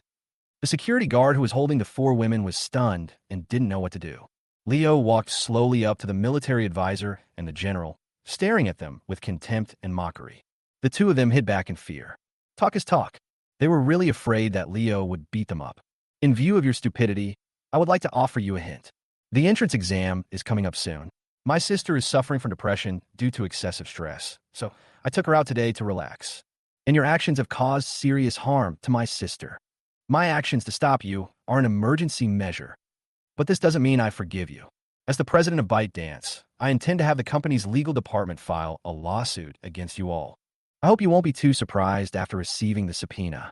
Leo's words came out. The hearts of the four women present instantly sank. Chapter 45, it's miserable. Let's not talk about it. These four women are just bad, not idiots. When they heard that Leo was protecting his identity, their hearts sank. ByteDance is the biggest internet giant today. Moreover, ByteDance industries have become internationalized and are profitable globally. Compared with Penguin, 361, and ByteDance, they have higher growth potential in the future. And they accidentally offended their boss. Impossible. The military advisor struggled frantically, staring at Leo with eyes filled with despair. As your own boss, why are you coming to province for dinner? Don't you have a mansion of your own? Don't you have your own private chef? Why would you be interested in a little brat who can't even match clothes or put on makeup? Shouldn't the woman next to you be a daughter of a wealthy family or a top star? Her words echoed throughout the restaurant. Even Manhwa stopped crying and stared at Leo in shock. Those beautiful eyes, as moist as a deer in the woods, also showed curiosity, doubt, and finally great complexity. Leo shook his head slightly. That's why I said you're stupid. Leo walked back to Manhwa and gently took her hand. I just said that she's my sister. She is always focused on her studies, hoping to be able to help me, her older brother, after graduation. Forget it. I'm too lazy to explain. You won't understand why my sister doesn't want to dress up and is focused on improving her studies to become a girl. Manhwa was startled when she heard this. Her pretty face flushed, and she lowered her head slightly. I have been struggling at the bottom of society for many years. Manhwa absolutely did not believe that a man would be so nice to her for no reason and only want to acknowledge her as a sister. But no matter what Leo wants to do, what he said was to give himself respect, give himself enough face, and maintain his dignity. You should be grateful to yourself. Had just received Leo couldn't help but smile when he saw this and looked at the sergeant. Ma'am, the owner of our restaurant, although not a wealthy person, is a man of many businesses in this small part of Golden State. It only took this gentleman 1 minute to convince our boss to stand firmly for him. Even if he's not the boss behind ByteDance, he's still not someone you can mess with. After the waiter finished speaking, he turned and bowed deeply to Leo.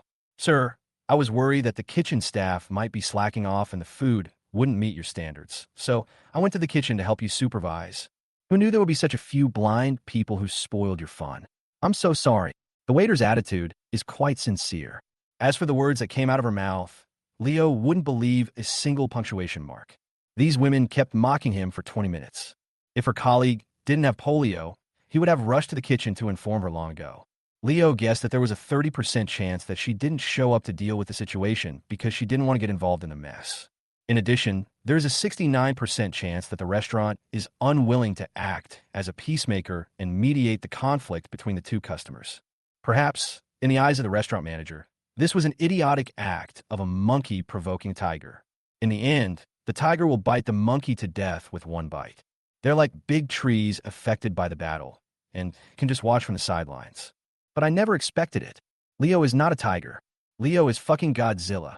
A breath of atomic breath turned the jumping monkey into ashes and almost uprooted their sapling. The four women standing by finally gave up hope after seeing this scene. To be honest, they were just making sarcastic remarks. Even if they are sent a lawyer's letter in the end, it will only be to seek compensation, and there is no way they will be sent to jail. However, the strength of the legal affairs department of an internet company is absolutely convincing. The final compensation will definitely be an astronomical figure. Seriously, for these boxers, asking them to pay compensation would be even more painful than killing them. Wrong. The military dog covered his abdomen, which was still in pain for being kicked by Leo, and raised his hands with a miserable look on his face. We know we were wrong. We are willing to apologize to our sister. Please be magnanimous and let us go. Military dogs are worthy of being called military dogs. The sense of smell is extremely sensitive. When he realized that the opponent was definitely stronger, he immediately started to act pitifully and beg for mercy. Next is the general. This person is also a person with strong ability to take action and can let go of things. She struggled and threw herself in front of Leo. We really didn't mean to hurt my sister. We really thought she was the kind of girl who would shamelessly hang out with rich men. We know we were wrong. Please, let us go. Looking at the person in front of him, Leo frowned. At this moment, he was a little confused. I really don't understand the crooked-mouthed Dragon King in those novels. After showing off your power in front of others, why do people feel happy and satisfied when they hear the villain crying and begging for mercy? This kind of noisy stuff just makes people feel like a toad jumping on the back of their feet. It doesn't bite, but it's disgusting to death. That's enough. Leo waved his hand, his tone stiff and cold. Don't you know you're wrong? You just know you're going to die. Death isn't the right word. To be precise, you just know that you'll have to pay the price for your provocation. And deep down you feel that the price you paid isn't worth your momentary boasting. Leo said this. It has a murderous and heartbreaking taste, directly stripping off their disguises, exposing their filth and dirtiness to everyone. After these words were spoken, the four girls turned pale. Obviously, the final verdict was that they were sentenced to death. This wave is a desperate situation, but in desperate situations, people will despair. But dogs can create miracles. The military dog almost rushed forward. He pounced and grabbed Yulin Yue's trouser leg. She cried loudly and looked very miserable. Sister, I really know I'm wrong. I was abandoned by my father when I was young, and my mother raised me with all her hard work. Now that I have finally started working, she is exhausted and still waiting for me to make money to treat her illness. If I get involved in a lawsuit, she'll have no hope. Since I'm begging you, please forgive me this time. The sound of the military dogs was like the cry of a cuckoo. It's so miserable. No talk. Leo's heart was as hard as iron, and he was not moved at all. The military dog is as filial as she says. Can you leave your seriously ill mother and go to a high-end restaurant to check in? But it was different for Yulinwe. The story told by the military dog hit the softest spot in her heart. Chapter 46. Please don't blame me. Family affection has a strong destructive effect on Yulinwe's psychology. So much so that after the military dog brought out the story, Yulinwe was shaken. She grabbed Leo's sleeve, and after organizing her words for a long time, she spoke softly. Brother, this is actually a misunderstanding. You hit him, which is like helping me vent my anger. Otherwise, let's just forget about it. To be honest, Leo doesn't want to let these people go easily. Today's steel, jungle-like cities still follow the rule of the inside. If you do something wrong, you should pay the price for it. Admit your mistake? Apologize? What's this? What's the use? Mercy? Mercy? It is a weakness that should be abandoned. Leo looked at Yulinwe. He really wanted to use this incident to change the girl's point of view. But after pondering for a moment, Leo finally gave up. There's still many opportunities to teach her. There's no need to limit it to today. She had been through so much today. Why not let her be happy? Taking a deep breath, Leo looked at the four people present and waved his hand gently. You're lucky, get out of here. The four men fled as if they had been pardoned. Maybe they felt they had done a good thing. Yulinwe appeared very relaxed during the rest of the meal. Yulinwe was very satisfied with this meal. When the ice cream as dessert was finally served on the table, Yulinwe even felt a little full. This feeling made her feel a little bit incredible. Well, have you ever had enough to eat? After finishing the meal, Leo called the waiter to prepare the bill. Unexpectedly, the waiter smiled and said that the elderly couple behind him had already helped Leo tie the knot. Wait here for a moment. Leo smiled at Yulinwe. He picked up the champagne on the table and was about to stand up. Seeing this, Yulinwe nervously grabbed his wrist and said, Don't cause trouble. Leo couldn't help being speechless. He reached out and gently patted the back of Yulinwe's hand. Don't worry. I'm just going to say hello to the people who showed us kindness. He walked slowly to the old couple's table. The old man had noticed it long ago and had already moved to make room for Leo. Leo sat down and raised his glass. Thank you both for your kindness. Here's to you. I wish you two good health. The old couple looked at each other, chuckled, and clinked their glasses with Leo's. The old man nodded at Yulinwe's back and said with a smile, She's a good girl. Treat her well. Leo's disguise was exposed, and he couldn't help blushing. He defended himself by saying, She's my sister. The old man narrowed his eyes and exclaimed in amazement. The old lady beside her smiled kindly. We are all buried up to our necks in the earth. We haven't accomplished much in this life, so we have to learn to judge people. To use the words of you young people, the way that girl looked at you is almost tearing. How could a sister look at her brother like that? The old man smiled and patted Leo's arm. I don't know how you two met, but I can see that the girl has suffered a lot. Perhaps you haven't figured it out yet, so let me remind you. Right now, you are her only hope, so... Young man, you should take responsibility. Leo remained silent. The old man's words put Leo under some pressure. For girls like Anna and Yin Pinming, Leo can shamelessly say that they are just scumbags. They either have a family background that can protect them from wind and rain, or they are extremely talented, constantly striving for self-improvement, and can become their own supporter. But what about Yulinhua? Sophie? Their qualifications are mediocre. The survival experience they have accumulated in this world. It is not learned or deduced, but it was taught by bloody wounds. Their lives are so hard. Leo is not a heartless person, so he doesn't want to hurt these girls anymore. This is why Leo was eager to buy a car for Sophie. He also wanted to be nicer to girls like this. But due to the system, I will definitely have many girls in the future. In case of inadequate care, well, if I had known this earlier, I would have left her some money and not bothered her. Why? Do you think this girl is troublesome? If you had known earlier, you would have given some money and used material help to satisfy your compassion. Leo's expression changing several times, the old man beside him chuckled and pointed out his true thoughts. Leo quickly apologized with a smile. No, I'm a responsible person. You bastard. The old man smiled and pointed at Leo. Believe me, no matter how capable a man is, he will eventually get tired. You need a gentle and strong supporter. Leo smiled and nodded perfunctorily. I understand. If there's nothing else, I'll take my leave now. The old man took out a business card and put it in Leo's hand. I'm in the import and export business. If you want to invest in industry, I'd be happy to be your guide. Leo solemnly put away the business card and returned to Yulinhua. You're still a little weak. Let me take you back to rest. Yulinhua nodded obediently. I want to hold Leo's hand. But unexpectedly, he caught nothing. Leo had already turned and left. Looking at Leo's back, Yulinhua pursed her lips. His eyes were full of loss. On the way, Leo was thinking, after sending her back, I will discuss with her and give her some living expenses every month to support her until she graduates from college. Sophie by my side who needs my careful care, I can't have any more. Yulinhua was half a step behind Leo, staring at his back, not knowing what she was thinking. There was no conversation along the way, and both of them were very silent. Back to the hotel. Leo took Yulinhua's hand, led her to the bed, and asked her to sit down. Then, he considerately changed her into a pair of slippers and sat next to Yulinhua. Leo tried his best to be gentle and gentlemanly.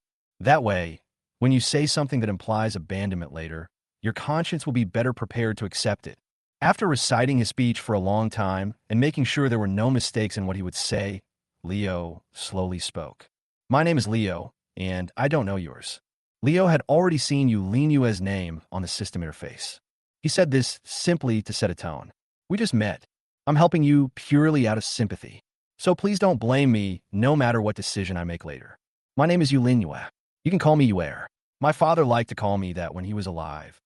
The girl seemed to sense something. Her delicate body was trembling slightly. She took several breaths after each sentence and was extremely nervous. Seeing her like this, Leo felt as if his heart was pierced by a needle and the pain was unbearable. But soon he made up his mind. Rather than getting both of them hurt later, it is better to injure one of them lightly before a big mistake is made. Chapter 47. I've been slacking off. There are some things I need to discuss with you. Leo whispered. This sentence was like a fuse, instantly making Yulinhua explode. She suddenly jumped up and hugged Leo tightly. No, I don't want to listen. I know. You must not want me anymore. Before Dad passed away, he didn't want to hold my hand. He said he couldn't be with me for the rest of my life. He was only burdening me and Mom by living. He wanted me to learn to be strong and take care of myself. Then he gave up treatment, and 3 months later, he fell asleep and never woke up again. Yulinhua just sobbed at first and gradually turned into wailing. I miss my dad so much, I cried every day. Mom said she would find me another dad. I didn't want another dad, but I knew that dad was the one Mom liked, so I forced myself to smile and agreed. It turned out that my new father was an old beast. He was always drinking and always beating my mother and me. My mother couldn't stand it anymore and ran away. I had to cook for him and clean the house, but I was always beaten too. One night, That old bastard broke into my room and said your mother had run away and you should sleep with me in her place. The old beast tried to force himself on me, so I grabbed the pen on the bedside table, stabbed him in the face, and ran out of the house. Yulinuez crying gradually weakened. Perhaps because she was tired, she hugged Leo and sobbed softly. Leo was horrified when he heard about Yulinuez's past. He turned sideways, held her pretty face in his hands, and whispered, "What happened next? I want to contact my mother, but I don't even know her phone number. I don't dare go to school, for fear that the old beast will catch me and take me back to wander the streets." Finally, I thought of my distant cousin who lives in Golden State. I called her and asked if I could go to her. My aunt agreed, and I used the little money I had left to buy a ticket and arrived in Jinzhou. My aunt helped me contact the school and provided me with food and accommodation. But my uncle who worked away from home came back and thought I was a burden. My aunt had no choice but to let me go out to hide. Leo frowned and whispered, "Didn't you get any money? Didn't you get a place to stay?" Yulinuez shook her head slightly. Leo was speechless. "It's not about coming out to hide. This is being kicked out. I still have a little money. If you hadn't shown up today, I was going to drop out of school and find a job.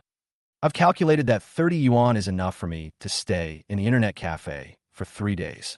In 3 days, I should be able to find a job with food and accommodation. Then I'll spend the 20 yuan on a full meal at the fast food buffet at the entrance of the construction site. I can't work on an empty stomach. It's not impossible to survive if you keep $30 on hand for emergencies. It's just that I don't want to drop out of school. I don't want to lose the opportunity to change my destiny." Leo wiped her tears and comforted her softly. "Don't worry, I will pay for your education.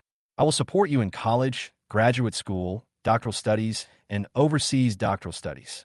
It doesn't matter how long you want to study." Yulinuez raised her hand and covered Leo's hand that was gently stroking her cheek, revealing a relieved smile. "What's the price? I don't believe anyone would be simply nice to me. If you are such a good person, my conscience won't let me accept your help. I would rather go out and work." Leo smiled. "You also know that I'm the big boss of the company, right? You can think of this as a long-term investment.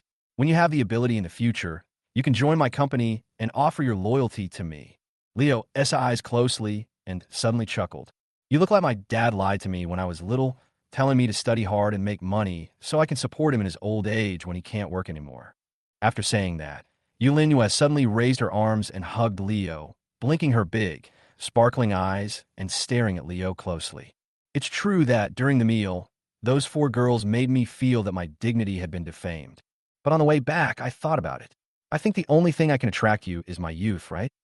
After saying that, Yulinuez leaned forward slightly and pecked Leo on the mouth. "I've had good hearing since I was a child.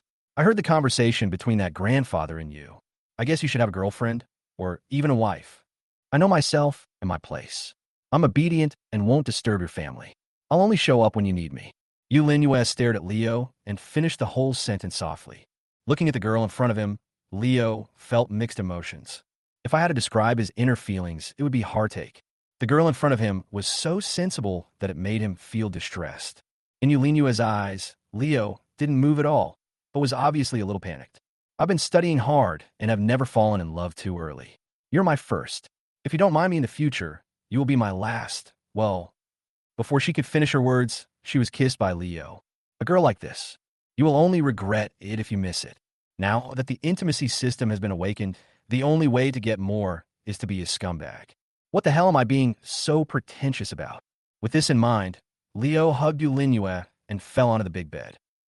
I promise you, you will always have a place in my heart. Ding, congratulations to the host, and Yulinuez for achieving a +20 intimacy. Ding, congratulations to the host for receiving the reward, Soldier King Physique. From 8 p.m. to 11 p.m., Leo stood by the French window and lit a cigarette. On the bed behind him, Yulinuez was wrapped in a quilt, sleeping soundly like a kitten. Maybe it was to vent the pain of these years. Or maybe it was to celebrate finding a backer. Yulinuez seemed a little crazy.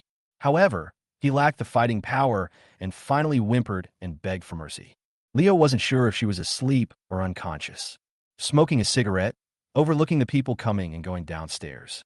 Even at midnight, there were still a large number of people in suits who had just finished their get-off work. In my previous life, I was also one of that group of people. I lived my life again and got the system. Leo felt that he had indeed been slacking off. He hypnotized himself with a completion system character and indulged in fun all day long. Leo took out his cell phone, typed a text message, and sent it to Anna. Tomorrow morning at 8, I will officially take over the company and notify the shareholders to attend the meeting.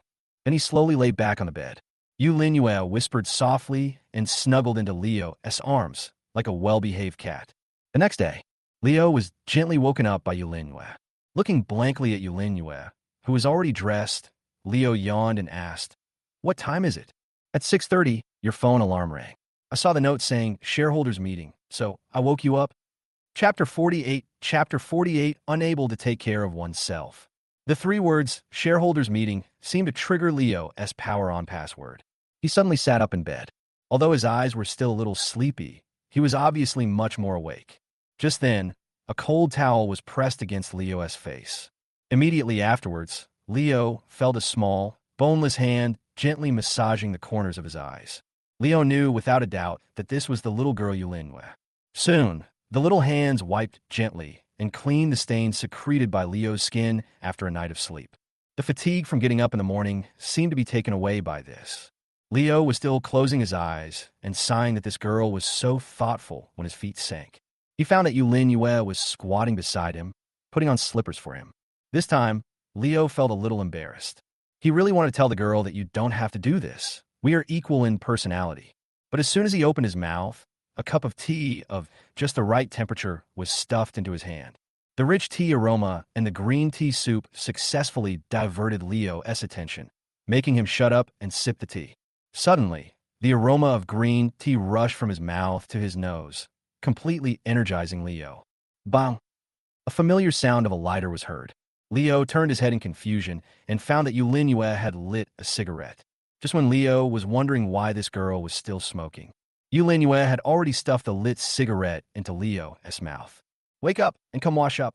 After giving a gentle reminder, Yulin Yue turned and walked into the bathroom. Leo held a teacup in one hand and a cigarette in the other. Leo took a sudden puff of the cigarette. He suddenly felt like a useless person who couldn't take care of himself.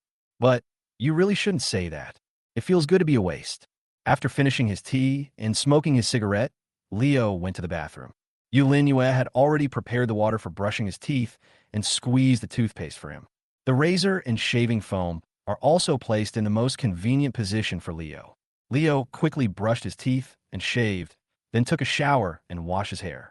When Leo walked out of the bathroom, he was surprised to find that Yulin Yue had already washed her underwear and socks and dried them with a hairdryer. After helping Leo put on his clothes, Yulin Yue looked up and down at the energetic Leo and nodded with satisfaction. Then Xiaoyan threw herself into Leo's arms and hugged him tightly. The little face rubbed against Leo's arms and took a deep breath. Why does it taste like daddy? Leo was speechless when he heard this. When a boy takes his daughter out or goes shopping with his wife, what's the highest courtesy a man can give? No longer just using an electric shaver to do the job, but instead working up a serious foam and then shaving the stubble cleanly. The shaving foam used by boys is basically Gillette, so the smell is very similar. Looking at Yulin Yue, who snuggled into his arms and rubbed him gently, Leo pinched her pretty face lovingly. "All right, I'll be back with you as soon as I finish work. Now let's go to breakfast." Yulin Yue obediently let go of Leo. The two walked into the restaurant hand in hand. For Leo, the hotel breakfast buffet is quite common. But for a girl like Yulin Yue who grew up in hardship, this experience is unique. Looking at the dazzling array of varieties, Yulin Yue was like a happy little rabbit. She held the plate, but it couldn't hold the food, so she found a place to sit down in disappointment. Yulin Yue's plate was full of bacon, fried eggs, and grilled sausages. She picked up the fork, picked up a piece of delicious food, and put it in her mouth. Her eyes narrowed slightly. I can eat all you can eat meat as soon as I wake up. It's so wonderful." Looking at her cute appearance, Leo reached out and pinched her pretty face. "Good. I can eat it every day from now on." After having breakfast together, Leo first sent Yulin Yue to Tianyuan Internet Cafe. Her school bag is still at the front desk. Then he sent her to the school gate. Yulin Yue walked into the school gate, turned around and waved vigorously at Leo, then quickly walked towards the teaching building. Compared to yesterday, there was less worry on Yulin Yue's face. The hope and smile that a girl should have were restored. At this moment, Leo was in a very good mood. Perhaps this is the feeling of redemption. Leo hailed a taxi and headed to ByteDance headquarters. At the same time, in front of ByteDance headquarters, Anna was wearing a proper formal dress, with a little makeup on her face, and she was waiting with her hands down. Although she looked calm and composed. But from the way she looked down at her watch from time to time, it was not difficult to tell that she was very nervous at the moment. Jill, doesn't our director Lynn hate reception work the most? Why are you so active today? Suddenly, a slightly sarcastic voice sounded. Anna turned around and frowned slightly. It was the head of the administration department. That's right. What's this woman's name? Anna has worked with the woman in front of her for more than 3 years. Only Anna has always kept her distance from women who are willing to do anything to get ahead. At the same time, this green tea girl is also very disgusted with Anna. What is the reason? This girl's working ability is very low. As an administrative supervisor, I sometimes have trouble with things like scheduling. But how could such a person get to where he is today? The reason is that they can provide more emotional value to leaders. The company is so big and the performance is so good, it's not impossible to have a mascot. Why the green tea girl and Anna don't get along is that the two people have different means of survival and are relatively opposing. However, today when this green tea girl looked at Anna again, she was not only displeased, but also looked down on her and showed disdain. You, Anna, looking down on me from a high position, knowing that the new boss is coming. Aren't you waiting at the door with a shameless face, ready to lick his boots? But look at your arrogant attitude. The buttons on your collar are so tight. Who are you showing off to? Thinking of this, Green Tea's sister tugged at her collar, adjusting it to look like she was half covering her face, and then revealed a slightly smug smile.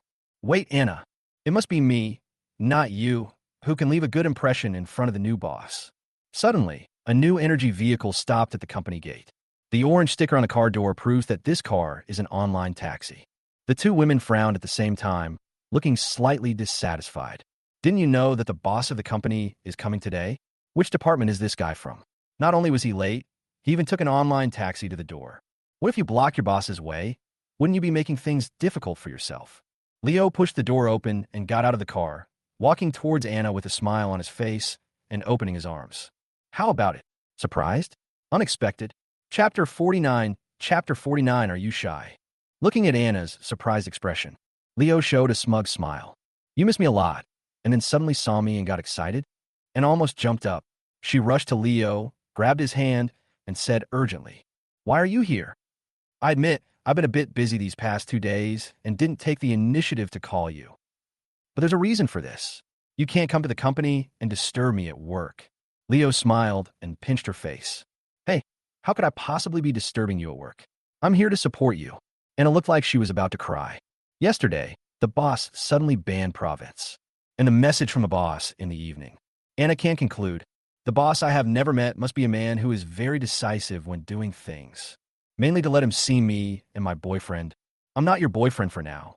He hasn't confessed his feelings to me, so I can only consider him as a normal friend. This is so ambiguous. My position in his heart will definitely drop to freezing point. I'm counting on you. Anna tugged at Leo's hand and pleaded in a low voice. Go back. When I'm done with this busy period, can I go traveling with you? But before Anna could finish her words, the green tea girl next to her couldn't help but burst into laughter. Anna, you're known as the icy female CEO, so why are your eyes so low when it comes to men? Forget about taking a ride-hailing car. You didn't even know today was the day our new boss arrived. I will report this matter truthfully to our new boss.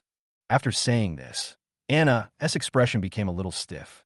Leo raised his eyebrows in interest. Are you a shareholder of ByteDance? Not really. The green tea girl raised her head proudly. I'm the head of administration. Ugh. Leo nodded and pointed to the young lady. You interrupted the president without restraint. Starting today, you will be demoted 1 level. The position of administrative director will be reserved for someone more capable. Upon hearing this, the green tea miss snorted coldly and said with disdain, What gave you the right to fire me? Do you think you are our new president? Where's the security? Get this tactless guy out of here. As soon as these words were spoken, several burly security guards surrounded them immediately. Leo was stunned. Wait a minute. Why does this plot seem familiar? I'm thinking of that third-rate Return of the God of War plot where he finds his daughter living in a doghouse. Should I reveal my identity and show off in front of others later? Then this green tea girl knelt down and bowed her head, shouting, "Boss, I was wrong." With this in mind, Leo shuddered coldly. I couldn't help but get goosebumps on my arms. Damn it. I can't stand it. It's so vulgar. Ahem. Leo coughed twice and looked at everyone and said softly, I think there might be some misunderstanding. I am ByteDance's new shareholder and your new boss. It's almost time. Should we go in and have a meeting? The shareholders are still waiting for me.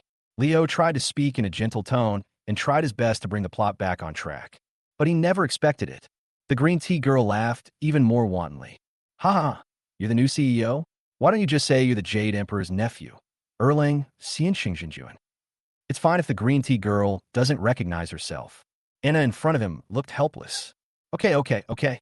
Mr. President, I'll take care of the company. You can rest assured. It's still early. Why don't you go back and take a nap?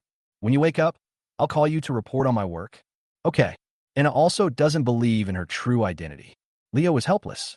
He took out his work phone and called Anna. Soon, the bell rang. Anna was visibly nervous when she saw the caller ID showed President. Leo chuckled and handed the phone to Anna.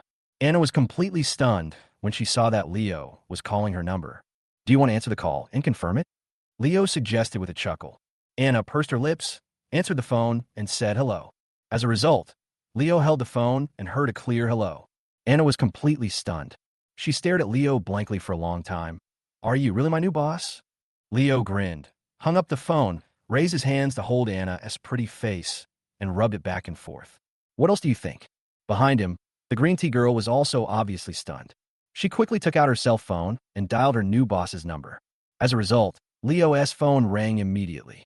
The green tea girl's expression changed drastically. Obviously, she also realized that she seemed to have offended the president unintentionally. His identity confirmed, Leo was quickly welcomed into the company. When Leo passed by the green tea girl, he didn't even look at her. Work will be very busy in the future, and Leo really doesn't have time to argue with a vase. But green tea girl doesn't think so. She glared at Anna's back, gritting her teeth in hatred. I can't believe it. I can't believe it. You, Anna, usually act cool and polite. She had secretly climbed into the new president's bed. He even pretended not to know the president and deliberately set up a trap to trick me. This is simply too much. Boss, you requested a meeting time of 8 a.m. It's now 7:30 a.m. The shareholders are still preparing. Please wait a moment. In the president's office, Anna looked at Leo with a complicated expression, but his behavior deliberately kept a polite distance from Leo. Leo doesn't even have to guess. This girl must be worried that someone will criticize her behind her back and doesn't want to be branded as someone who slept with the CEO in order to get promoted, so she's deliberately distancing herself from him. But she doesn't understand. They are often despicable. The more you keep him away, the more he wants to be your slut. Leo had a domineering smile on his face, which was 3 parts teasing, 3 parts cold, and 3 parts nonchalant. Anna saw this and knew something was wrong, so she couldn't help but take a step back. What do you want to do? Before she could finish her words, Leo grabbed her wrist. Leo exerted a little force and pulled Anna into his arms. Leo used his hands to slightly exert force and picked up Anna. Anna exclaimed, her arms instinctively wrapping around Leo's neck. Leo sat her down on the large desk. Anna with bright eyes. What's wrong? Are you shy? Or is it that my identity makes you feel a loss? Chapter 50, please. President, panis susu. In an instant, Anna's pretty face turned red. She turned her head away and stopped looking at Leo. You are causing workplace harassment. Leo raised his hand and tilted Anna's chin. Leo finally understood the beautiful girl in front of him. Don't look at her as an icy beauty president. Being considerate can win her favor. But what really made her legs go weak was a boy who was more domineering and more handsome than her. To put it simply, this kind of goddess-level figure, kneeling and licking her can only win her favor, but you will never be able to get into her heart. Leo stared at Anna and chuckled. My optimism about the company's prospects is only half the reason I bought it. Do you know what the other half is? Xiaohu bot documents are protected from piracy. If you're looking for a book robot, choose Xiaohu. It is stable and reliable. Don't step into the trap. Anna tilted her head, blushing and pouting. It's your freedom to buy any company you want. What does it have to do with me? Leo chuckled and pinched her cheek. Silly boy, you have a very strong personality. What I hope to do is to create a stage for you to showcase yourself and achieve your career goals. Anna was stunned. Finally, he turned around and looked at Leo. You didn't lie to me? Leo gave a frank smile. The company has already bought it. Why would they lie to you? In that case, can you please ignore the gazes of others and bravely come to my side? Ding, congratulations to the host and Anna for achieving a +3 intimacy. Okay, I promise. But we still have to maintain the proper distance between superiors and subordinates in the company. Leo nodded to show that he got it. But soon, Leo's attitude changed, and he pretended to be angry. I spent a lot of money to build a platform for you, but thinking about your attitude toward me just now, I'm very angry. Seeing Leo's serious face, which didn't seem fake, Anna felt a little flustered. She tugged at Leo's sleeve and whispered, But you didn't tell me in advance. I wasn't prepared at all. It was just a normal reaction to being overly surprised, okay? Faced with the girl's clumsy explanation, Leo said nothing and just stared into her eyes. After a long time, Anna sighed, leaned over and pecked Leo's cheek quickly, her pretty face blushing. Is this all right? Leo was stunned. The fleeting touch and the fragrance of hair that hit him made Leo stunned. After a moment, Leo couldn't help but hug Anna and kissed her domineeringly. This kiss lasted for a long time. Before they separated, Anna hooked her arms around Leo's neck, her body softened in his arms, her eyes very blurry. Leo held her quietly, letting her rest for a long time before softly reminding her. The time is almost up. It's time to prepare materials for the meeting. Anna struggled to her feet, punched Leo hard on the chest, and walked away with weak legs. On the side, Green Tea's sister stared at Anna, wishing she could eat her alive. She had just made preparations and planned to go to Leo's office to apologize. As luck would have it, she saw Anna enter the office first. Coincidentally, the door was not closed tightly, leaving a gap for her to explore. As a result, she was shocked to find that Anna, a shameless girl, was actually hooking up with the president in broad daylight. Thinking about everything that happened at the door today, Green Tea Girl had a complete epiphany. Together, I am actually a part of their play.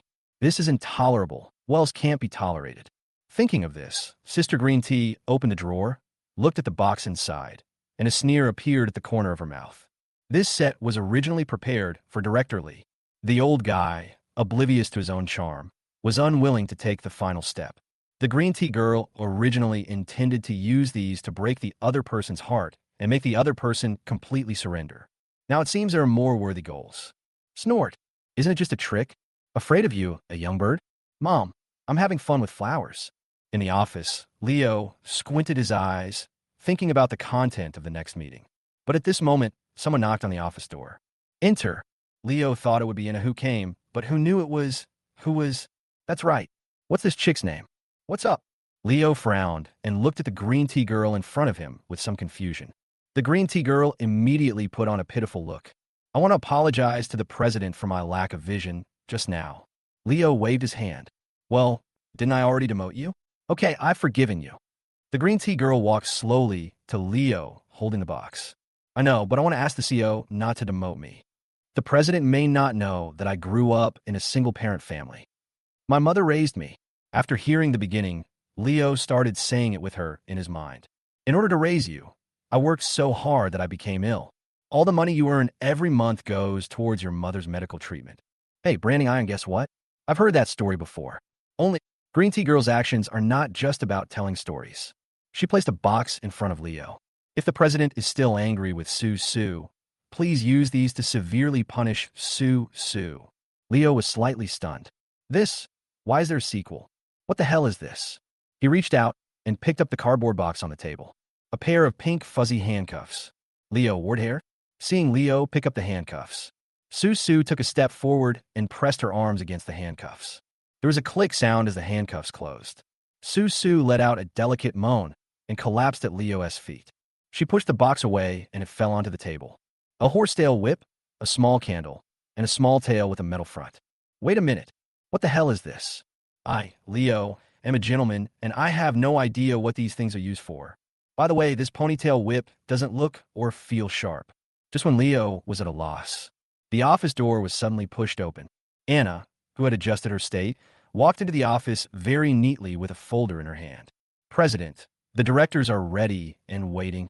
Then she saw a table of, she doesn't know what it is, and Sue, who was snuggling at Leo's legs. Visible to the naked eye, Anna's pretty face first turned red quickly, and then slowly became gloomy. Leo, this was just an accident. She opened her mouth, then closed it. It seems like emotions are brewing. Finally, Anna almost roared. What are you talking about? Chapter 51, handing over your cell phone. Inside the conference room, ByteDance shareholders all looked a little gloomy. These people are all veterans in the business world. According to their experience, when a promising company reaches a certain stage of development, it will face a choice. First, develop steadily at the original pace and gradually grow bigger. Although this plan is stable, it is a long-term investment process, and it is easy to miss out on trends and opportunities. Second, accept a large amount of financing and welcome a new team. The second option is like injecting a catalyst, which can instantly expand the company's scale by more than 10 times. But problems also follow. After all, the equity is acquired with real money, so investors generally will not delegate the company's power, but will take over and participate in the company's operations. This leads to a problem if the recipient is someone who is willing to agree to disagree. The company has obtained ample funds and replaced with fresh blood and will go further in the future. But if a pig comes up, the development instructions issued will be inconsistent with the company's previous direction. When encountering business problems, they did not know how to solve them flexibly, but instead blindly and domineeringly used the rights of Party A. That would be a lot of fun. Such a huge company can fall apart in an instant. Many shareholders present are well aware of ByteDance prospects. As long as they protect this industry, the new internet landscape will be written by them. But success and failure are both due to Xiaohe. ByteDance can develop rapidly because it is an internet company. Internet companies must seize the trend. The problem ByteDance faces now is the first wave of opportunities he occupied, but in just 3 months. What is Huiyin short video? What is full of hands? Even some search engines, chat software, and even food delivery platforms have begun operating their own short video platforms. These damn speculators. They didn't do market research. They never make products. All they know is copy and paste. It pounced on us like a shark smelling blood. I was madly wanting to bite off the piece with the most cream from this cake that hadn't been baked yet. ByteDance had no choice but to accept the financing.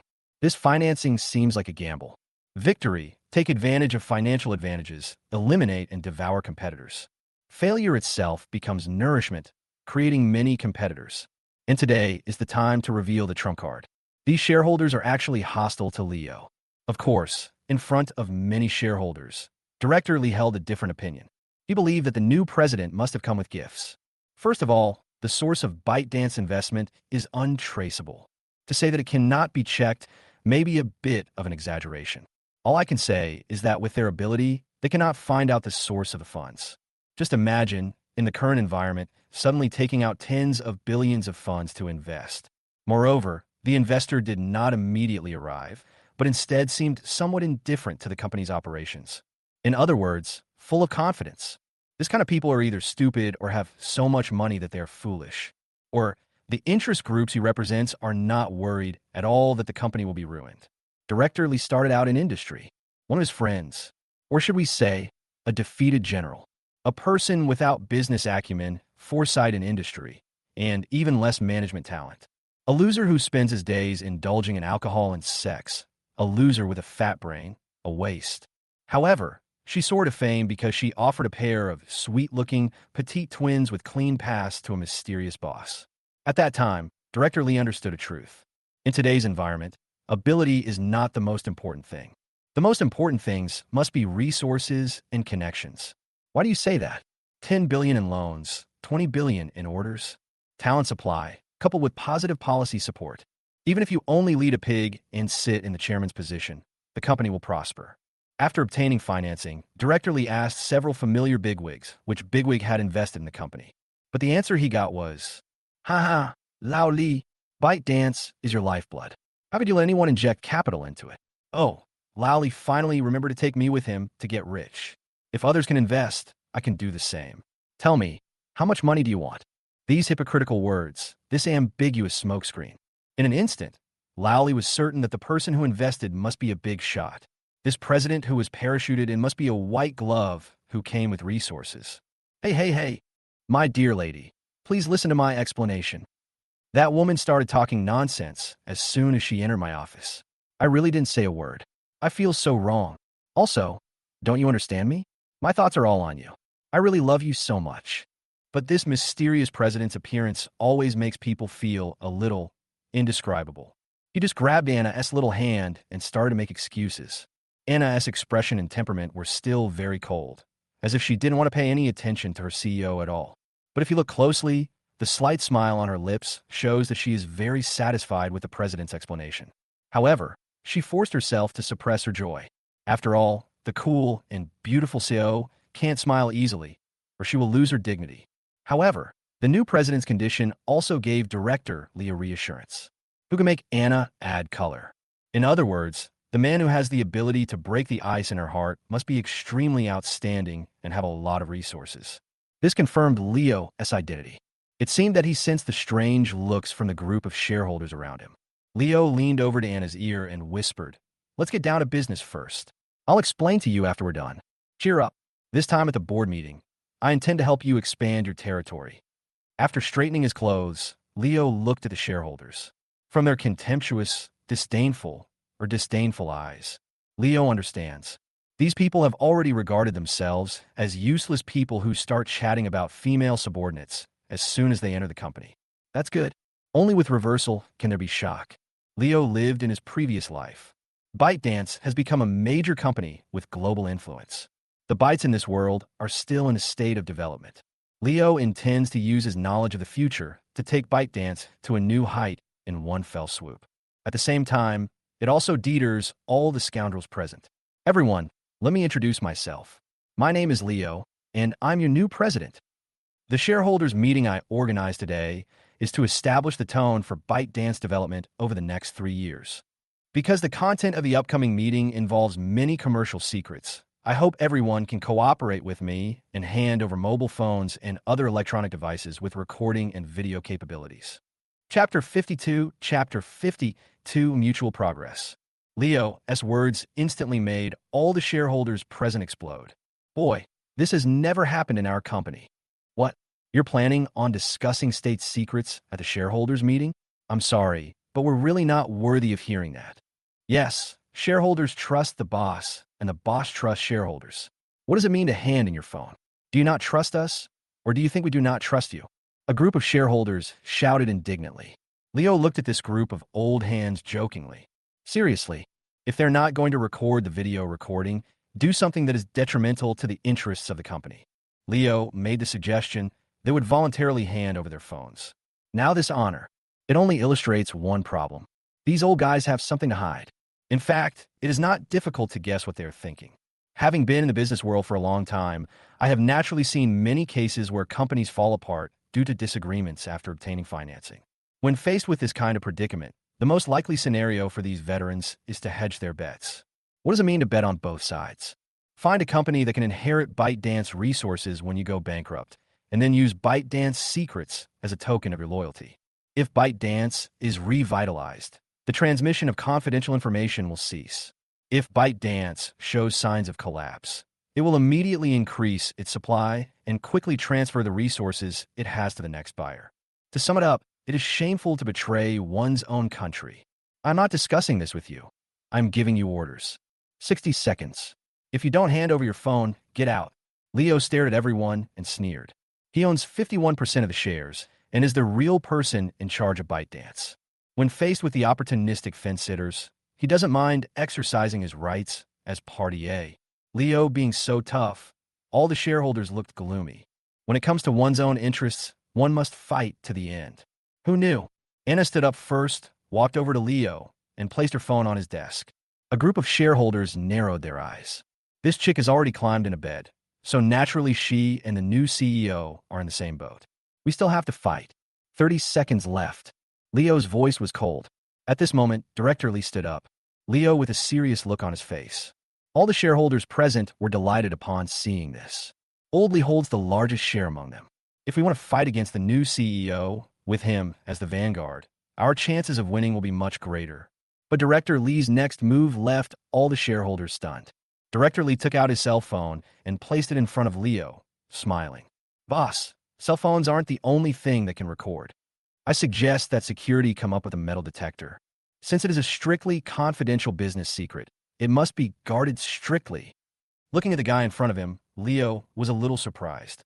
After reading the information, he naturally knew that this was the shareholder with the largest shareholding ratio. I thought that if I wanted to completely control the company, I would have to fight with him, but I didn't expect that the other party would take the initiative to show goodwill.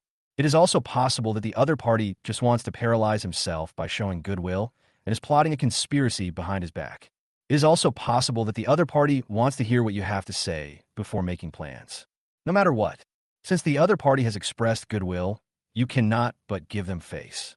The elders give their opinions, and the younger generation will naturally follow them. Leo winked at Anna, who immediately understood and walked out of the meeting room.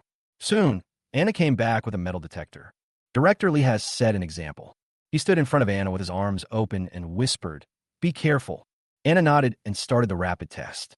Director Lee cooperated very well and handed over all the metal objects on his body, including belt buckles, tie clips. It can be said that it is quite exemplary. After the inspection, Director Lee supervised almost every shareholder present and handed over all suspicious items. As to why they carried recorders with them, Leo did not pursue the matter. After all, as a shareholder, it is reasonable and logical to bring a recording device to a meeting. Once the relationship is broken up, no one can stand it anymore. All right, Mr. President, you've almost stripped us naked. Now, can you tell me your so-called secrets? The last shareholder completed the inspection.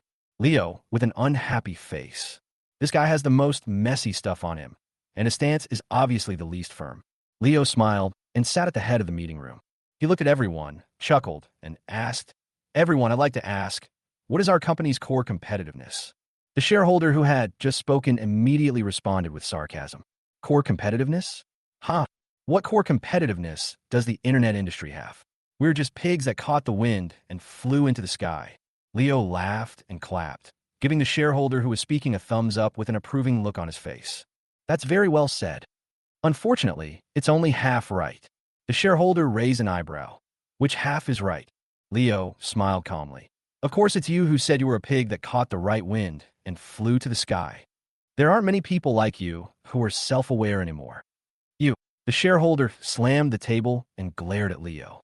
This guy is fat and strong, and he walks with a swaying gait, obviously exhausted by alcohol and sex. Leo's words almost gave him a stroke. What annoyed him even more was his companions around him. Their faces were distorted, and the veins on their temples were throbbing. It was obvious that they were trying extremely hard to hold back their laughter. That's enough. Leo waved his hand and stared at the shareholder coldly. If you keep saying something meaningless and wasting everyone's time, get out of here. Now, I need to reconstruct your cognition. ByteDance has two core competitive advantages. The first is its push engine. I want to express my sincere gratitude to Mr. Zhang. You are the cornerstone of ByteDance. As he spoke, Leo bowed to Director Zhang beside him. This is a shy young man wearing glasses. He was very proactive in handing over his cell phone just now. Faced with Leo's thanks, he seemed a little at a loss. It's what we should do. We all make progress together.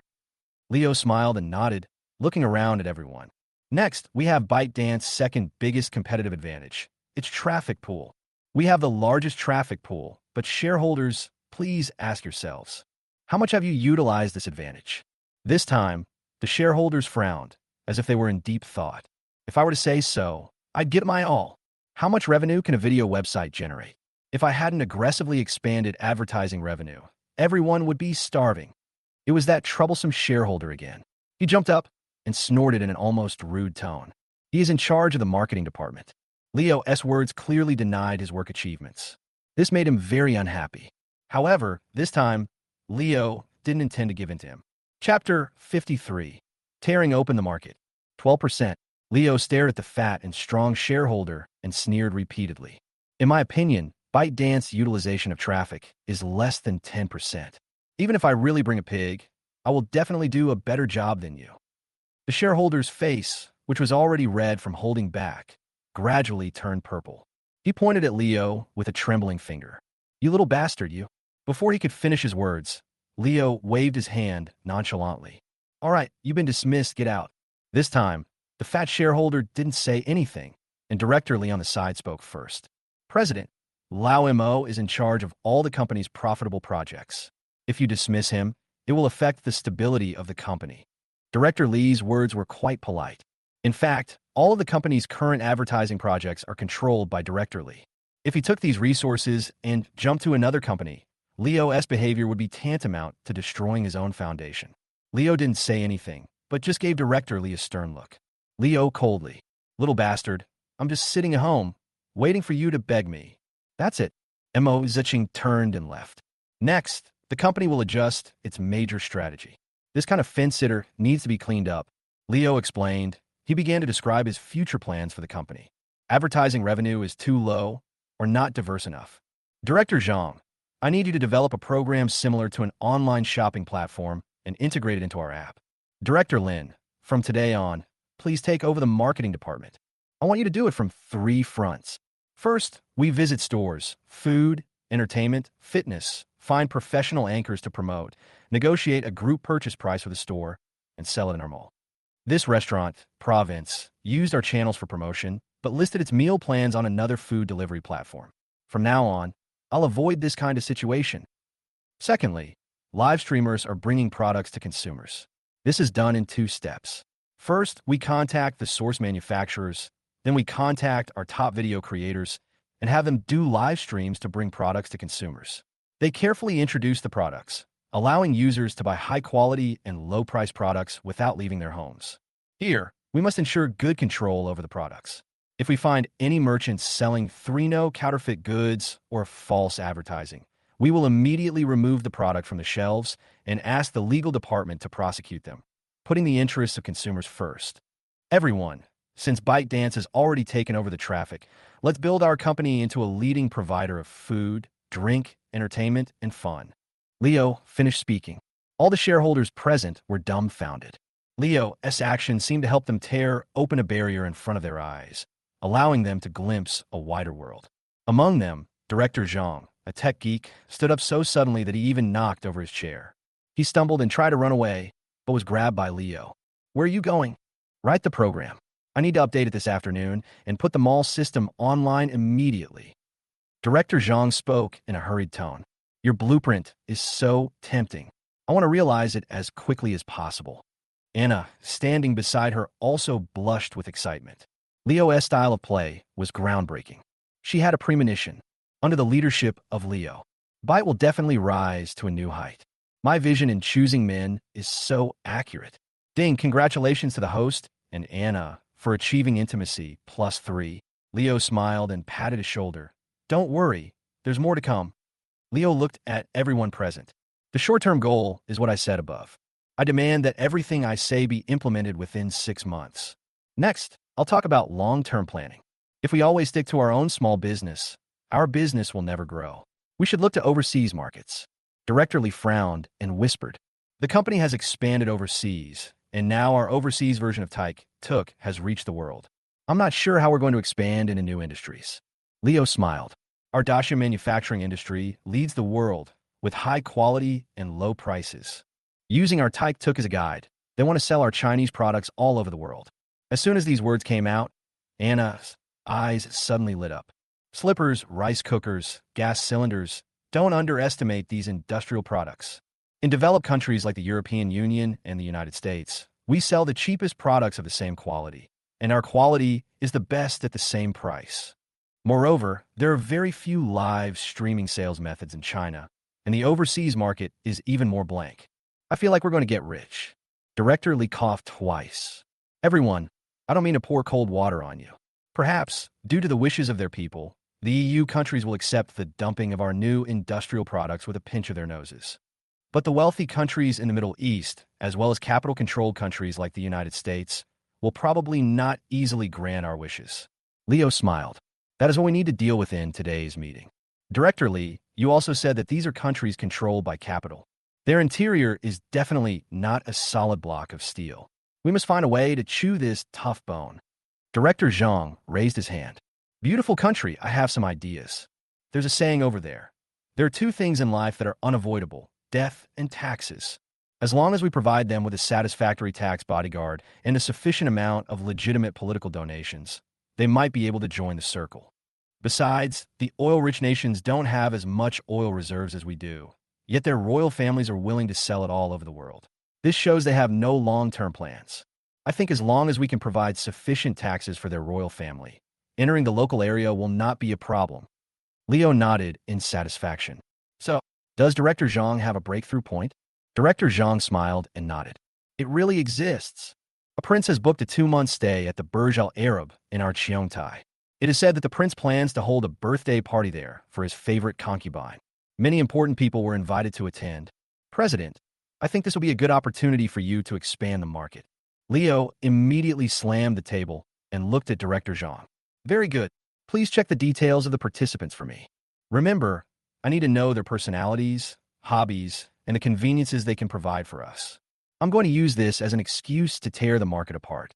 Chapter 54, Chapter 50 for my account has been cultivated.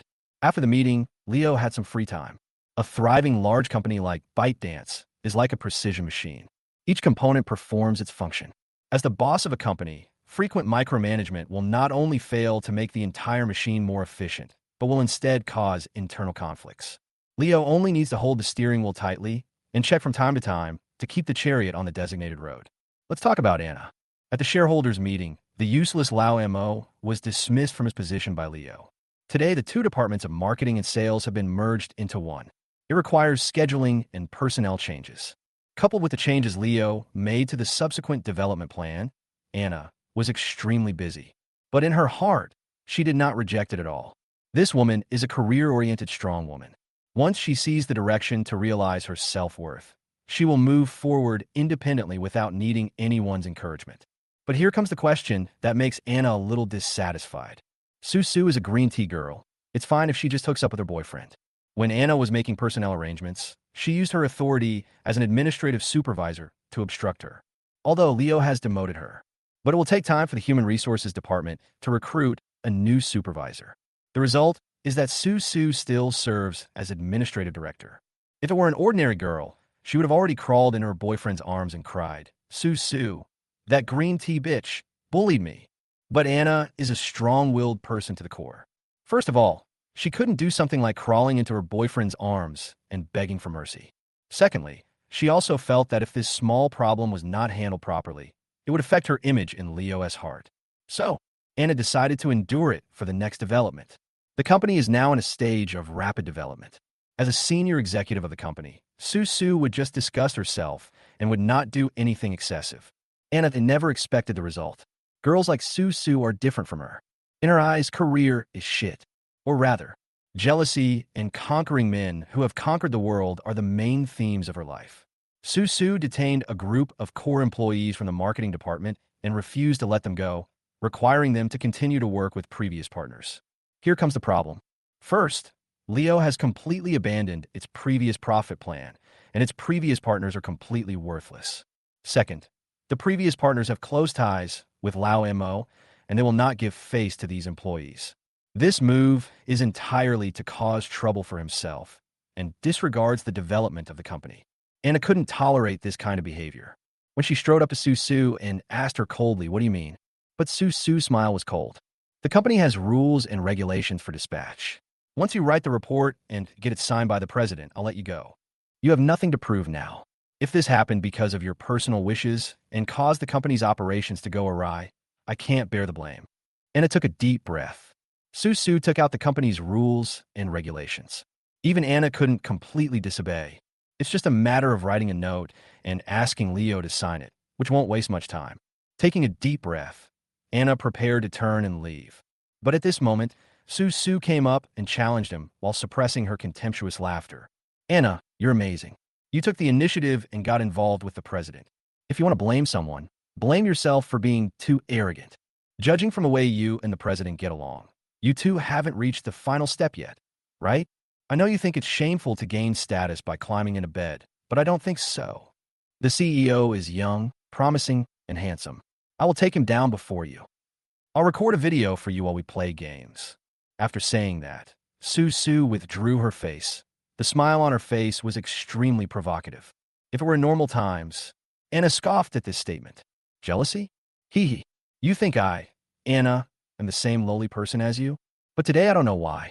When she thought about the possibility that Leo might end up with this guy in the future, She felt her eyes become bloodshot and the veins on her forehead throbbing.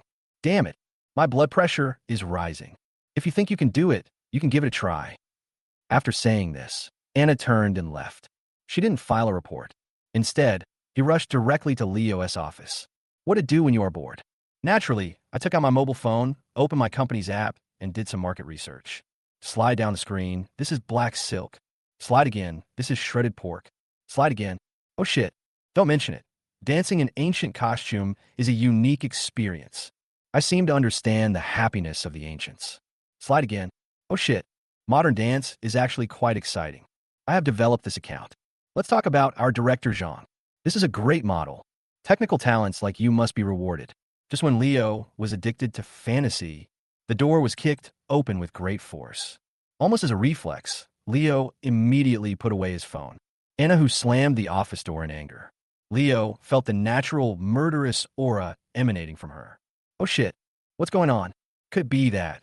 Was it that Sophia's affair was exposed? Impossible. We were at Sophia's apartment that night. There was no reason for it to be exposed. That's right. It might be Manhwa. When we were having dinner in Province, I asked Anna to ban the restaurant. If we follow the clues, we will find out that he and Manhwa went to Yadwa. And I stayed there all night. What to do? Leo was panicked and opened his mouth to explain. Anna did grab his neck. Before Leo could say anything, Anna came up to him and kissed him fiercely. Ward hair, what's going on with this girl? How to launch a surprise attack? Aren't you an iceberg beauty president? Is his character not good? Etc. Iceberg beauty CEO? You wouldn't.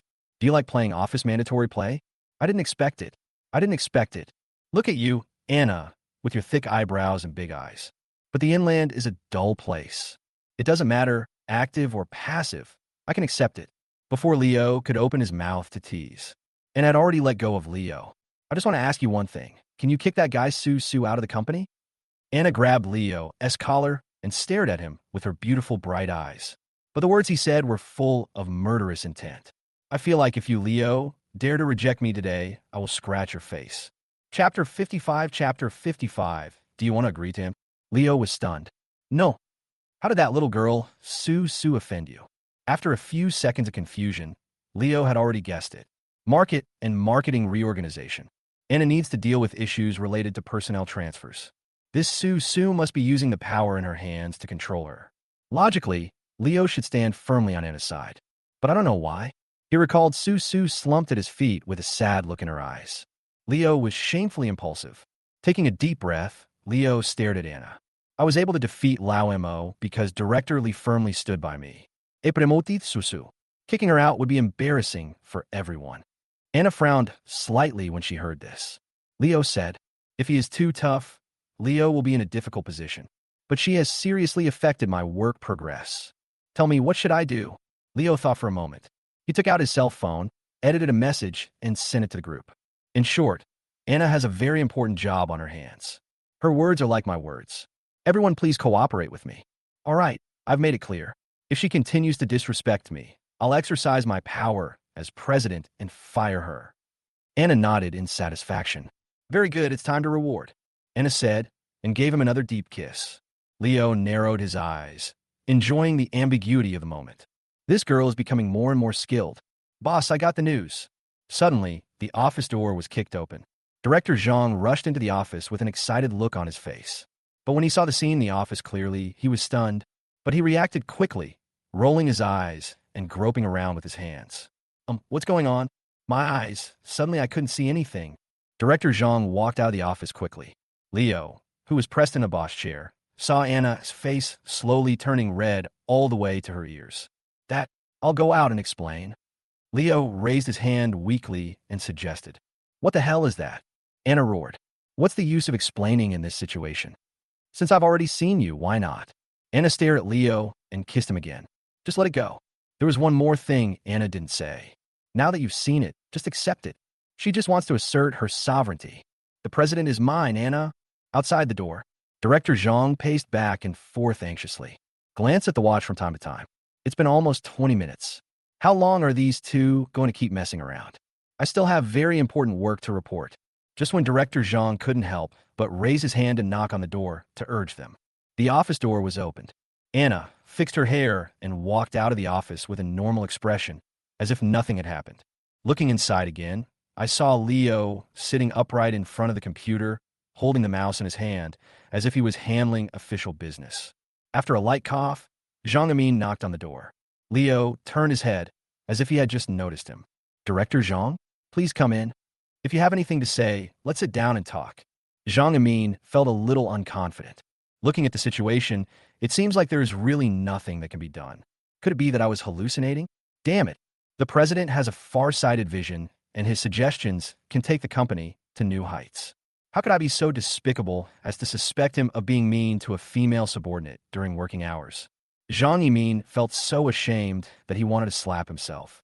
Then again, what document is the president looking at? So much dedication. Could it be the company's next development plan? Out of curiosity, Zhang Yimin looked at the computer screen. On postpartum care for sows.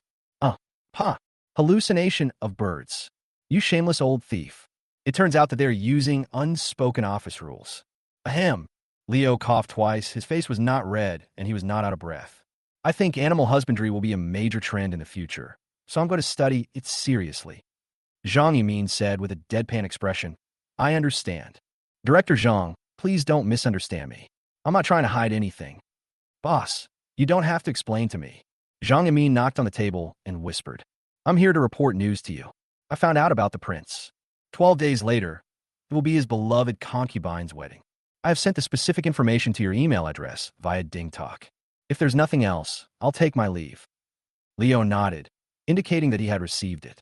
Zhang Yimin immediately turned around and walked out of the office. She even considerately closed the door for him.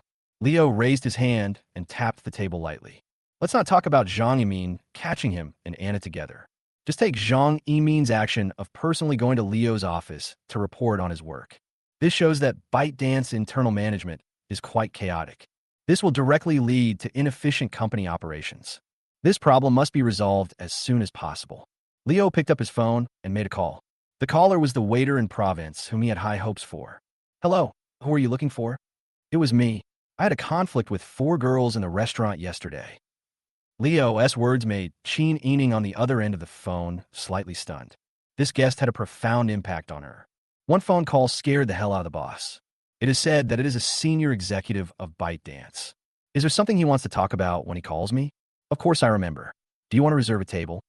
I have some personal matters to discuss with you. Is that convenient for you? By the way, you can call me Leo. What should I call you? You can call me Qin Yining. Mr. Chun, if you have anything to say, you can just tell me directly. Are you interested in working at ByteDance? The pay is excellent. Walked into ByteDance office building. Looking at the high-tech interior, Qin Yining was still a little dazed. She never expected. I'm a junior high school graduate. How could I have deserved the recognition of my work talent by the boss of ByteDance? You should know, ByteDance is known as the most promising company of the 21st century. The queue of masters and PhDs who want to work here reaches all the way to the foot of the Himalayas. Could be that.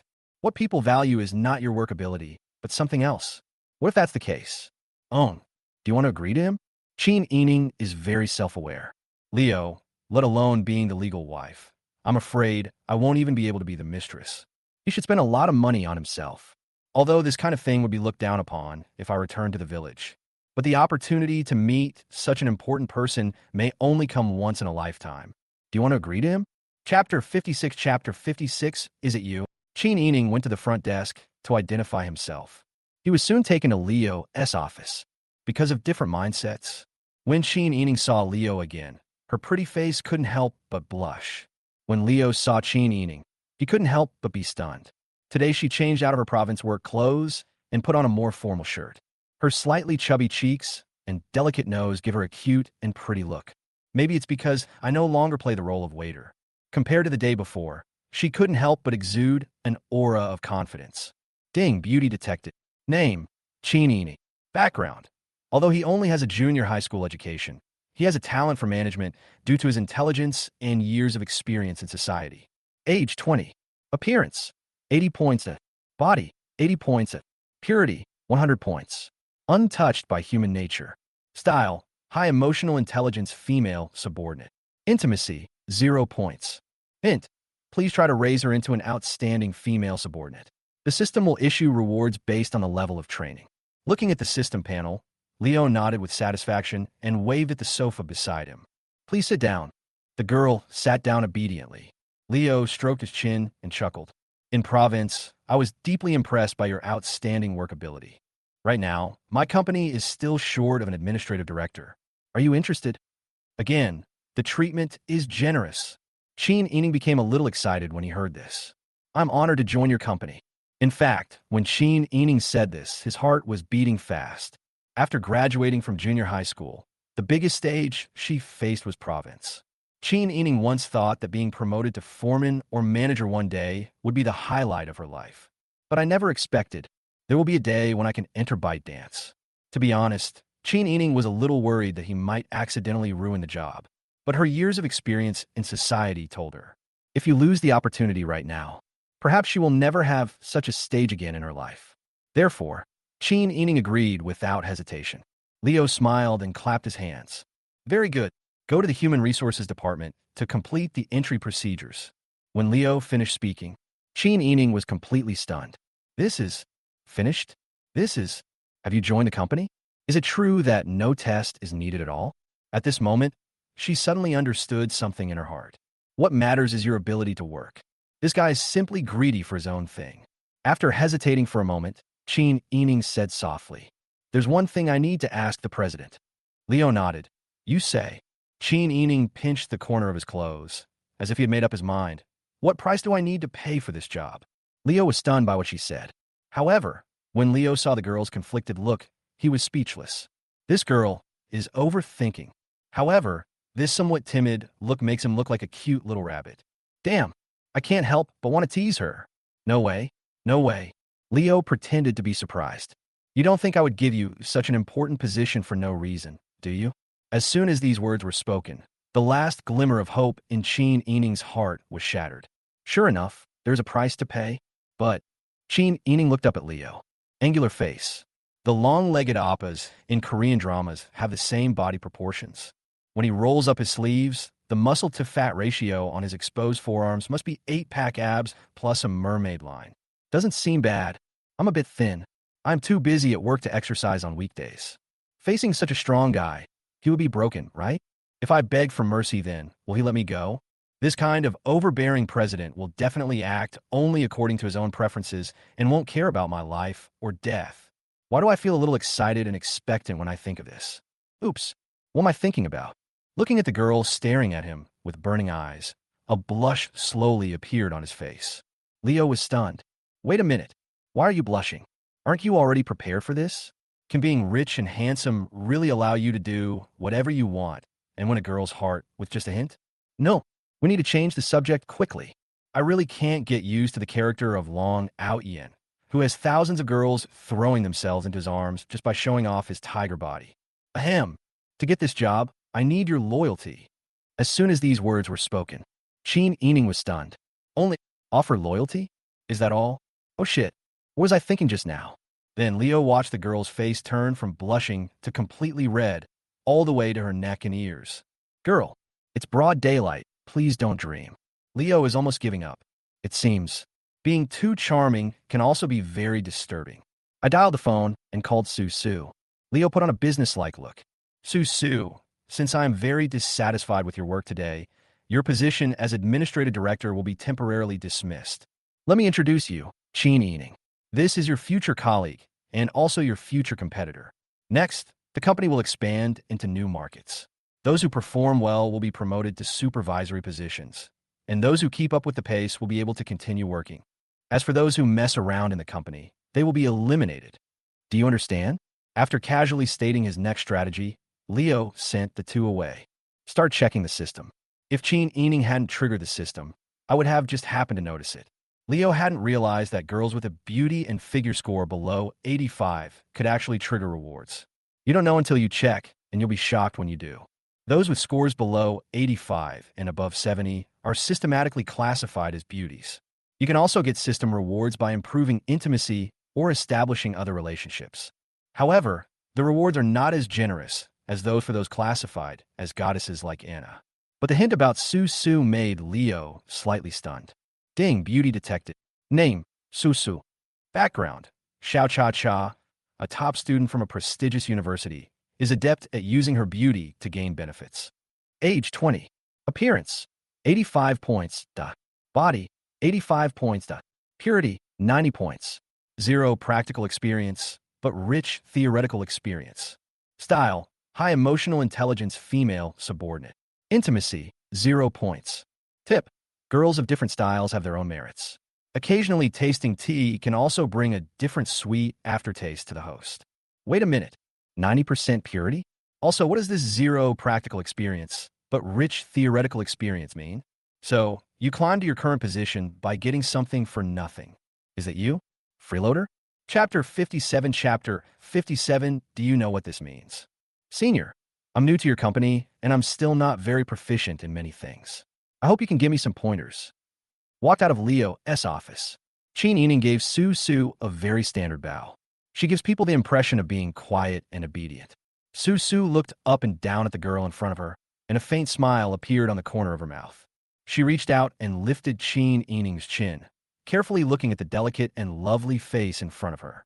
At this moment, Su Su seemed to have some understanding of Leo's taste. Our big president first had an ambiguous relationship with Anna, the cold female president, and then recruited this well-behaved and lovely girl next door. It can be seen that when it comes to girls' styles, he doesn't care about either sex. The only thing that concerns him is probably whether it is clean or not. It seems that time travel is not fictional, and many important people do attach great importance to purity. Moreover, this kind of big shot is different from those coal bosses and nouveau riche who are obsessed with getting something for free. They still attach great importance to their personal image and reputation. As long as they learn from you, you will definitely make due compensation for it. Fortunately, over the years, when dealing with ordinary men, I only gave them a little sweetness and did not take the last step. Now it seems so wise. The most valuable investment, of course, should be made in the most valuable projects. And Leo is the most valuable project in Su Su's eyes. But now the problem comes. Because of his series of performances in the morning, the president of his company probably has put him in the category of unclean people, and it will be difficult to break the ice. I couldn't just rush into his office and yell at him, "Boss, you misunderstood me. I'm actually clean." This kind of behavior will only make the president of the company more disgusted. These big guys all have one thing in common. That is, I don't like to put some things in the open. This made them feel very humiliated. After thinking for a long time, Su Su finally came up with a practical solution. That is to treat yourself as a gift and put it in the hands of the president. Perhaps this free meat made hunting less fun for him. But Su Su thought he knew these people very well. If there is meat served for free, they will definitely think it would be a waste not to eat it. When he took his first bite, he realized that he was also a complete prey, not the unclean prey that he had imagined after being pounced on by another predator.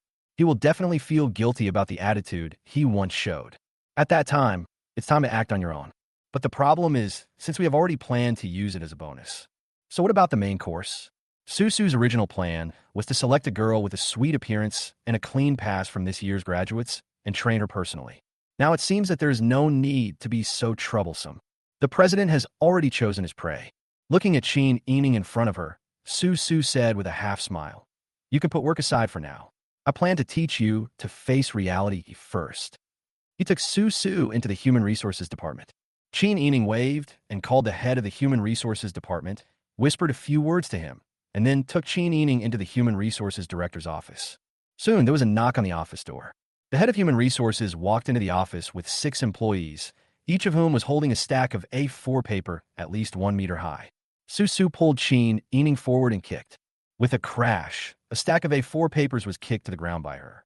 Without exception, all of these paper industries are resumes. 985 and 211 are the most common. There are many graduate students and doctoral students. The brilliant resume and those gold-plated degree certificates on the resume are simply shocking. You know what? Every graduation season, thousands of highly skilled students come to ByteDance to apply for jobs. What's the reason? ByteDance is the most promising company in Dacia, and our benefits are also the best. Now, here comes the question. Su Su slapped an interview form on the table and asked Chin Yining to fill it out. What is your educational background? At this moment, Chin Yining's heart was filled with inferiority. She was just a poor child born in a rural family in southern Yunnan. During her childhood, her parents worked hard to ensure that she and her two younger sisters and one younger brother had enough food and clothing. When it comes to the education system, I can only express deep regret. We should be grateful for the 9-year compulsory education for being able to finish junior high school. Chin Ening took the resume and hesitated for a long time before he filled in Southern Yunnan Township Vocational School, in other words, in the highest academic qualification, with trembling hands. Puff! Seeing this scene, Su couldn't help but chuckle. There was no joking or sarcasm in this laughter. It was just a very pure laughter. But the simpler it was, the more it felt like a sharp knife, piercing deep into Chin Ening's heart. My boss doesn't take me seriously at all. That natural arrogance that comes from within. It's like saying, the company is big and powerful, there won't be many people like you who are just eating for free. Sister Susu. Chin Ening bit her lip, lowered her head, and spoke softly. I learn things quickly, and I will also put all my enthusiasm into my work. Hearing this, Susu shook her head slightly, turned around and walked towards the 6 piles of resumes and began to look through them.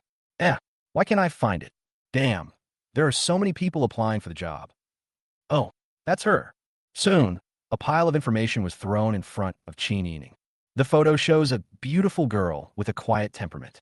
But seeing the smile full of confidence, Chin Ening felt ashamed. After reading her information carefully again, Chin Ening felt his hands and feet go cold. The girl named Gu Wanzhao was only 19 years old, but the long string of English letters on the resume that listed the highest level of education was as long as the letter written entirely in English and printed with a lion pattern. Although Chin Ening couldn't understand it, he could clearly feel the gap between himself and the other party. You can't understand English, right? Susuasque considerateli. Chin Ening nodded slightly. It says here that she graduated from Pennsylvania State University with a doctorate. You know what? If you study under normal circumstances, it takes at least 12 years to get a doctorate from the University of Pennsylvania, which means you'll graduate between the ages of 29 and 30. Look here. This is her degree certificate. The Nittany Lion on it is Pennsylvania State University's highest seal of honor. To have it printed, one must have made outstanding contributions to a research project and received the joint recommendation of 3 or more active or honorary professors. Look here, 6 names. Do you know what this means? Chapter 58, Let's Join Forces. Upon hearing this, Chin Ening lowered his head deeply. Su sighed softly and said, this means that this girl has received a joint recommendation from 6 professors. She's a true genius with a photographic memory. This is just basic operation for her. Do you think your so-called learning ability is competitive with hers? In province, Chin Ening's salary is the highest among all the waiters. The boss also decided that as long as there was a suitable opportunity, Chin Ening would be promoted to store manager immediately. With this work experience, Chin Ening felt that it would be easy for him to find a job. She has completely established her foothold in this cold world. But now it seems that this little bit of achievement is really too ridiculous. After struggling for a long time, Chin Ening finally gritted his teeth and said, I am prepared to pay any price. This Miss Gu Wanzhao, as a super genius, there is absolutely no way she can be more. At the end of her speech, Chin Ening lowered her head, her pretty face flushed. For a girl in her early 20s with no emotional experience, it was really embarrassing to say those words. Su chuckled when she heard this. Don't you think that to be able to sit in the position of ByteDance president, he must be a super genius? To be frank, do you think this Gu Wanzhao is better than our CEO? Chin Ening quickly shook his head. Su continued, girls all admire strong men. Why do you think Gu Wanzhao is not aware of this? Chin Ening gritted his teeth. I used to work in one of the best restaurants in our city. I know those geniuses. They have their own pride. Yeah. Su smiled and reached out to open the resume. Then look at what these are. The following content left Chin Ening completely dumbfounded. Gu Wanzhao wore a luxurious backless evening gown and played the violin soulfully under the spotlight. The angle of this photo is extremely tricky, showing off Gu Wanzhao's perfect figure. At the same time, the audience below the stage applauded enthusiastically to highlight Gu Wanzhao's musical level. This is the auditorium of the Curtis Institute of Music. This university is known as the cradle of soloists. Gu Wanzhao was invited to perform. Many of those enthusiastically applauding are professors from this university. After Su finished speaking, she turned the page again. Another stage, another spotlight. This time, Gu Wanzhao wore a beautiful hanfu and exquisite makeup. Her skirt flutters and her sleeves flow, making her look like a fairy who is the most beautiful woman in the world. The foreigners in the audience were completely stunned. This photo was taken at the Juilliard School, the best art school in the United States. Gu Wanzhao was also invited to attend the school celebration. She performed a classical traditional dance of daxia and captivated all the professors present. Do you know how much scholarship the Juilliard School offered to Poacher? A full $5 million US dollars. They believe that Gu Wanzhao will create a brand new art school on the world stage. At this moment, Qin Yining's heart was numb. This girl was so outstanding that she felt as if she was seeing flowers in the fog, and it was unreal. Logically, she's applying for the position of administrative director, the same position you and I are competing for. She doesn't need any outstanding artistic talent. But guess why she's showing this? Su seemed to be asking and answering her own questions and raised her hand to look at the last page of the resume. The above is a sentence written by Gu Wanzhao himself. I would rather be the president's personal assistant than an executive. I admire the founder who created such a company, and I hope to contribute to the company's image at future chambers of commerce or exchange meetings. This sentence is already a clear indication. Such an outstanding girl is actually willing to. At this moment, Qin Yining felt that the future was dark. However, you're right. Geniuses have their own pride. We may not be without a chance. As soon as these words came out, Qin Yining's eyes instantly became bright and piercing. What do I do? Su smiled. They can accept that their boyfriends have many women, but they can't accept that they all serve one boyfriend. Qin Yining's face turned red instantly. You mean, Su? That's right, let's join forces. Upon hearing this, Qin Yining lowered her head as if in deep thought. After a long time, her pretty face flushed and she nodded. Good.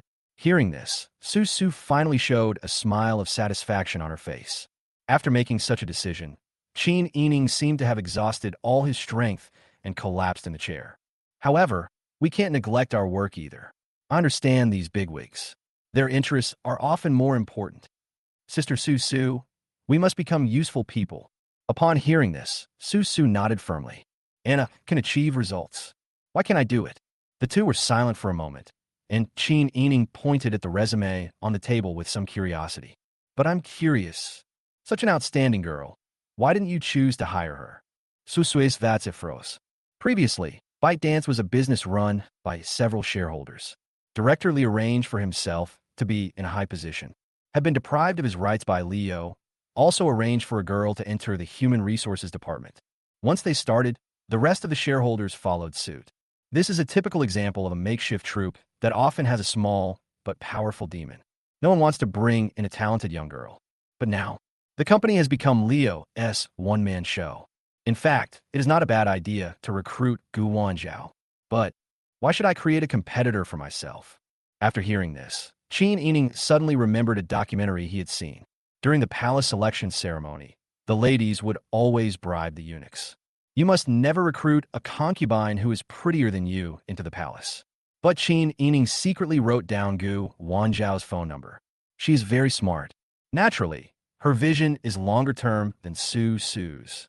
Leo was able to recruit himself into the company shows that the company is in urgent need of talent.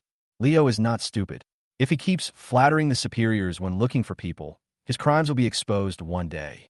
Rather than appearing to Leo as someone who disregarded the company's future for his own selfish desires and lost his trust, it is better to take the initiative and recruit more outstanding talents. This way, not only can Leo be made happy, you can also establish good relationships with those outstanding talents. I'm afraid they won't be able to keep an eye on a person like the president. Take the girl that the president took out for dinner that day. Said sister. But whose sister looks at her brother with a lingering look in her eyes?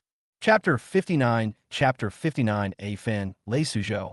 I decided on this win-win solution in my mind. Qin Yining and Su have officially formed an alliance. Leo in the office is unaware of the frequent misconduct of his two subordinates. At this moment, he was carefully studying the list of participants collected by Zhang Amin. Watching, Leo's mouth curled up slightly. What a bunch of old foxes. Leo had never heard of most of the people on the list.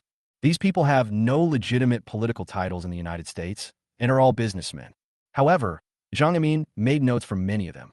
Among them, a man named Morgan Reeves caught Leo's attention. He has been to many countries. For example, the Graveyard of Empires. For example, Suristan. What's interesting? Wherever Morgan Reeves went, war soon broke out. If this happened to a Daha person, everyone would just laugh and mock him, saying, "You unlucky guy."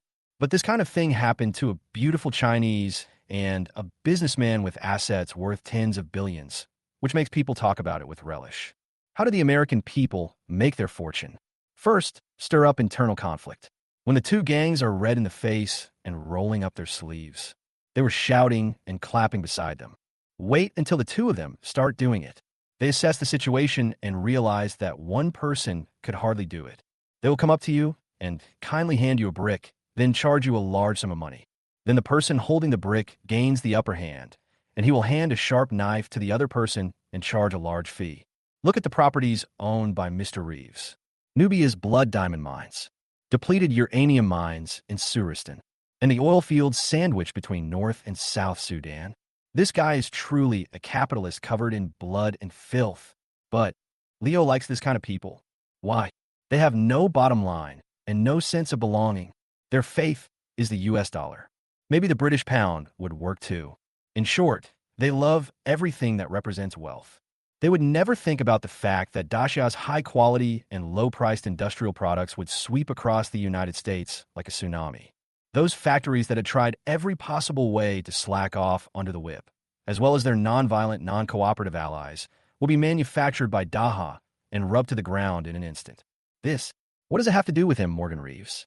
What does it have to do with him, Leo? Pulling out his phone, Leo booked a flight. 10 days later, he will fly directly to the Burj Al Arab to open up new markets for ByteDance. Work is done. Leo called Anna. He plans to invite the beauty to dinner together. The beauty asked him to wait in the office, and she would be there soon. Leo took out his phone and started looking for restaurants. When it comes to dating, he is not used to letting girls worry about him. When Anna pushed open the office door with an apologetic look on her face, Leo knew that his preparations were unnecessary. As expected, Anna stared at him with an apologetic look and spoke softly. Marketing and marketing become one. I'm really busy these 2 days. Plus, everyone in the company is working overtime to achieve the new blueprint, and I need to set an example. Anna was politely declining Leo's invitation. Anna is not available, so Leo plans to go find Manhwa. We can't let her stay in the hotel all the time. I'm busy with things, so there's no need to be so apologetic. However, Leo would never say these words from his heart. He sighed, looking disappointed. I actually regret making such a huge business plan in one go. You don't even have time for me. Anna quickly took Leo's hand and shook her head gently. Don't ever say that. I'm really happy that you showed me the way forward. We still have a long future ahead of us. Give me some time to realize my potential. I'll spend more time with you in the future. Leo nodded slightly. Okay, then I'll go home and work hard. After saying that, Leo left the company. After returning to his rental house, Leo prepared to drive his Mercedes-Benz E300. Next, Leo plans to take Manhwa to look for a house. Not having a car is very inconvenient. I use my key to unlock the door and prepare to get my car keys. The scene before him frightened Leo so much that he shuddered. I saw 3 burly men standing at the door, by the window, and in the middle of the living room. They stand quietly like statues. Wordfa, who the hell are you? Leo practically growled. As a result, he heard the 3 people speaking in unison.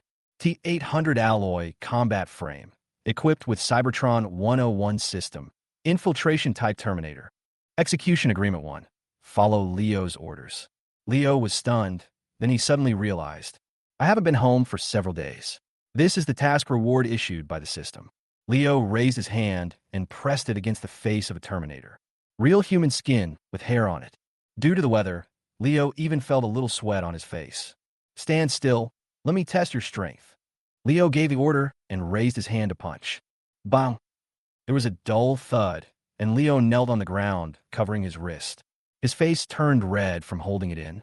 You know, the system rewarded him with the strength of a soldier king. As a result, after punching him, the opponent didn't move at all, and his wrist was almost broken. However, Leo was not angry at all. He was excited beyond words. Holy crap, this is such a shame. Future technology is truly extraordinary. From now on, the three of you will be my most loyal bodyguards. I need to think of some names for you. What should I call you? Leo pondered for a moment, then suddenly thought of an anime from his childhood. He high-fived. It's decided. I'll call you A Finn, Leisu, and Joe. Back in the bedroom, Leo changed into a clean set of clothes and packed a few pieces of clothing for later use. Grabbing the car keys from the table, Leo threw them to one of the Terminators. Joe, come with me and be my driver. Hey Finn and Leisu, please help me clean the house and wash my clothes. After going downstairs, Joe took the lead, opened the car door, and moved the passenger seat to the front. Then he opened the rear passenger door and gestured to Leo to invite him in. After Leo got in the car, Joe said considerately, Boss, please fasten your seatbelt. Also, where's your destination? Go to Yonghong Middle School. Also, you're quite skilled in this business. Joe raised his finger and pointed at his forehead. The chip I carry contains a complete set of information about the bodyguard. Follow the instructions and set off. After saying that, Joe, he stepped on the accelerator and drove on. Chapter 60. I'll buy you a sweet. Squeak, followed by a sharp sound of tire friction.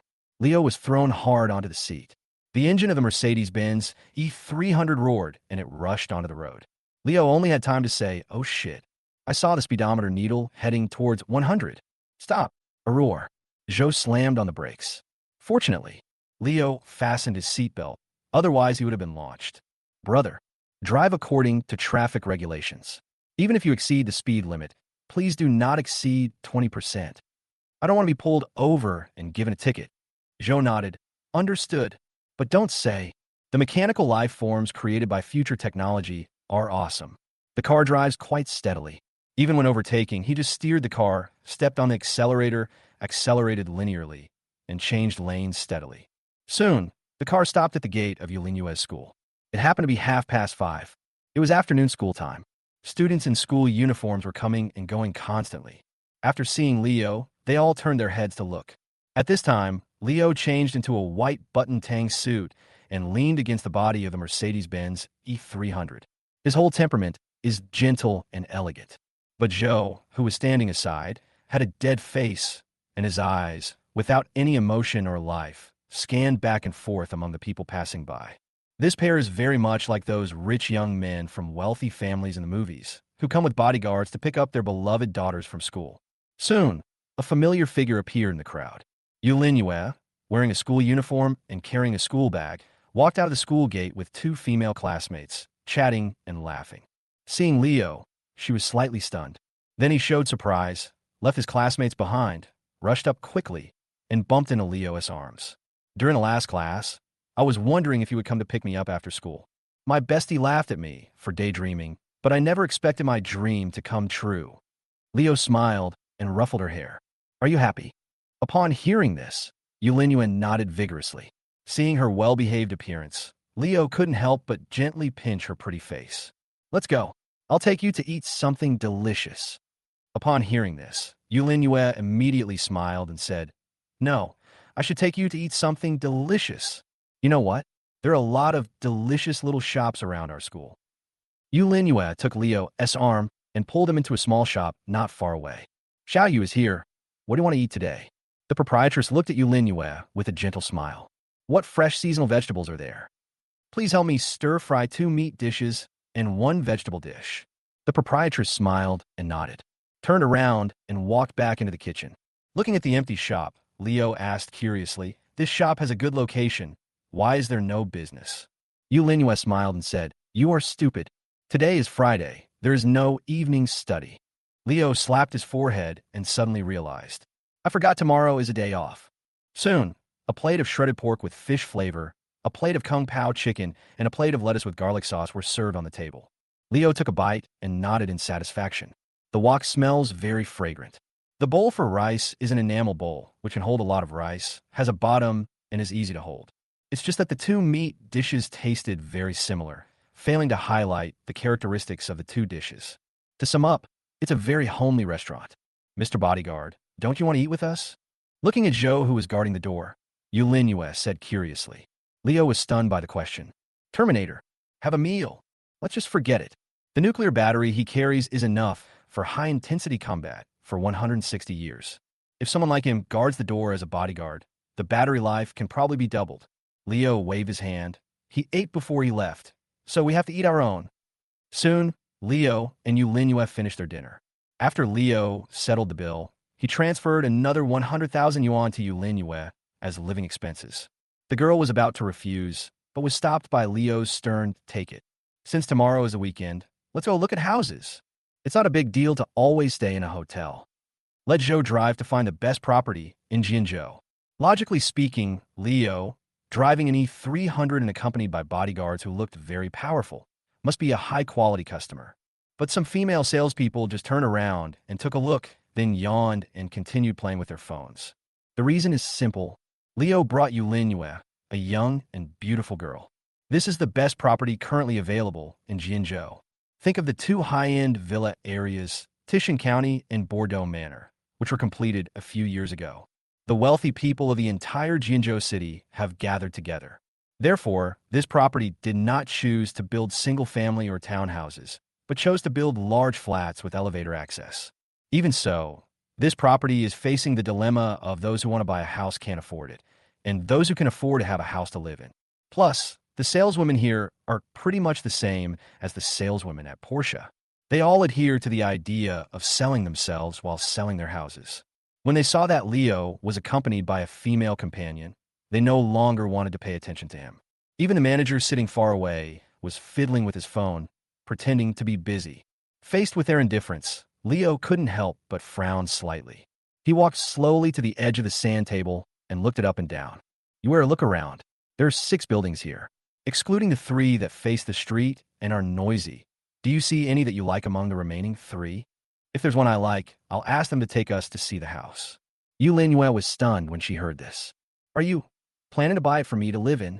Seeing Leo smiled and nodded slightly. Yulinua immediately exclaimed, No, it's too expensive. Let's just rent a house. Seeing this, a group of female salespeople looked at each other and smiled. Judging from the attitude of these 2 people, the success rate of the deal is probably not high. Fortunately, I didn't go to the reception, otherwise it would have been a waste of effort. On the other side, Leo smiled and pinched Yulinua's pretty face. A rented house is always living under someone else's roof, so I might as well just buy one. Don't feel pressured. Just think of it as a fixed asset investment for me. Now, the housing prices. Before Leo could finish his words, Yulinua interrupted him with a wave of her hand. You're not trying to tell me that the current housing prices will continue to rise, are you? Looking at the girl's eyes that said, Don't treat me as a fool, Leo was helpless. I don't know if this girl is too smart, or if the bubble is too big now. My eldest lady, you don't know that I'm still living in a shabby rental house. I want to use the excuse of settling you down to buy a house I like. Are you going to expose my mistake? Chapter 61, there is a chance. Puff. Who would have thought that Leo's words would make Yulinua unable to help laughing? Big brother, just give me some pocket money. The starting price is 100,000. Can you afford to live in this shabby rental house? Leo turned and looked at Zhou. Zhou, tell our little princess what my accommodation is like. By the way, try to be as credible as possible. Zhou turned his head and looked at Yulinua, his tone full of indifference. Leo lives at number 107 Dongzheng Street, adjacent to the east side of the Dongba row housing. It is a self-built residential building with no property management company. The room I live in is 26.12 square meters. The walls and floor are made of cement. There is no ceiling, no natural gas pipeline, and the degree of aging of the electrical wiring is 63.21%. Yulinua was stunned. After a long time, she looked at Leo. Did you teach him to recite it? I believe you. You don't have to be so professional. It makes me a little scared. Leo is to blame. Why doesn't this girl believe it? Fortunately, this girl is not as opinionated as Anna and Sophie. Believe it or not, I've already bought the house. Excuse me, sir. Is there a position you like? Just then, a female salesperson stood behind Leo and asked softly. Leo turned his head to look. This is a very quiet girl. However, the smile on his face was tired and a little forced. The hair on her temples stuck to her face, and she moved back and forth with her flesh-colored stockings and her small leather shoes. Apparently, she had just returned from showing a house with a client. After walking a long way, I looked very tired. Leo nodded and pointed to a building. That building is quite nice. Are there any vacant rooms? The saleswoman turned her head and smiled. The third and fourth floors of that building are not sold yet. Would you like to take a look, sir? Leo nodded. Lead the way, let's go see the house. Although very tired, the female salesperson took Leo and Yu Linhua to see the house with professional ethics.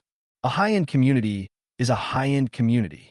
The distance between buildings is very wide, and the greening is also very good.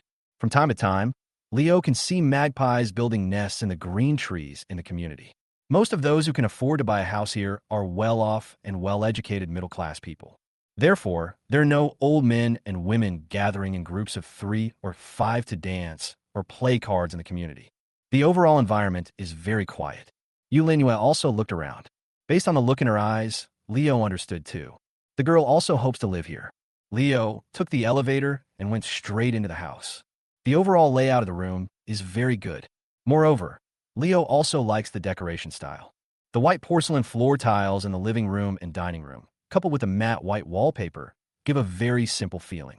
The living room and dining room are connected together, which looks very spacious. The guest bathroom and master bathroom are also large and can easily accommodate a round bathtub. However, what Leo was most satisfied with was the large balcony that came with it. What are the weighing properties of this balcony? Leo asked softly while standing by the balcony. The saleswoman smiled and said, "Do you want to install a mobile swimming machine here?" When designing, our engineers had anticipated that some owners would have such needs. Look here and here. These two are load-bearing walls, perfect for supporting your concept. Leo nodded in satisfaction. The saleswoman on the side hurriedly continued to introduce. Our house faces south and has great lighting. Although the view in front is blocked by buildings 1, 2, and 3 along the street, once you are inside the community, it feels very quiet overall. Our decoration is based on Milan. Leo nodded in satisfaction. Yeah, I want this room. I think you can consider it, whether it's for your own use or as an investment. The female salesperson was still chattering on with her introduction, when suddenly she seemed to come to her senses and froze. Hold on, what did you just say? Leo smiled and said, I want this house. However, regarding the price, I think we should have a little chat. The saleswoman nodded excitedly. You can rest assured about the price. We have 2 low-price spots every quarter for every sale. I can combine my 2 spots and give them to you. Leo raised an eyebrow in interest. Oh, 2 places per quarter. Can't you use them all? The saleswoman blushed slightly when she heard this. Houses are hard to sell now. Then many customers will have additional requirements. I can't be satisfied, so I've been working for 3 months and haven't even opened a business yet. If I can't sell any more houses, I'm afraid I'll be laid off by the company. Leo smiled. There's no need to combine the 2 low-price spots. I want both. I like this house very much. I remember you just said that the 3rd and 4th floors were empty, right? I bought both sets at once. As soon as these words were spoken, the salesperson's face showed not only joy, but also ecstasy. You really want them all? You won't look at them again? No need. Leo smiled and waved his hand. Take me to the sales office to sign the contract. Okay, this way please. The female salesperson, who was originally exhausted both physically and mentally, now walked more diligently. Inviting Leo to sit in the lounge area of the sales office, she made 2 cups of tea and handed them to Leo. Please wait a moment. I'll go prepare the contract. The female salesperson trotted into the glass-partitioned office where the sales manager was. Start looking for the contract aside. Seeing this, the sales manager asked curiously, Xiaomi, are you open for business? Mijiali nodded excitedly. Yes. Manager Zhao, I don't have to be fired. That customer bought the 3rd and 4th floors of Building 5. Zhao Fongfong was stunned when she heard this. Looking at Leo's eyes, they instantly lit up. As the one with the lowest performance, Mi Jiala was given very little authority by the headquarters. This also means that the room for discounts she can offer to customers is very small. But even so, the customer who came with his female companion still chose to buy it and bought 2 sets at once. What does this mean? That rich man is not short of money at all. In addition, Zhao Fongfong also heard Yu Linyue's request to rent a house. From this, she could conclude that she was a girl who was easily satisfied. Buying 1 set would probably make her fall in love with it. But this customer bought 2 sets at once. What does this mean? He must want to support another woman. You have a chance. Chapter 62. Not only do I understand it very well, I also know how to do it very well. Lele. Zhao Fongfong raised her hand and tapped the office desk lightly, speaking softly. Go to the back and look for Manager Wong from the property management. Tomorrow is the weekend, and there will be a lot of people looking at the house. Let him coordinate with the new owners so that we don't disturb their normal work and life. Mi Jialo was slightly stunned when he heard this and said hesitantly, "But I still have clients now." "It's okay." Zhao Fongfong waved her hand. "I'll help you with the reception. If the deal is successful, you won't lose a penny of your commission. I remember your dividend ratio is 0.1%, right? You did a great job this time. If the deal is successful, your dividend will be 0.2%. Mi Jialo nodded after hearing this. "Well, okay." Looking at her leaving back, Zhao Fongfong sneered softly. "This guy is out of his mind. She probably doesn't know that the company's dividend is 0.5%. It was I who reduced her dividend ratio to 0.1%. The remaining 0.4% will eventually fall into your own pocket. However, in order to be able to talk to that rich man, he gave up another 0.1%. Oh my God, it hurts just thinking about it." Zhao Fongfong gritted her teeth and started putting on makeup in front of the dressing mirror. "No matter what, we must capture that rich guy. Hello, sir. This is the contract. Can you take a look at it and see if there are any problems?" Leo was sitting on the sofa, choosing furniture with Yulinyue using his mobile phone. After hearing what Zhao Fongfong said, he raised his head slightly. Looking at the person coming, Leo frowned slightly. "Who are you?" "Let me introduce myself. My name is Zhao Fongfong, and I'm the sales manager here." Zhao Fongfong bowed to Leo and smiled confidently. Seemingly casually, she showed off her talents a little. Compared to Yulinyue next to Leo, Zhao Fongfong is more confident. Although this girl has good skin, is young, and looks very well behaved. This is not the Ming or Song dynasty, when men were so fond of Yangzhou skinny horses. Nowadays, they still prefer something hotter. "Oh," Leo raised an eyebrow. "Manager Zhao, right? Where's that salesperson just now?" "You mean Michael?" Zhao Fongfong smiled and said, "She's just an ordinary salesperson. She has limited authority and can offer you the most favorable policy. Since you are a high-quality customer, I think my personal reception will be very sincere." Leo chuckled and said, "Then how much discount can you give me?" Zhao Fongfong tucked her long hair behind her ears, revealing her slender swan neck. "If you mean the price, you might be disappointed. We have partnerships with several custom-made furniture brands. If you can finalize the purchase, I can give it to you." Zhao Fongfong raised 3 fingers. 300,000 furniture quota. In other words, you can freely choose the products of the furniture factory we cooperate with. And after the transaction is completed, we will deliver the furniture to your home. And you can rest assured that these furniture are the same as those on the market in terms of price and material.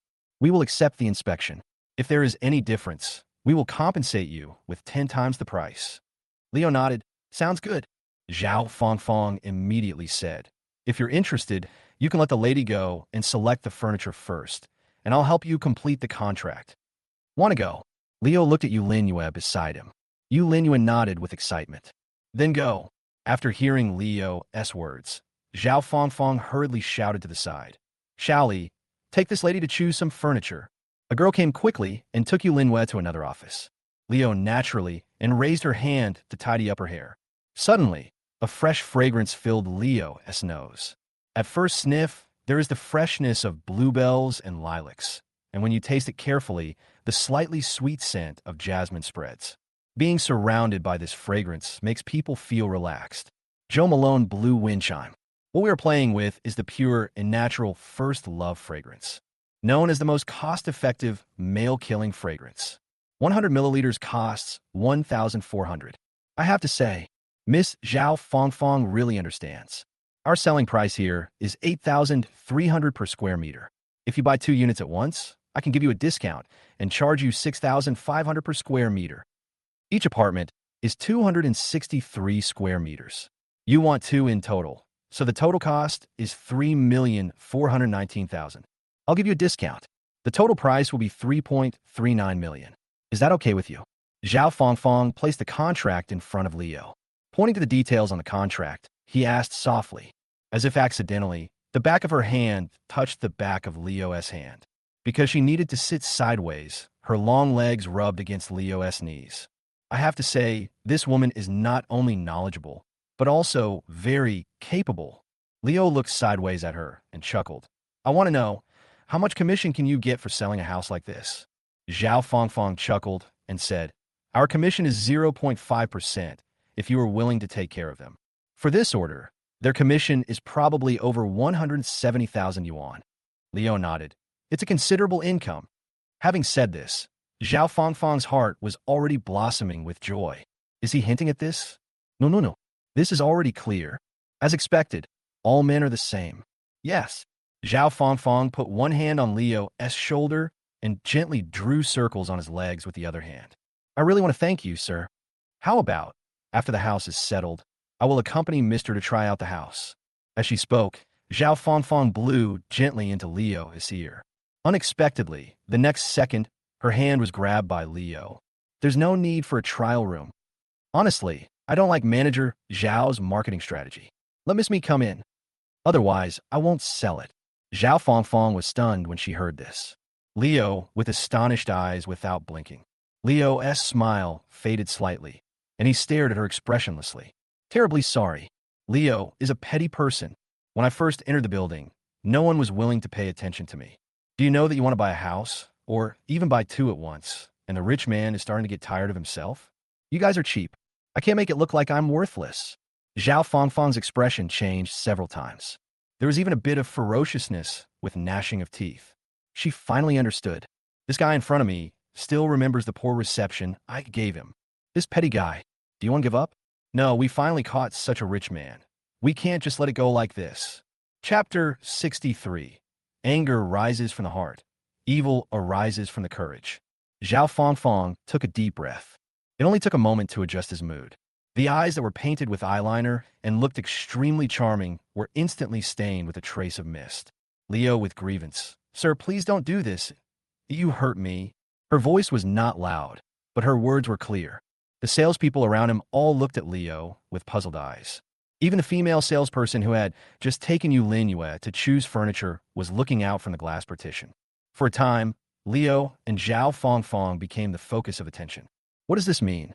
Demonstration like coercion. Tell Leo, your improper behavior has been seen by my colleagues. Leo shook off Zhao Fangfang's hand and sneered. Manager Zhao, what a great trick. You are a righteous person with a unique personality charm, which makes people around you care about you.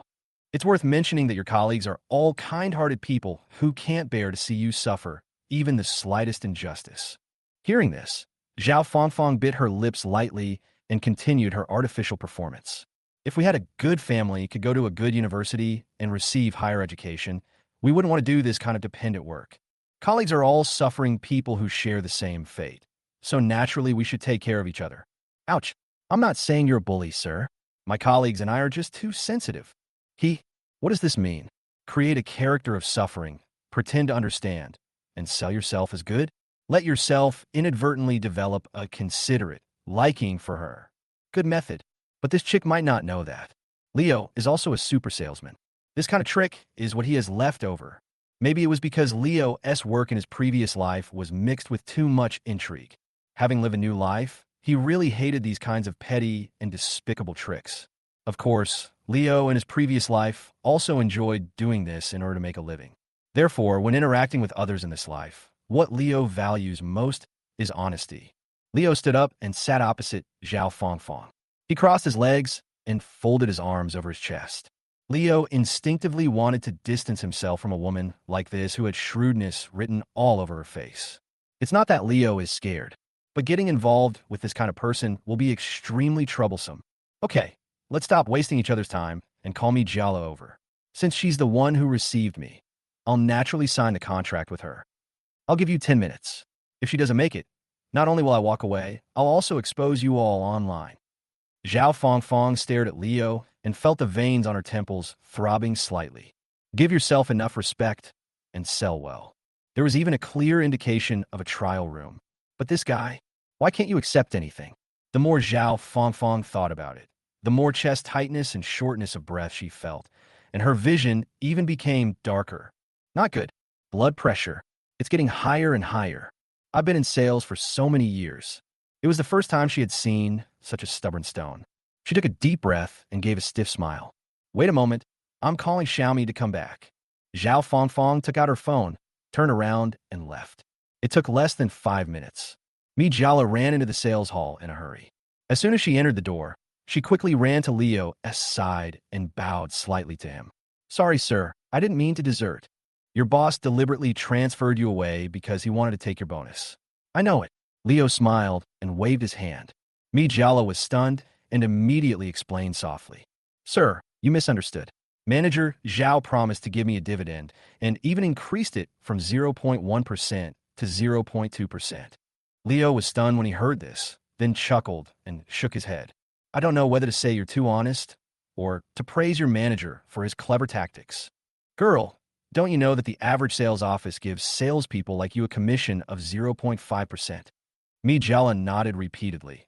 I understand, but ours is a high-end property with very high unit prices, so the commission rate is relatively low. Leo was speechless. This girl, so silly and cute. Okay, let's not waste any more time. Let's sign the contract, pay, and hand over the house. Zhao Fongfong stood in the office, looking at the two people who quickly signed the contract and started the payment process. His eyes couldn't help but become gloomy. I'm obviously better at talking and pleasing others than that guy. Why? Why did he have to choose that little bitch to sign the contract? The more I think about it, the angrier I get. Zhao Fongfong was filled with anger and was filled with evil. I remember that Chun Bakong, the son of Chen Shirin, a shareholder who specializes in earthwork contracting among the developers, also had his eyes on the third floor of that building. He originally came to me to buy a house, but the condition is that I stay with him until he gets tired of his position. Zhao Fongfong refused without even thinking about it. First of all, none of the earthworkers have clean hands. Furthermore, there are rumors. It can't even be called a rumor. But this Chin Bakong has a sadistic hobby. He had previously injured a girl and had to pay more than 1 million in compensation. This incident caused a lot of uproar in Jianzhou. Zhao Fongfong hasn't reached the point where she feels bad about her life. So I decisively rejected his condition. But now, the anger in her heart has made her no longer care about so many things. Zhao Fongfong took out her cell phone and dialed a number. A sharp and obscene voice came from the other end of the phone. Fongfong, have you thought it through and decided to be your brother Kang's woman? Zhao Fongfong suppressed her discomfort and said in a sweet voice, If you can call Brother Kong, you must have figured it out. But Brother Kong, you promised me to buy a house. Chen Bakong chuckled and said, It's simple. I'm at the new construction site, just a few minutes away from you. Just wait, I'll buy the house soon. Leo, with cold eyes, a sneer on her lips, but her voice was still sickeningly sweet. Okay, waiting for you, love you, Mua. On the other end of the phone, Chun Bakong shuddered all over. Fuck, this woman is such a jerk. Tonight, I must let her know how powerful I am. After putting away his phone, Chun Bakong waved his hand towards the brothers who were sitting nearby and playing cards in groups of 3 or 5. Brothers, come on, accompany me to buy a house. Sanzi, organize the brothers tonight and bring your partners. I'm inviting everyone to have fun at tonight's sunshine. A young man wearing a black vest with a smirk on his face. Brother, do you have new prey?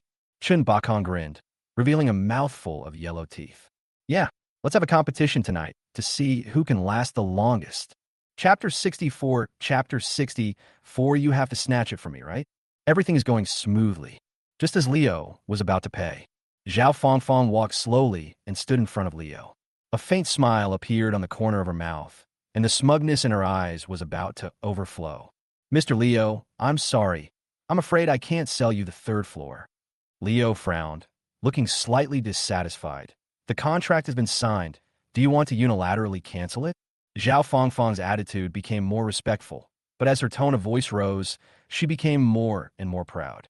Sorry, a customer paid a deposit before, but has not been able to pay the balance yet. That's why we're selling it now. But unfortunately, the customer just called and said he would come to pay the full amount right away.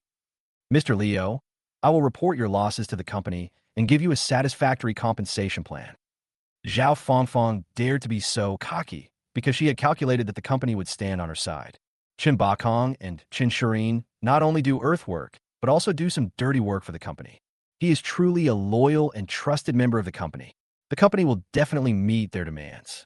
The father and son of the Chen family are not the kind of people who are willing to suffer losses. Looking at Zhao Fongfong like this, Leo had a guess. This little girl's watch is smashed. After failing to seduce me, he turns around and tries to trip me up. To be honest, Leo is a little annoyed. He hates trouble, especially this kind of trouble that comes for no reason and does not bring any benefits to oneself. Call your company's leader, Leo said in a deep voice. I'm the leader of the company. What do you want to talk to me about? Suddenly, a duck voice sounded. Leo turned his head to look. I saw a guy wearing a vest, trousers, leather shoes, and a crew cut. The young man, whose face was almost covered with "I'm a gangster," strode in with a dozen of his followers. Seeing the person coming, Zhao Fongfong ran forward excitedly. Brother Kong. Chen Bakong reached out and pinched her face. A pair of greedy eyes looked all over her without any concealment. He had been coveting this body for a long time. Thinking that he would get what he wanted tonight, Chen Bakong couldn't help but feel a surge of evil in his heart.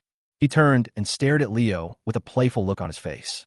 Little guy, I was the one who chose this house first. If you know what's good for you, tear up the contract yourself.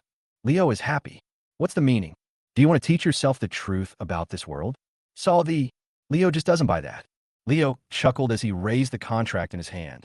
Not only will I not tear up the contract, I'll also submit it to the court of arbitration. We can see how the case will be judged. Seeing this, Mi Jiao on the side quickly grabbed Leo. Mr. Leo, how about I go with you to take another look? The fourth and fifth floors of building number 6 are still empty. Work here. Mi Jiao had naturally heard about the tyranny and cruelty of the Chun family father and son. When this area was being developed, there were many holdouts who wanted to take advantage of the opportunity to extort money. The Chun family father and son brought many people to deal with it. That was the first time that Mijiale saw the plot of a movie come into reality. The dull sound of a stick hitting the body, the wailing and screaming of those stubborn residents who would not listen to anything and would curse at them whenever they saw them. Until now, it still appears in Mijiale's nightmares from time to time. She really didn't want to see Leo, this gentle and generous customer. Upon hearing this, Chen Bakong stared at Leo with undisguised cruelty in his eyes. Even if Leo gives up the house now, it's too late. Today, no matter what, he had to give this tactless guy in front of him a good beating. First of all, he really liked the house, and the reason he delayed buying it was that he wanted to get the gift from Zhao Fongfong. Secondly, Leo's confrontational behavior made him lose face. But the most crucial point, his family is engaged in earthwork, a semi-dirty business. If he backs down today, how will he survive in the future? Chen Bakong waved his hand. A group of younger brothers gathered around Leo. Chen Bakong sneered and said, Boy, you really want to snatch it from me, right? Yu Linyue, who was sitting in the cubicle choosing furniture, was so frightened when she saw this that she quickly ran to Leo and grabbed his sleeve. What's going on? When he saw Yu Linyue, Chen Bakong's eyes almost popped out of their sockets. She has a beautiful face, a clean complexion, and an unparalleled pure temperament exuding from her school uniform. Compared with Zhao Fongfong next to her, they're like heaven and earth. If he could taste a few of this exquisite delicacy, he would be willing to live 10 years less. Boy, I won't bother with you about your insult to me. But this chick must make me toast and apologize. Yu Linyue was frightened by Chen Bakong's naked eyes. This weak appearance like a little rabbit made Chen Bakong's mouth dry. He took a step forward and reached out to grab Yu Linyue's sleeve. This behavior has touched Leo's bottom line. He suddenly raised his hand and clamped Chen Bakong's wrist. Chen Bakong snorted coldly and shook off Leo's hand. He turned over and grabbed Leo's collar, snorting coldly.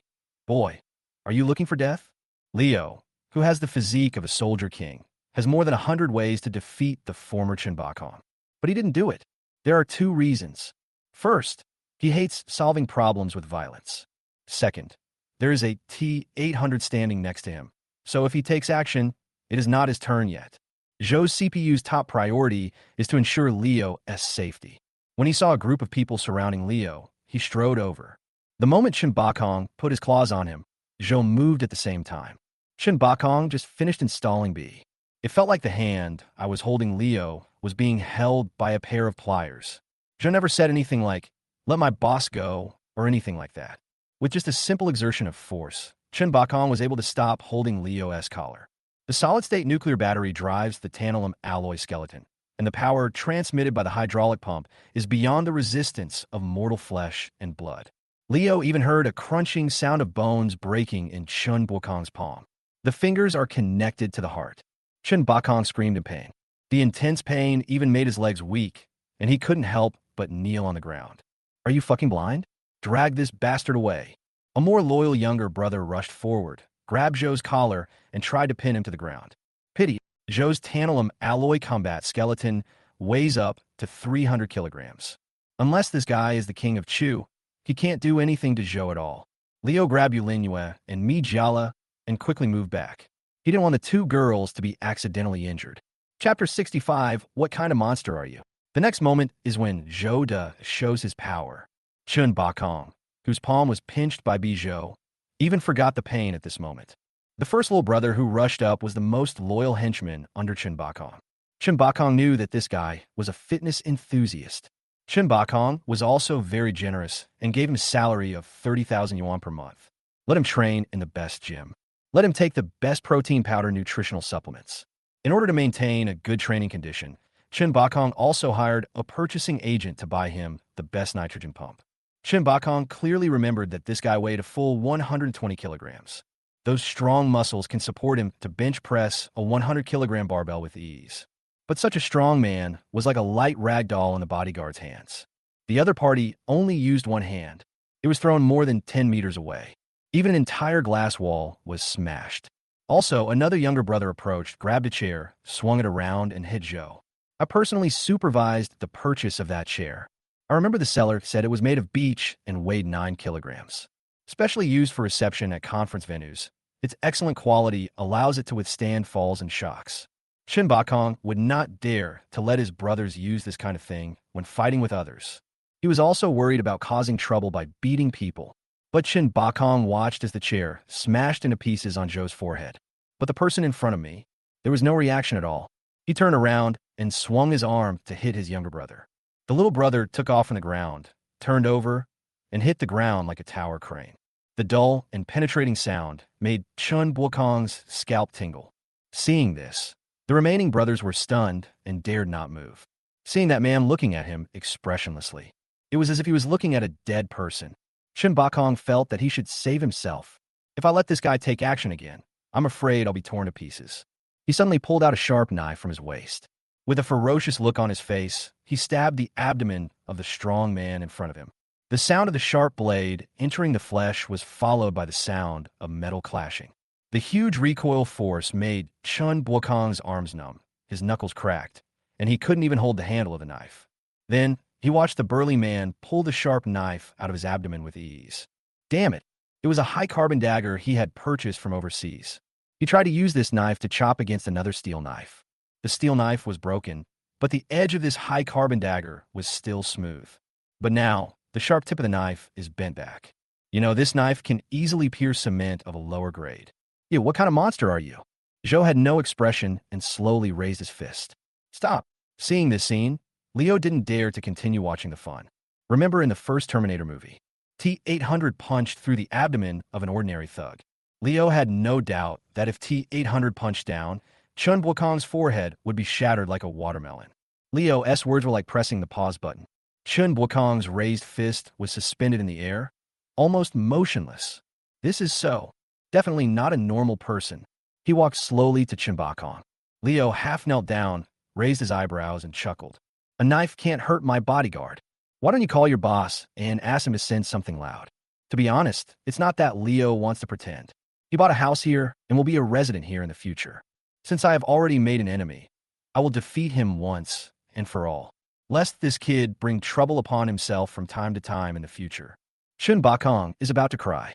Bodyguards are not normal people. The boss is also a lunatic. Who on earth did I offend? No, it was that damn woman who caused me to offend some lunatic. This big brother. Chun Bakong forced out a smile that was uglier than crying. I was wrong. I shouldn't have stuck a thorn in your face. Please, your bodyguard, let me go. Leo chuckled. It's okay. You don't admit your mistake. You know you'll be killed if you don't admit it. I'm a troublemaker. If there's a conflict, it's better for us to resolve it all at once. Leo patted Zhou's shoulder as he spoke. Let him go, notify Afen and Lei Su, and ask them to come over too.